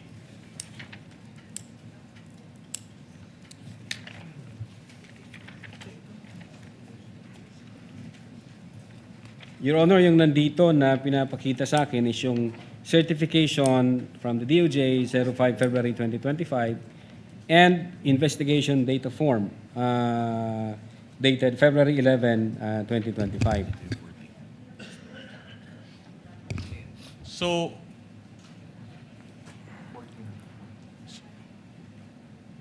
which is which, Attorney Lotok? Is it 00049 or 48? The earlier one or the later? I have here the second, the second certification from the DOJ, which says sufficient for conduct of preliminary investigation, reference number 16, -eval-inv 25A-00049, sir. So the 49 is the latest one and is thus valid? Is Yeah, that I what believe you're so. saying? Ito yung may sufficient for... All right. Okay. Now, let me direct your attention to the subpoena issued against the Vice President on April 29, 2025. This is the subpoena. And the issue is that The docket number is 0048.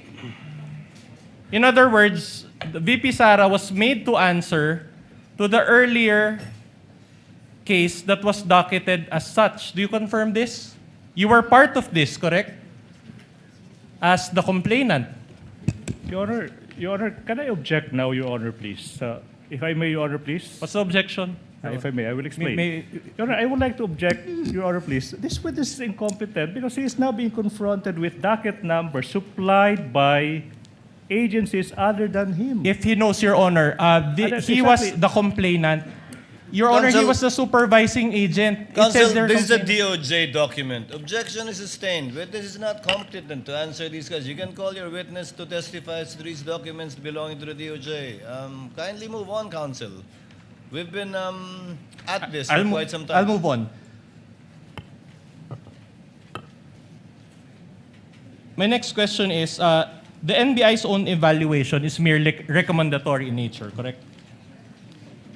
Yes, Your Honor, recommendation. Okay. It is not binding upon the DOJ, correct? The DOJ will assess, Your Honor, and evaluate All right. the But it's not recommendation. binding upon the DOJ. No, Kindly the- answer the question, All right. Attorney Lotok. You're a lawyer. You know the answer to this question. Yes, sir. It's not binding upon the courts, correct?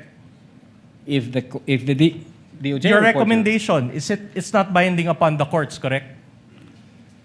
Yes, Your Honor. So in Filipino, para maintindihan ng lahat, kahit sabihin ng NBI, Ask and answered, Your Honor. Ask and answered. Kahit He's just sabihin ng translating NBI na his may grave- objection. The- He's the- just translating the question into, is not yet- but the same question. all right, kahit sabihin ng NBI na may grave threats or inciting to sedition, it is not binding upon the DOJ, correct? Ask and answered. The question earlier was with respect to the courts. Correct, Your Honor. Insofar as the DOJ is concerned, Mr. Witness. insofar as the DOJ is concerned, the DOJ will evaluate and pag kulang pa ho yung mga The requirement, question is are your findings binding on the DOJ? not necessary, Your Honor. So no. No. All right. So in other words, rekomendasyon lang ang kayang ibigay ng NBI, correct? Ask and answered. Asked and answered, all right. counsel. In fact, you attended hearings before the House Committee on Justice in April of this year, correct? I think so. Nag-appear ako. You Hindi ko lang appeared, sigurado okay. kung anong date yun. Okay. Your Honor, I would like to object to this, Your Honor, please. Your Honor, this Asked and witness is answered, Your Honor. No, wait. Can I move on He's to a being new point? confronted Counsel, with... kindly wait for the counsel. Your Honor, this for is the highly prosecutor. improper. This could fly if this is a committee of justice hearing, but this, with all due respect, is still a court of law. You cannot present clippings like that and confront the witness with that. That's not proper. You should be presenting documents. You cannot do props. Your Honor, please, this is highly irregular. Ask questions, elicit facts from this witness. Don't use props. Can I get a ruling on that, Your Honor? Because this Counsel is for the purpose of... is not yet Correct. asking any question. He's just laying the basis by asking if he attended previous hearings in the House to test the credibility, perhaps to elicit either contradictory statements or confirmatory statements. Counsel, please proceed. And one of the committee members there, I think it was Representative Sendanya, even asked for the elements of inciting to sedition. Do you recall that? I think so, sir. He also asked for the elements of grave threats, correct? Yeah, if I remember it right, wala hong, hindi ho ako ang tinanong yata. All right. sir. It was another person, but also from Yeah. the NBI, correct? I think so, sir. All right. And the NBI explained the elements of these felonies during that hearing, correct? Hindi ho ako ang nag-explain noon. But sir. another person from the NBI did, and you were present, correct?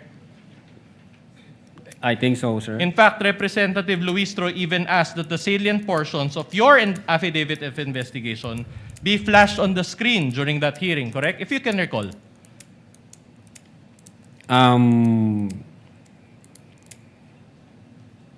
Siguro, Your Honor, pero di ko maalala. You're not sure. Okay, that's okay. And when asked whether VP Sara's acts constituted grave threats and inciting to sedition, the NBI answered in the affirmative, correct? I think so, sir. Okay. Now, my next question is very simple. Did the NBI, at any point in that hearing, clarify with the House Committee on Justice and the Filipino people watching then that its own evaluation is not binding upon the DOJ? Did you clarify? I don't think wala akong tanong na ganon sa amin, sir. So you were not able to clarify that, correct? Wala ho kasing tanong. Okay. Anong ika-clarify ko, Okay. sir? So you were not given an opportunity to clarify Ask that an your answer. own evaluation, this is a different question. Wait for the question. That is not binding upon the courts. So was there an opportunity for you to explain that it was not binding upon the courts? Wala akong question doon All sa right. amin, sir. So in other words, there was no opportunity in that hearing to clarify that your evaluation was mere recommendatory. Ask and answer, Your Honor, please. 4 times over. No, the first Same question was point. binding upon the DOJ. The next question is binding upon the courts. The next question is the nature of the recommendation. Did you clarify at any point in that hearing that your recommendation was merely recommendatory? The question was, did they clarify or not? Answer kindly, Attorney Latok. Wala pong question sa amin na ganon, sir. So, wala akong kaming na-clarify doon. Very well. Let's do that now. For the benefit of this honorable court and the Filipino people watching, when the NBI evaluated VP Sara's acts to be grave threats or inciting to sedition, is that binding upon the DOJ? Your Honor, ask and answered. This is now the Counsel- third cycle. Already asked and answered several times. I'll move on, Your Honor.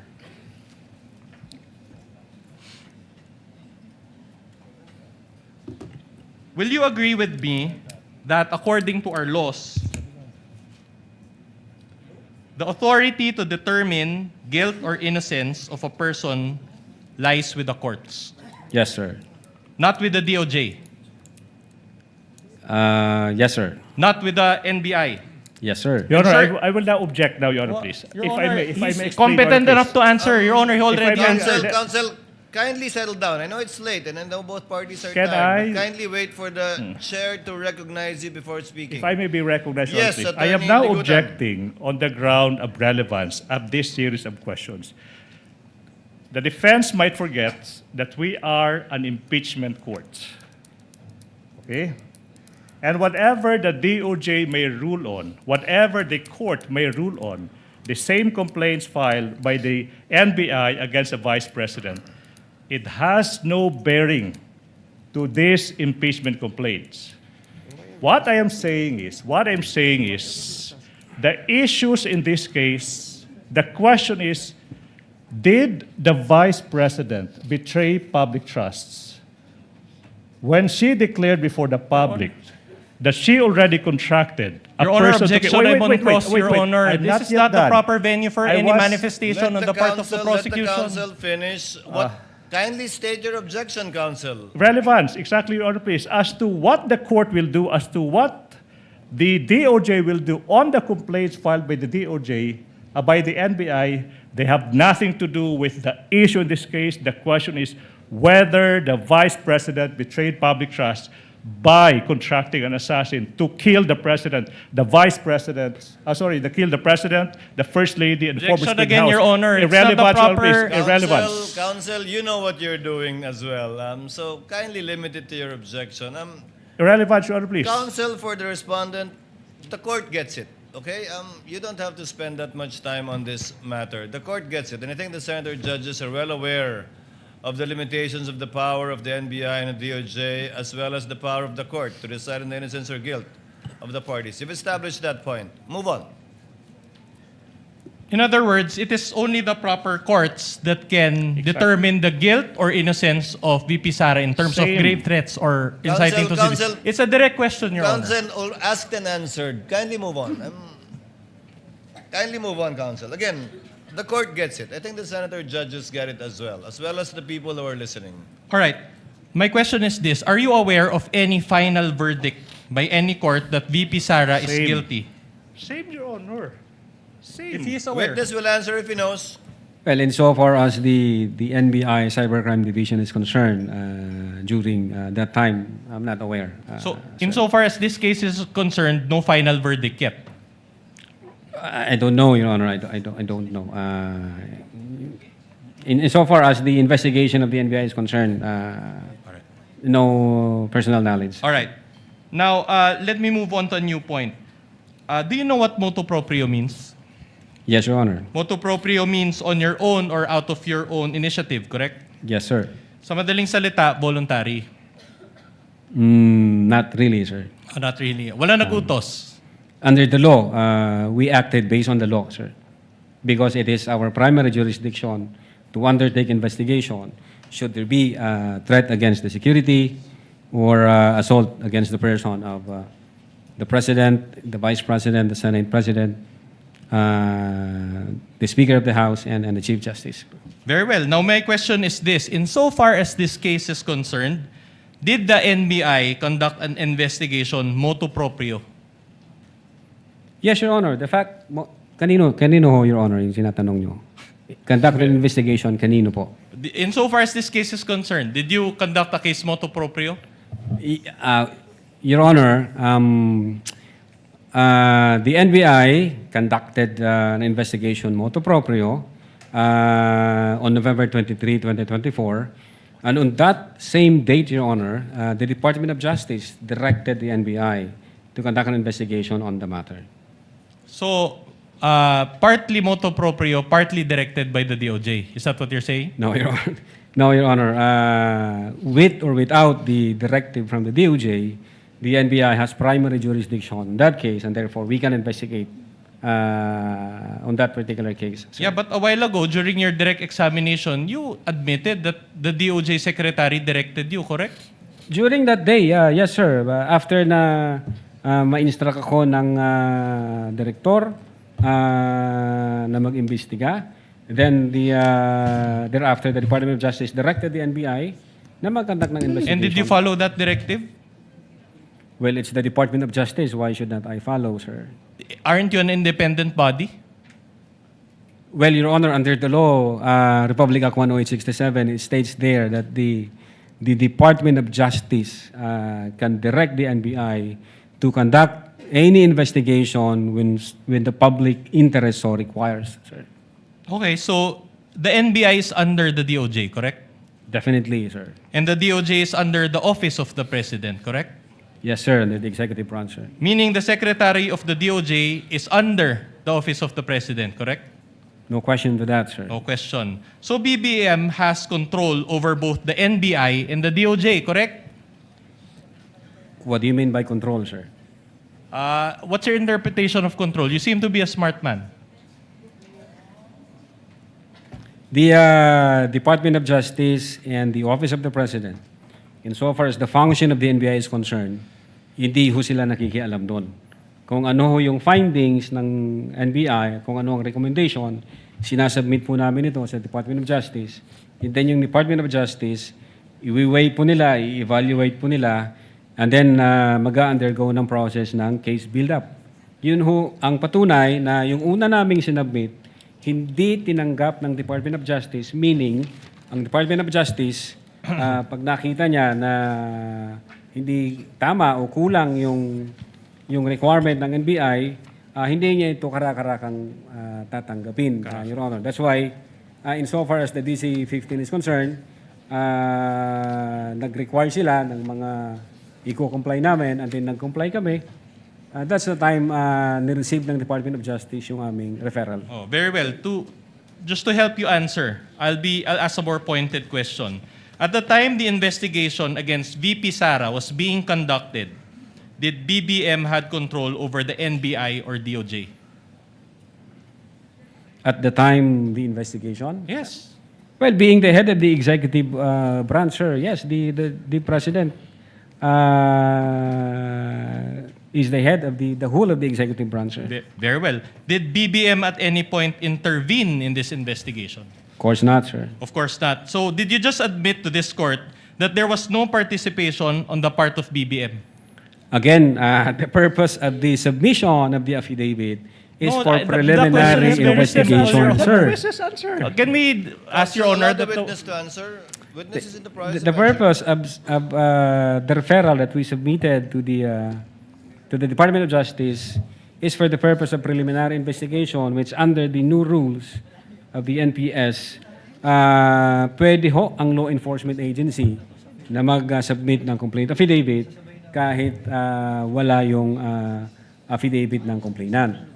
for purposes of preliminary investigation. So, the complaint from the President is not an indispensable requirement insofar as the preliminary investigation is concerned by the DOJ, sir. So let me clarify. You received instructions to conduct an investigation against VP Sara from the DOJ, which is under the Office of the President, and the investigation, in that investigation, BBM was allegedly one of the offended parties. Again, Your Honor, hindi ho ako nakatanggap ng Wait, direktiba. there's no from- question yet. There's no question yet. And yet, BBM has control over both the NBA and the DOJ. Your Honor, Is that a fair summation? Your Honor, now, I will not object now. Ask and answer. Same point, Your Honor, please. Many times over. Control of the President over the DOJ, control of the DOJ over the NBI. Ask and answer All right. many times over. Considering the structure involving the NBI, the DOJ, and the Office of the President, don't you think that there was bias against VP Sara? I will allow that. We, I will not object, Your Honor. Your Honor. Counsel again, kindly wait for the presiding officer to recognize you. Witness may answer. Our investigation, Your Honor, is evidence-based. Nung pinag-usapan ho namin ito, nung ina-analyze ho namin ito, nung nag-follow kami ng mga phases at analysis, we believe and we agree that among ourselves na buo ang ebidensya, kumpleto ang ebidensya, na comply natin yung requirement ng prima facie case with reasonable certainty of conviction. And so sinubmit ho namin yan sa DOJ na ang paniwala po namin ay kumpleto ho at na-comply namin yung requirement. All right. Either way, ng kaso. Okay. Either way, the NBI can initiate its own investigation when necessary, correct? The NBI can initiate its own investigation. In fact, you mentioned RA 10867, correct? Yes, sir. And please allow me to read Section 5G thereof. It says, cases involving threats to security or assaults against the President, the Vice President, Senate President, Speaker of the House of Representatives, and Chief Justice of the Supreme Court. You confirm this, correct? Yes, sir. My next question to you is this. While you conducted a motu proprio investigation to help BBM, FL, and the former Speaker, did you also conduct a motu proprio investigation to help VP Sara? Yes, Your Honor. The fact that we sent a December 2, 2024 letter, we informed the Vice President na iniimbestigahan din namin yung alleged threat laban sa kanya. So kailangan namin makakuha ng valid information, confirmed data or any apparent violation of our revised penal code or any Alright. special law. You know yung ang purpose ng letter namin, Your Honor, to inform the Vice President na iniimbestigahan din namin yung alleged threat laban Your sa Honor, kanya. it's a yes or no answer. Can we ask the... Mr. Witness, Attorney Latok, this is the second time you've mentioned your December 2 subpoena. So, the curiosity of the presiding officer has been piqued. In your subpoena of December 2, you issued a subpoena to the Vice President for evidence in a certain investigation. No mention was made of either the investigation pertaining to threats against the President or even threats against the Vice President.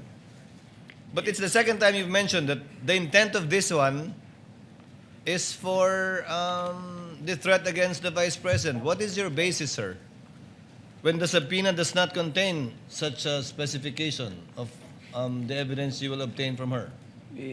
Your Honor, yung subpoena, nakafocus po yan doon sa investigation namin on the alleged grave threats at inciting to sedition during that time.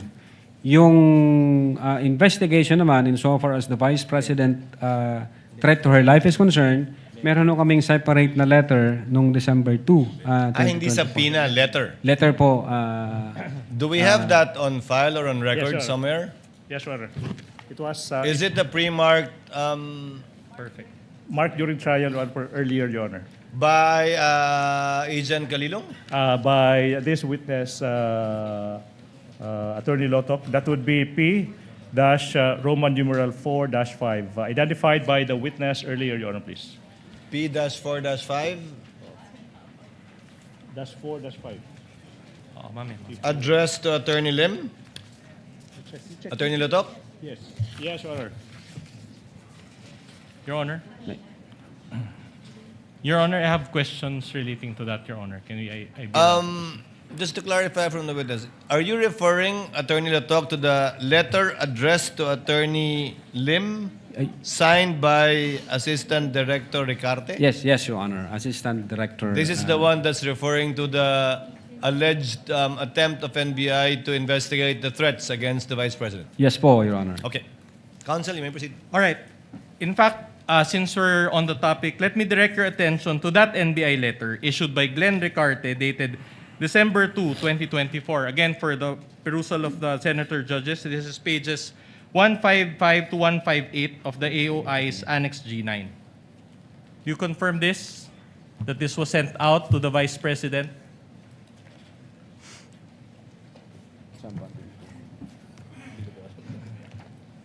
This is, we have this document, Your Honor, signed by AD Glenn Ricarte, dated 02 December 2024. All right. And Sir. do you confirm that the date is December 2, 2024? Based on this document, sir, yes. All right. Let me read, and read with me, please, the last two paragraphs. And I'll try to be very clear. It says here, we are hoping that we have assisted you properly. Can we flash that, please? Baba pa. Yan, sa baba. Yeah, we are hoping that we have assisted you properly. We would be grateful if the Vice President will visit the NBI and participate on the ongoing investigation. As the schedule of her appearance, she is anticipated to appear on, can you read the date, please? 11 November 2024 at 10 a.m. at the Office of the Director, National Bureau of Investigation. So you provided the date, you provided the time, and the place where VP Sara is supposed to appear, correct? Your Honor, this So is... the answer is very simple. Since Just ask ang it. nakasign po rito, yung Assistant Director, and wala akong personal knowledge, I think this is typo kasi nga, nag-reply ang lawyer ng Vice Presidente. Attorney Lotok, either you have personal knowledge or not, but neither can you say typo. If you don't have personal knowledge, you cannot say typo. Yes, Your Honor. Sorry, Your Honor. So which is it?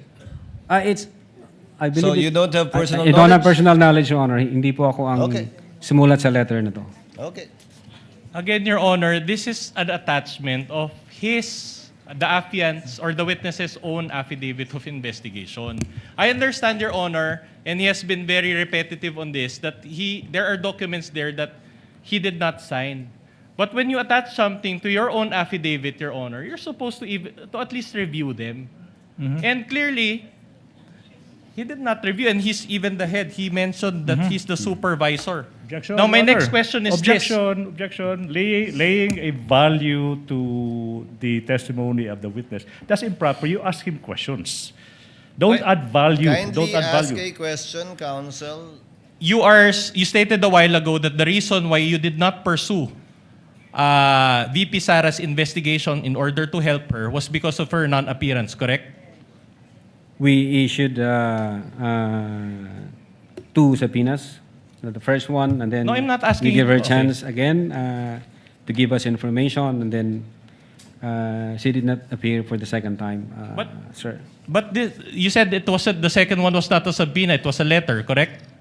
Well, the letter is the basis that we conducted motu proprio investigation on the alleged threat against the Vice President. The purpose of the 2 subpoena is also, base sa usapan namin ng then Director Jaime B. Santiago, pag nag-appear ang Vice Presidente, tatanungin din po ng Director namin, Ma'am, pwede mo bang i-share sa amin ano yung threat sa life mo? Baka meron kang information na pwede namin pagsimulan. Counsel, allow the presiding officer. Sir, you referred to the letter and the subpoena. As I pointed out earlier, the subpoena does not make mention that you're asking for evidence about the threats against the Vice President. You just said in your subpoena for information regarding what is under investigation by your office. Now, in this letter that you referred to, signed by Assistant Director Ricarte, Yes, sir. nowhere can Okay. I find too that you're asking the Vice President information about the threat against her. You quoted several instances about the Vice President's statement against the President, but I cannot see a reference to the threat against the Vice President. Now you're telling me again that you intended to ask her when she comes. But If I may answer po, Your of Honor. course, sir, please. Thank you. Yes, Your Honor. Kung pwede ko pong basahin. Please, sir. Kindly guide us po. Quote, this Bureau wishes her well and we would acknowledge if she can find a convenient time to visit the NBI since, according to her, she received threats on her life as well. As part of its mandate, the NBI would like to inform her that we are also investigating on the said threats. Her appearance to the NBI will aid us in the expeditious investigation on the said threats, Your Honor. And then this is the basis for the issuance of your 2 subpoenas against her. Hindi po. Ang dalawang subpoena, Your Honor, is para dun ho sa grave threats and inciting to sedition. Para doon na po. Opo. Yun po yung purpose ng dalawang subpoena. Letter lang yung sa kanya tungkol sa threat sa kanya. Yes po, Your Honor. Letter lang Bagaman sa kanya. sulat na to, binanggit nyo rin yung threat niya laban sa Pangulo. O ibang sulat po yun? Your Honor, in-explain ho namin dito kasi doon ho sa may letter ho na sinubmit ang lawyer ni VP, nagtatanong ho siya kung pwedeng makakuha ng copy ng complaint. And then kung ano yung mga itinatanong at itatanong ng NBI sa kanya, in-explain ho dito sa letter na to kung ano yung nature ng complaint. Yung mga allegation laban sa kanya. Opo, Your Honor. Thank you, Attorney Latok. Counsel, you may proceed. But the long and short of it, in that December 2024 letter, you provided a November schedule, correct? Again, I cannot answer to that. Ang signatory ho ang makakasagot, sir. So in other words, she could not have attended that November 11, 2024 because as of the date of the letter, it was already December 2, 2024, correct? Well, Your Honor, yung second letter na sinubmit ng lawyer niya, ang sabi nila doon, the Vice President is confident that the NBI will conduct an investigation on the alleged threat against her life. Yeah, but despite this error, do you still maintain that the investigation that you conducted was thorough? You used that word a while ago. Investigation on the alleged threat against the Vice Correct. President? We are looking, Your Honor, for a validated information, confirmed information para ho meron kaming pagsimulan. But insofar as my office is concerned, since hindi na ho ako may hawak dyan, baka ho merong ibang tinask ang aming director para dyan, sir. So as early as December 2, 2024, the NBI has been investigating regarding the threats against VP Sara. Correct? When we issued the first subpoena and then when we issued the letter dated 02 December 2024, ang intention ho namin noon, i-inform namin siya na nag-iimbestiga din kami, ma'am. Kaya lang, kailangan ho namin ng valid at validated information para ho mapagsimulan namin. Mali lang yung schedule na nabigay doon sa Vice Again, President. wala akong personal knowledge dun sa scheduling, sir. Oh no, after more than 1.5 years of investigation, has the NBI come up with a recommendation? We Ask should- and answered, Your Honor. Ask and answered. Kanina pa. No. Recommendation on the Witness threats may against answer. VP Sara. Witness may answer. Oh, withdrawn. This is the investigation pertaining to the threats against the Vice President's life. Okay, thank you, Your Honor. Again, since wala ho kaming validated information, wala ho kaming nakitang confirmed doon sa allegation, threats against her life, Wala ho kaming mapagsimulan, sir. So Wala ho no, kaming that's okay. mapagsimulan. Meron din bang affidavit of investigation para kay VP Sara, gaya ng ginawa ng NBI para kay BBM, FL at former speaker? Since wala ho pa kaming validated information, wala ho kaming mapagsimulan. So in other words, meron para kay BBM, Objection. FL, at there's no question yet, Your Honor. Yes. At former speaker, pero wala kay VP Sara. Argumentative, Your Honor. Argumentative. That's a factual question, Your Honor. Asked and answered. Move Okay. on, counsel. If no affidavit of investigation, is there any written report on that investigation? Anong investigation po, Your Honor? Yung against VP Sara. May written report man lang ba? Well, ang makakaalam ho niyan, yung aming intelligence service, sila ho ang may pull up information from different offices. But as far as you know, wala pang written report on this? Well, during that time, insofar as the cybercrime investigation is concerned, wala akong nakita na gano'n, sir. Wala pa. Nung time na yon, alright. sir. In other words, since wala pang written report, wala pa ring opportunity si VP Sara to supplement any report that you have prepared. Again, wala akong idea kung mayroon ng written report ang aming intelligence service. Ang alam ko, kung ano lang yung nangyari during nung investigation namin, cybercrime investigation, cybercrime division investigation. All right, I'll move on to a new point. Now, as an investigating body, the NBI is called to be impartial, correct? Yes, sir. Meaning you have to evaluate both sides, not just one side, correct? What do you mean both sides? The sir? offending party side and the offended party side. Yes, sir. All right. In other words, you evaluate the side of the complainant and you also evaluate the side of the respondent, correct? Evaluate the side of the complainant.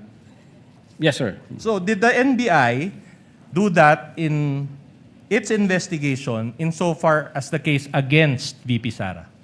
Precisely, Your Honor, the reason why we issued a letter dated December 2, 2024 All right.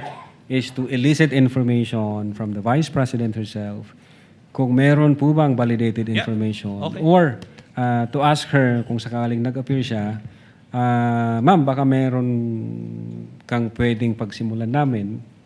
But again, kahit representative, wala akong may dumating sa amin na magbibigay sa amin ng informasyon para pagsimulan ng investigasyon. Yeah, but didn't the counsel appear? So she participated through counsel, correct? The counsel, Your Honor, only stated na yung threat is, again, yung 6 months ago na nung conduct ho kami ng open source investigation, wala ho kaming nakitang validated talaga, sir. So wala kami mapagsimulan. Saan kami magsisimula doon? Okay. So, to enlighten this honorable court of what really happened during your investigation, you issued subpoenas, correct? We issued subpoenas, sir, yes. And several people participated, correct? Media personalities. Yes, I will go to that. I'll just answer the question first, yes or no. At least 4 people, correct? We issued subpoena, yes, sir. Reyes of Philippine Daily Inquirer attended with counsel. You confirm this? I think so, sir. Mendoza of Manila Times also attended with counsel. It was reported to I think Magsambol and Reyes. Yun alright. yung report sa akin ni Agent Calilong, sir. How about Rubrico of SMNI? Yeah, yung 6 ho na yan, as far as I know, na issue namin ng subpoena, I think yung iba dyan, hindi ho nag-appear kasi yung isa nasa China, meron siyang parang I'm not asking about understanding. those. I'm just asking about The the witness is people in the that process of participated. answering the Counsel, question. witness is in the process of answering. Let him finish. Are you done, Attorney Lotok? Yes, Your Honor. You All may right, proceed, counsel. and these people were interviewed by NBI agents, correct? By NBI agents, sir. Okay, the NBI agents included Calilong, correct? Yes, sir. For Magsambol and Reyes, Geran for Mendoza. Yes, sir. I think. All right, but Asuncion for Rubrico, correct? Yes, Assumption also. All right, sir. and the Q&A was recorded, correct? Yeah, I think may transcript yata. Na All right, ginawa very well. sila, sir. After the interviews, the NBI agents executed affidavits, correct? Yes, sir. They Attesting have. to the interviews conducted. Yes, sir. let's go through the minutes of the meeting attached to the affidavit of investigation. There were 4 sets of minutes of the meeting, correct? 1 for Reyes, 1 for Mendoza, 1 for Magsambol, and 1 for Rubrico. Do you confirm this? May I check first the document, sir? Your Honor, may we ask, Your Honor, that my co-counsel confronts the witness, not the prosecution's counsel. This is our turn, Your Honor. And we want to use the official copy, which is the the impeachment court's copy, Your Honor. So we don't know what copy the prosecution's lawyer is confronting the witness with. Counsel will please comply. Ano yun? All right, so minutes of the meeting.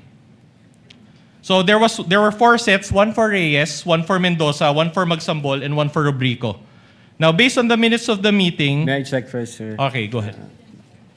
Reyes. Yeah, them si Reyes.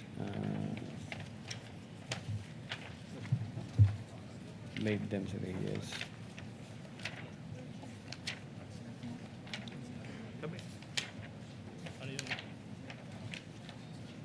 This is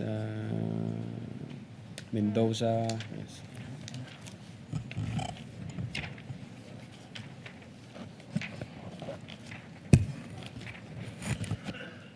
This is Magsambol.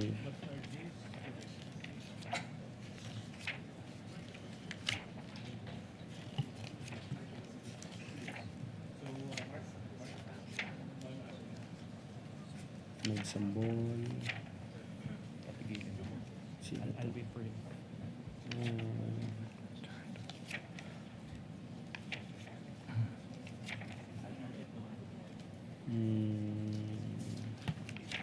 Rubrico.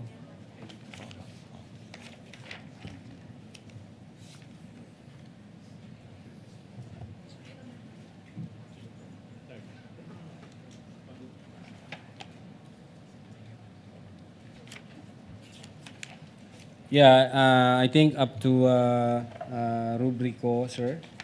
All right, so you confirmed that there was a Q&A? There is Q&A. Okay. And then, konti lang yung mga tanong nyo. Actually, not more than 20 questions per interviewee, correct? 20 questions. Sir. All right. And how long did the interviews last, if you know? I think ang report sa akin nag-appear sila, nag-participate sila sa interview, but dun sa timeline, no personal knowledge, sir. All right. Makakasagot nito yung mismo yung nag-interview, sir. Okay, but in that interview, they were asked about their personal knowledge on the November 23, 2024 press con, correct?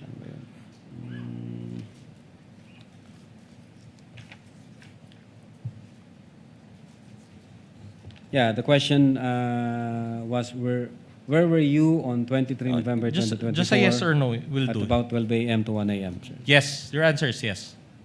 Yeah, there is that Okay. question. Sir. Now, during this interview, according to the minutes also that you're now perusing, a video of the press con was shown, correct?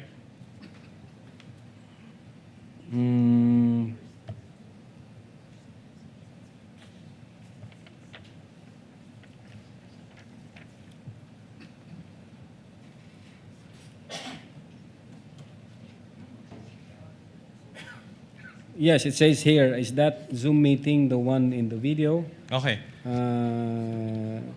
At this juncture, the agent showed the video. Attorney dated Lotok, 23. kindly just answer yes to abbreviate the proceedings Yes, or no. yes, sir. If Okay, you my don't see- question is this. Did the NBI show the entire video to the interviewee or just portions thereof? Ang makakasagot ho niyan, Your Honor, yung If you nagkanda know. ho ng interview. If dito. you know. I'm not sure, sir. Didn't you provide instructions to the NBI agents regarding the showing of the video? Well, the instruction is whether or not nandun ba sila nung nangyari yung press conference nung November 23. Yeah, but will you agree with me that for the investigation to be impartial, the NBI should have shown the entire video and not just certain portions thereof? That I cannot answer kung pinakita nila yung buong video. Ang instruction ko, Your Honor, part ng investigation is to ask them kung nag-participate sila o may personal knowledge sila during the online press conference of the November 23, 2024. All right, but let me direct your attention to page 189 also of Annex G9. This pertains to the minutes of the meeting of Kalilong. If we can flash that on the screen and if my co-counsel can confront the witness.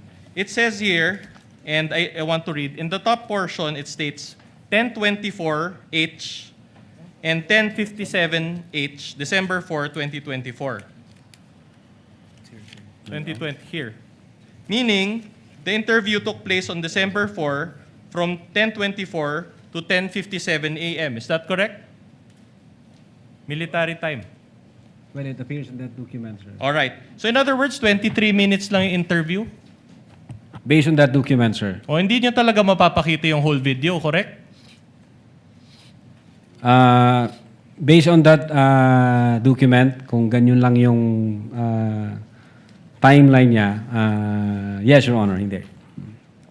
Kasi 2 hours mahigit yung video ni VP Sara, correct? Yes, Ask sir. and answer, Your Honor. Ask and answer. I'm just Then the time's emphasizing over. the time, Your Honor. Kaya nga, objection Move on, eh. Counsel. That's why... Senator Judge Soto is recognized. What is your pleasure, sir? Thank you, Mr. Presiding Officer, Mr. President. To satisfy the curiosity of our group here, we were asking each other, why did you invite these 4 media personalities? Yes, Your Honor, because they were there based on our investigation. They were there in the press con. Yes, sir, they participated. The whole press con. The whole press con, sir. So why do you have to show the entire press con again? Precisely, Your Honor, that's the point. We just want to establish whether sinabi ba to ng Vice Presidente at sinabi nila na yes, yan yung sinabi ng Vice Presidente. Yung point ho yun na may kinontrata siya, may kinausap siyang tao. Kaya yun lang ang pinakita nyo, hindi nyo na pinakita yung buo because they were there. Yes. The entire yes, time? Are you sure they were there the entire time? They were there, sir. Okay, thank you. But you cannot have personal knowledge. They may have exited the Zoom meeting, correct? Yeah. You cannot say for yung, certain. Yung nakita ko dun sa video, ang pinakahuling nag-exit, I think 3 yata yun, sir.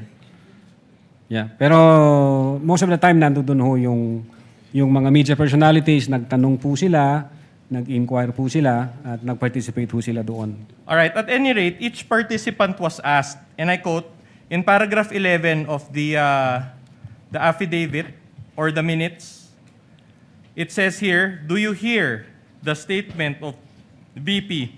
Yes, wag ka mag-alala ma'am sa security ko kasi kinausap na ako, which ends in, and then he said yes, correct?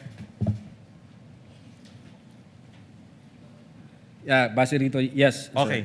So sa madaling salita, insofar as the interviews conducted by the NBI, wala nang tanong tungkol sa ibang statement ni VP Sara noong press con, tama?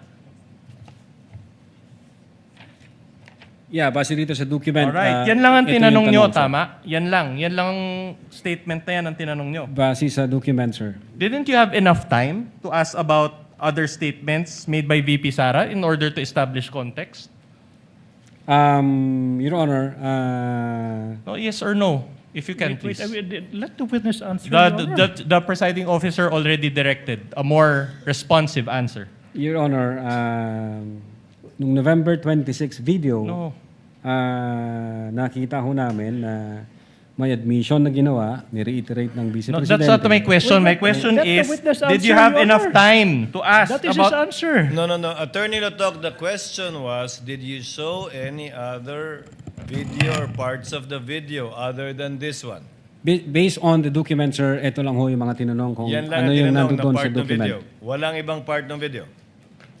Based on the document. Based on the document, ito lang po, Your Honor. Okay. All right. In other words, the agents focus only on this one statement by VP Sara, correct? Based on the interview, And sir. the Q&A used a targeted question, correct? Based on the document, sir, based on the interview,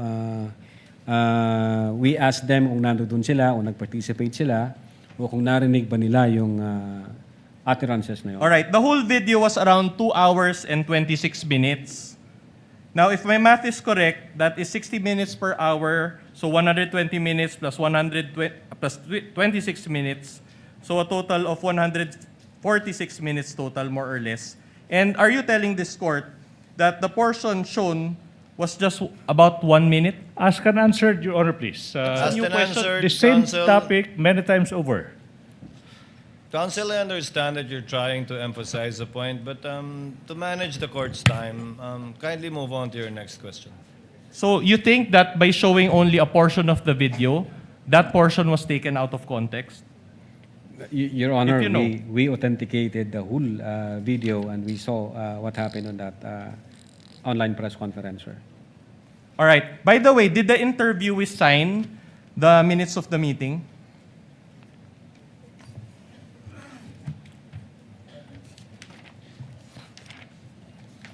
Insofar as the late side in Reyes,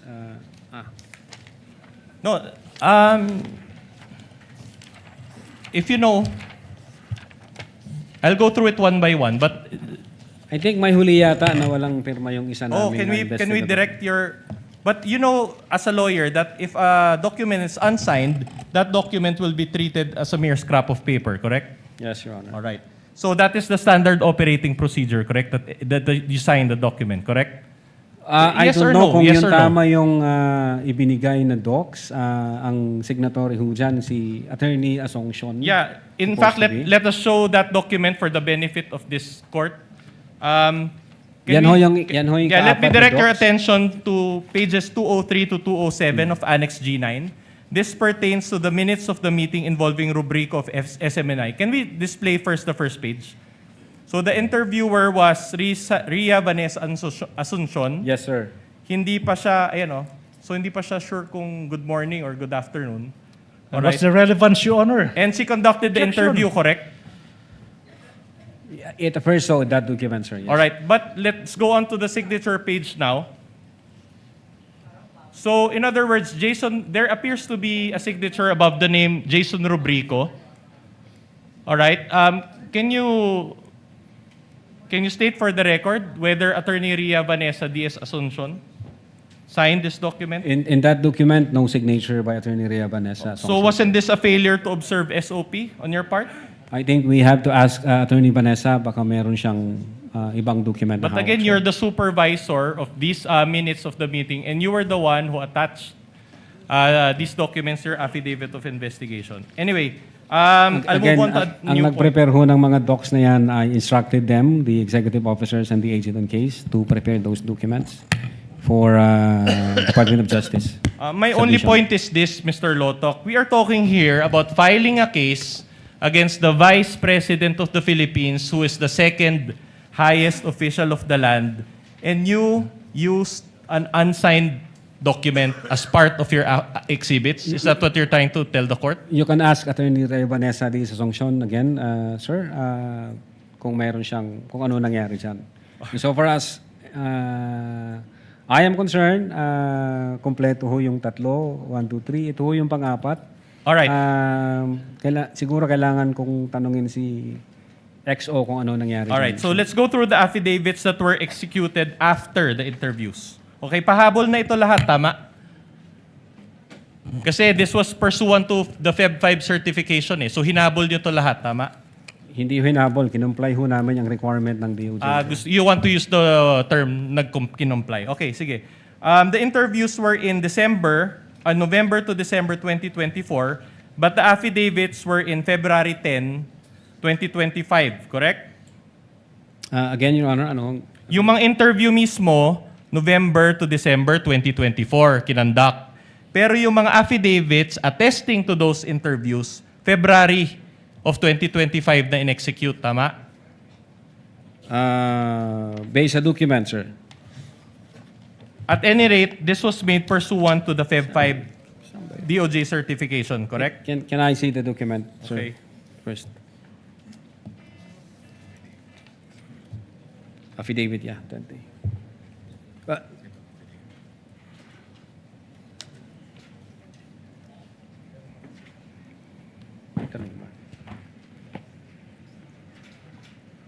Okay.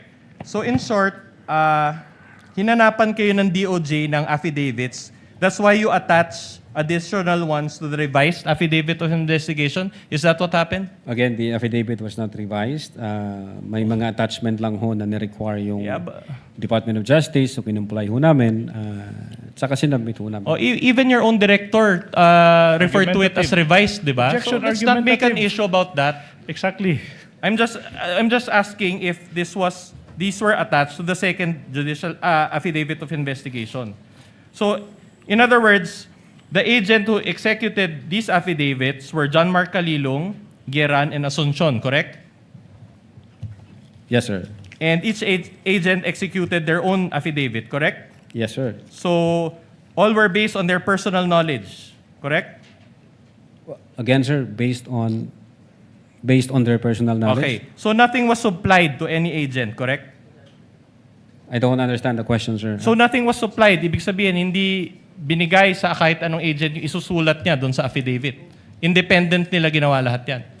Yung affidavit ng mga Correct. agent? Yes. Yes, sir. Base Alright. doon sa So, kanilang in other words, what you're telling this court is that these are bona fide affidavits and not template affidavits, correct? Bona fide and not what, sir? Template. Yung hindi pinirmahan lang basta.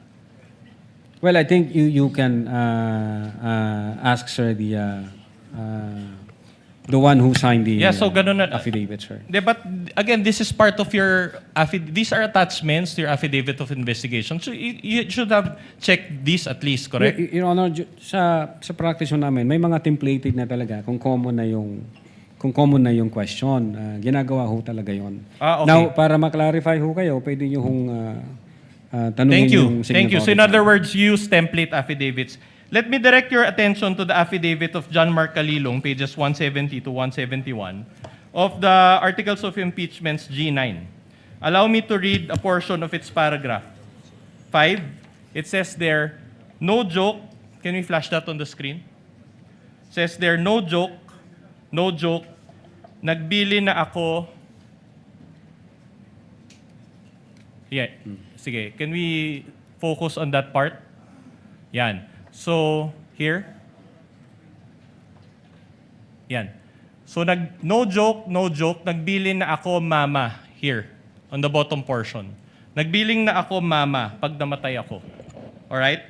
Do you confirm that there is a typographical error in the spelling of ma'am, which was incorrectly spelled as mama? Your Honor, if with all due respect, Your Honor, please, what's the relevance of a typographical error from being We will mom demonstrate to that, Your mama? Honor. I'm just laying the basis. What's the relevance? On a Typographical short error. leash, counsel, show the connection and relevance.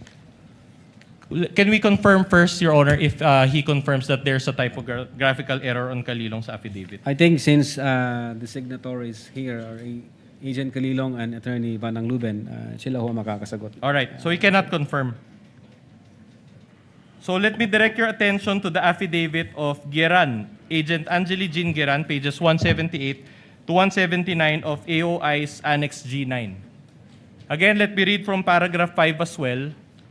It says here, can we zoom that portion? No joke, nagbiling na ako mama pag namatay ako. So do you confirm that there's also a typographical error in the spelling of the word ma'am, which was also incorrectly spelled as mama? You can ask the one who signed this affidavit, sir. So you cannot confirm also? You ask, you All can right. ask, Your Honor, the one who signed One the last, document. pages 199 to 200 of Annex G9 as well.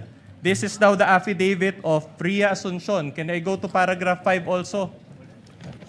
Oh, no joke, nagbili na ako mama. Can you also confirm that there's a typographical error in the spelling of ma'am, which was also incorrectly spelled as mama?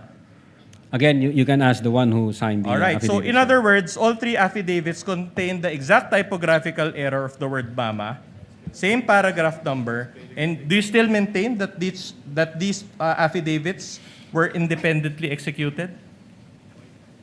Mr. Presiding Officer. Before I recognize Senator Judge Zubiri, Counsel, I think inamin naman na ni Attorney Lotok na may mga templates sila. Kumbaga, may mga dekahon silang affidavits. Tama ba, Attorney Lotok? Opo, Your Honor. Yes, So, Your Honor. posibleng isa to sa mga dekahon yung affidavit? Is Yeah. that possible? Yes, Your Honor. Kasi same lang ho yung utterances eh. Siguro yung pag-copy-paste dyan, kung ano yung unang na-copy-paste doon sa yung utterance, yun na ho yung... Kaya so, kasi parehong number 5, parehong mama, di ba? Meaning may point naman si attorney, may point naman yung counsel for respondent. So, it's possible that isa to sa mga dekahon yung affidavit. Yes, Na yes, pinilipan Your lang. Attorney, Senator Judge Zubiri, what is your pleasure, sir? Kung sa Bisaya pa, Your Honor, murag abogado. But yes, no, we appreciate the fastidiousness of the good counsel for the defendant on looking at all these particular issues. But due to the lateness of the hour, Your Honor, and I've been being egged by my colleagues here, we've been here for 6 hours, 2 p.m. to 8 p.m. May we request maybe counsel for the defense or the body that we just adjourn tonight and continue tomorrow, because all these details, after a while, I'm sure these gentlemen and ladies, both for the counsel and for the prosecution, has not even eaten dinner, and many of them are probably tired from sitting, as I am tired for sitting for 6 hours. May we take that break, Your Honor, and just continue tomorrow at 2 p.m. For the continuance of the impeachment court, Your Honor. Thank you. May I know how much longer is the cross of counsel for the respondent? Before I answer that question, Your Honor, we just manifest that this is the first time that the Vice President, through counsel, is confronting the witnesses against her.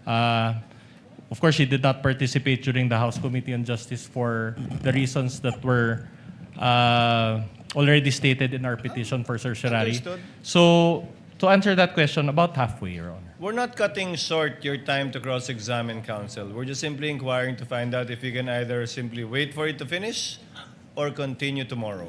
We're okay with either, Your Honor, but to also indulge Senator Judge Subiri, we can have a continuance, Your Honor.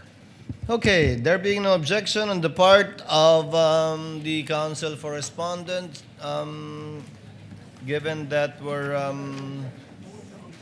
cutting for tonight his cross-examination.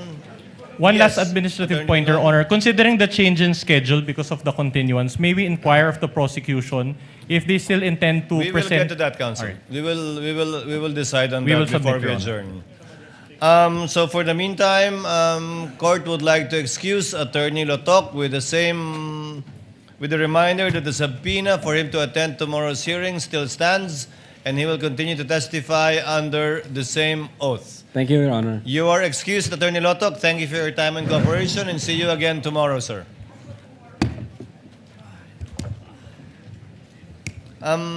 For some administrative matters, we are in receipt of the memorandum from the counsel for the respondents with respect to the issuance of subpoena for bank records and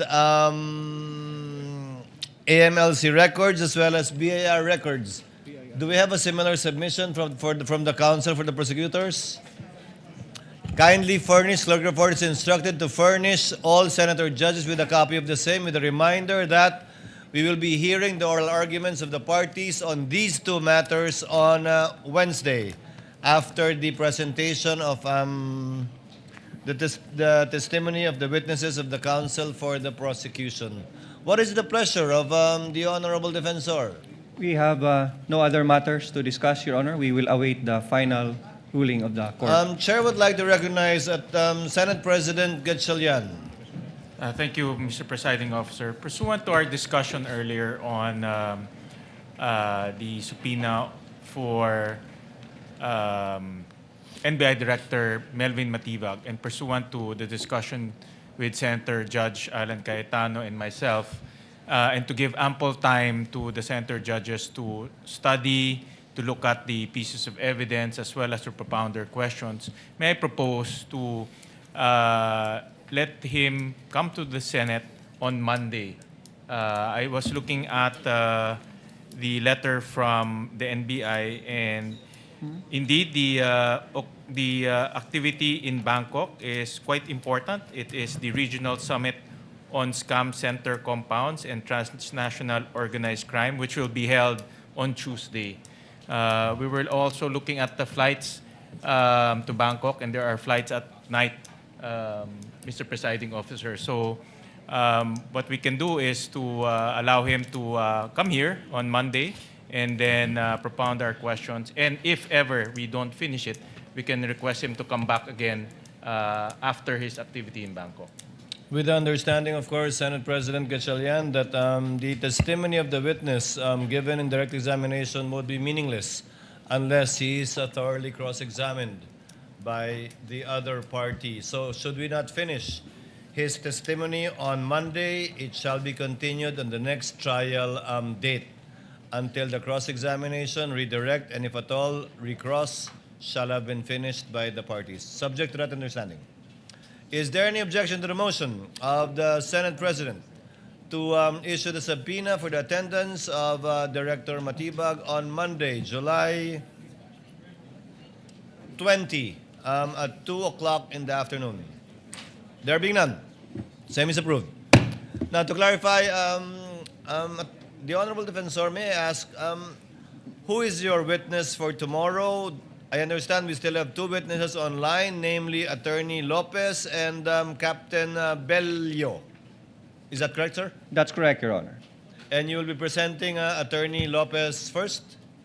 Based on our earlier manifestation, we're supposed to present her next, after Lotok, Your Honor. After the culmination of the cross, if at all, redirect and recross of Attorney Lotok.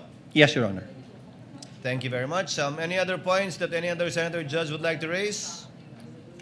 Any other points the parties would like to raise? Counsel for Respondent, given that the Honorable Defensor already said he has nothing further. We are okay with that presentation, Your Honor. There being no other matters to take up, and given the lateness of the hour and as manifested and moved by Senator Judge Zubiri, there being no objection, the trial is hereby adjourned until 2 p.m. of Tuesday, July 14, 2026.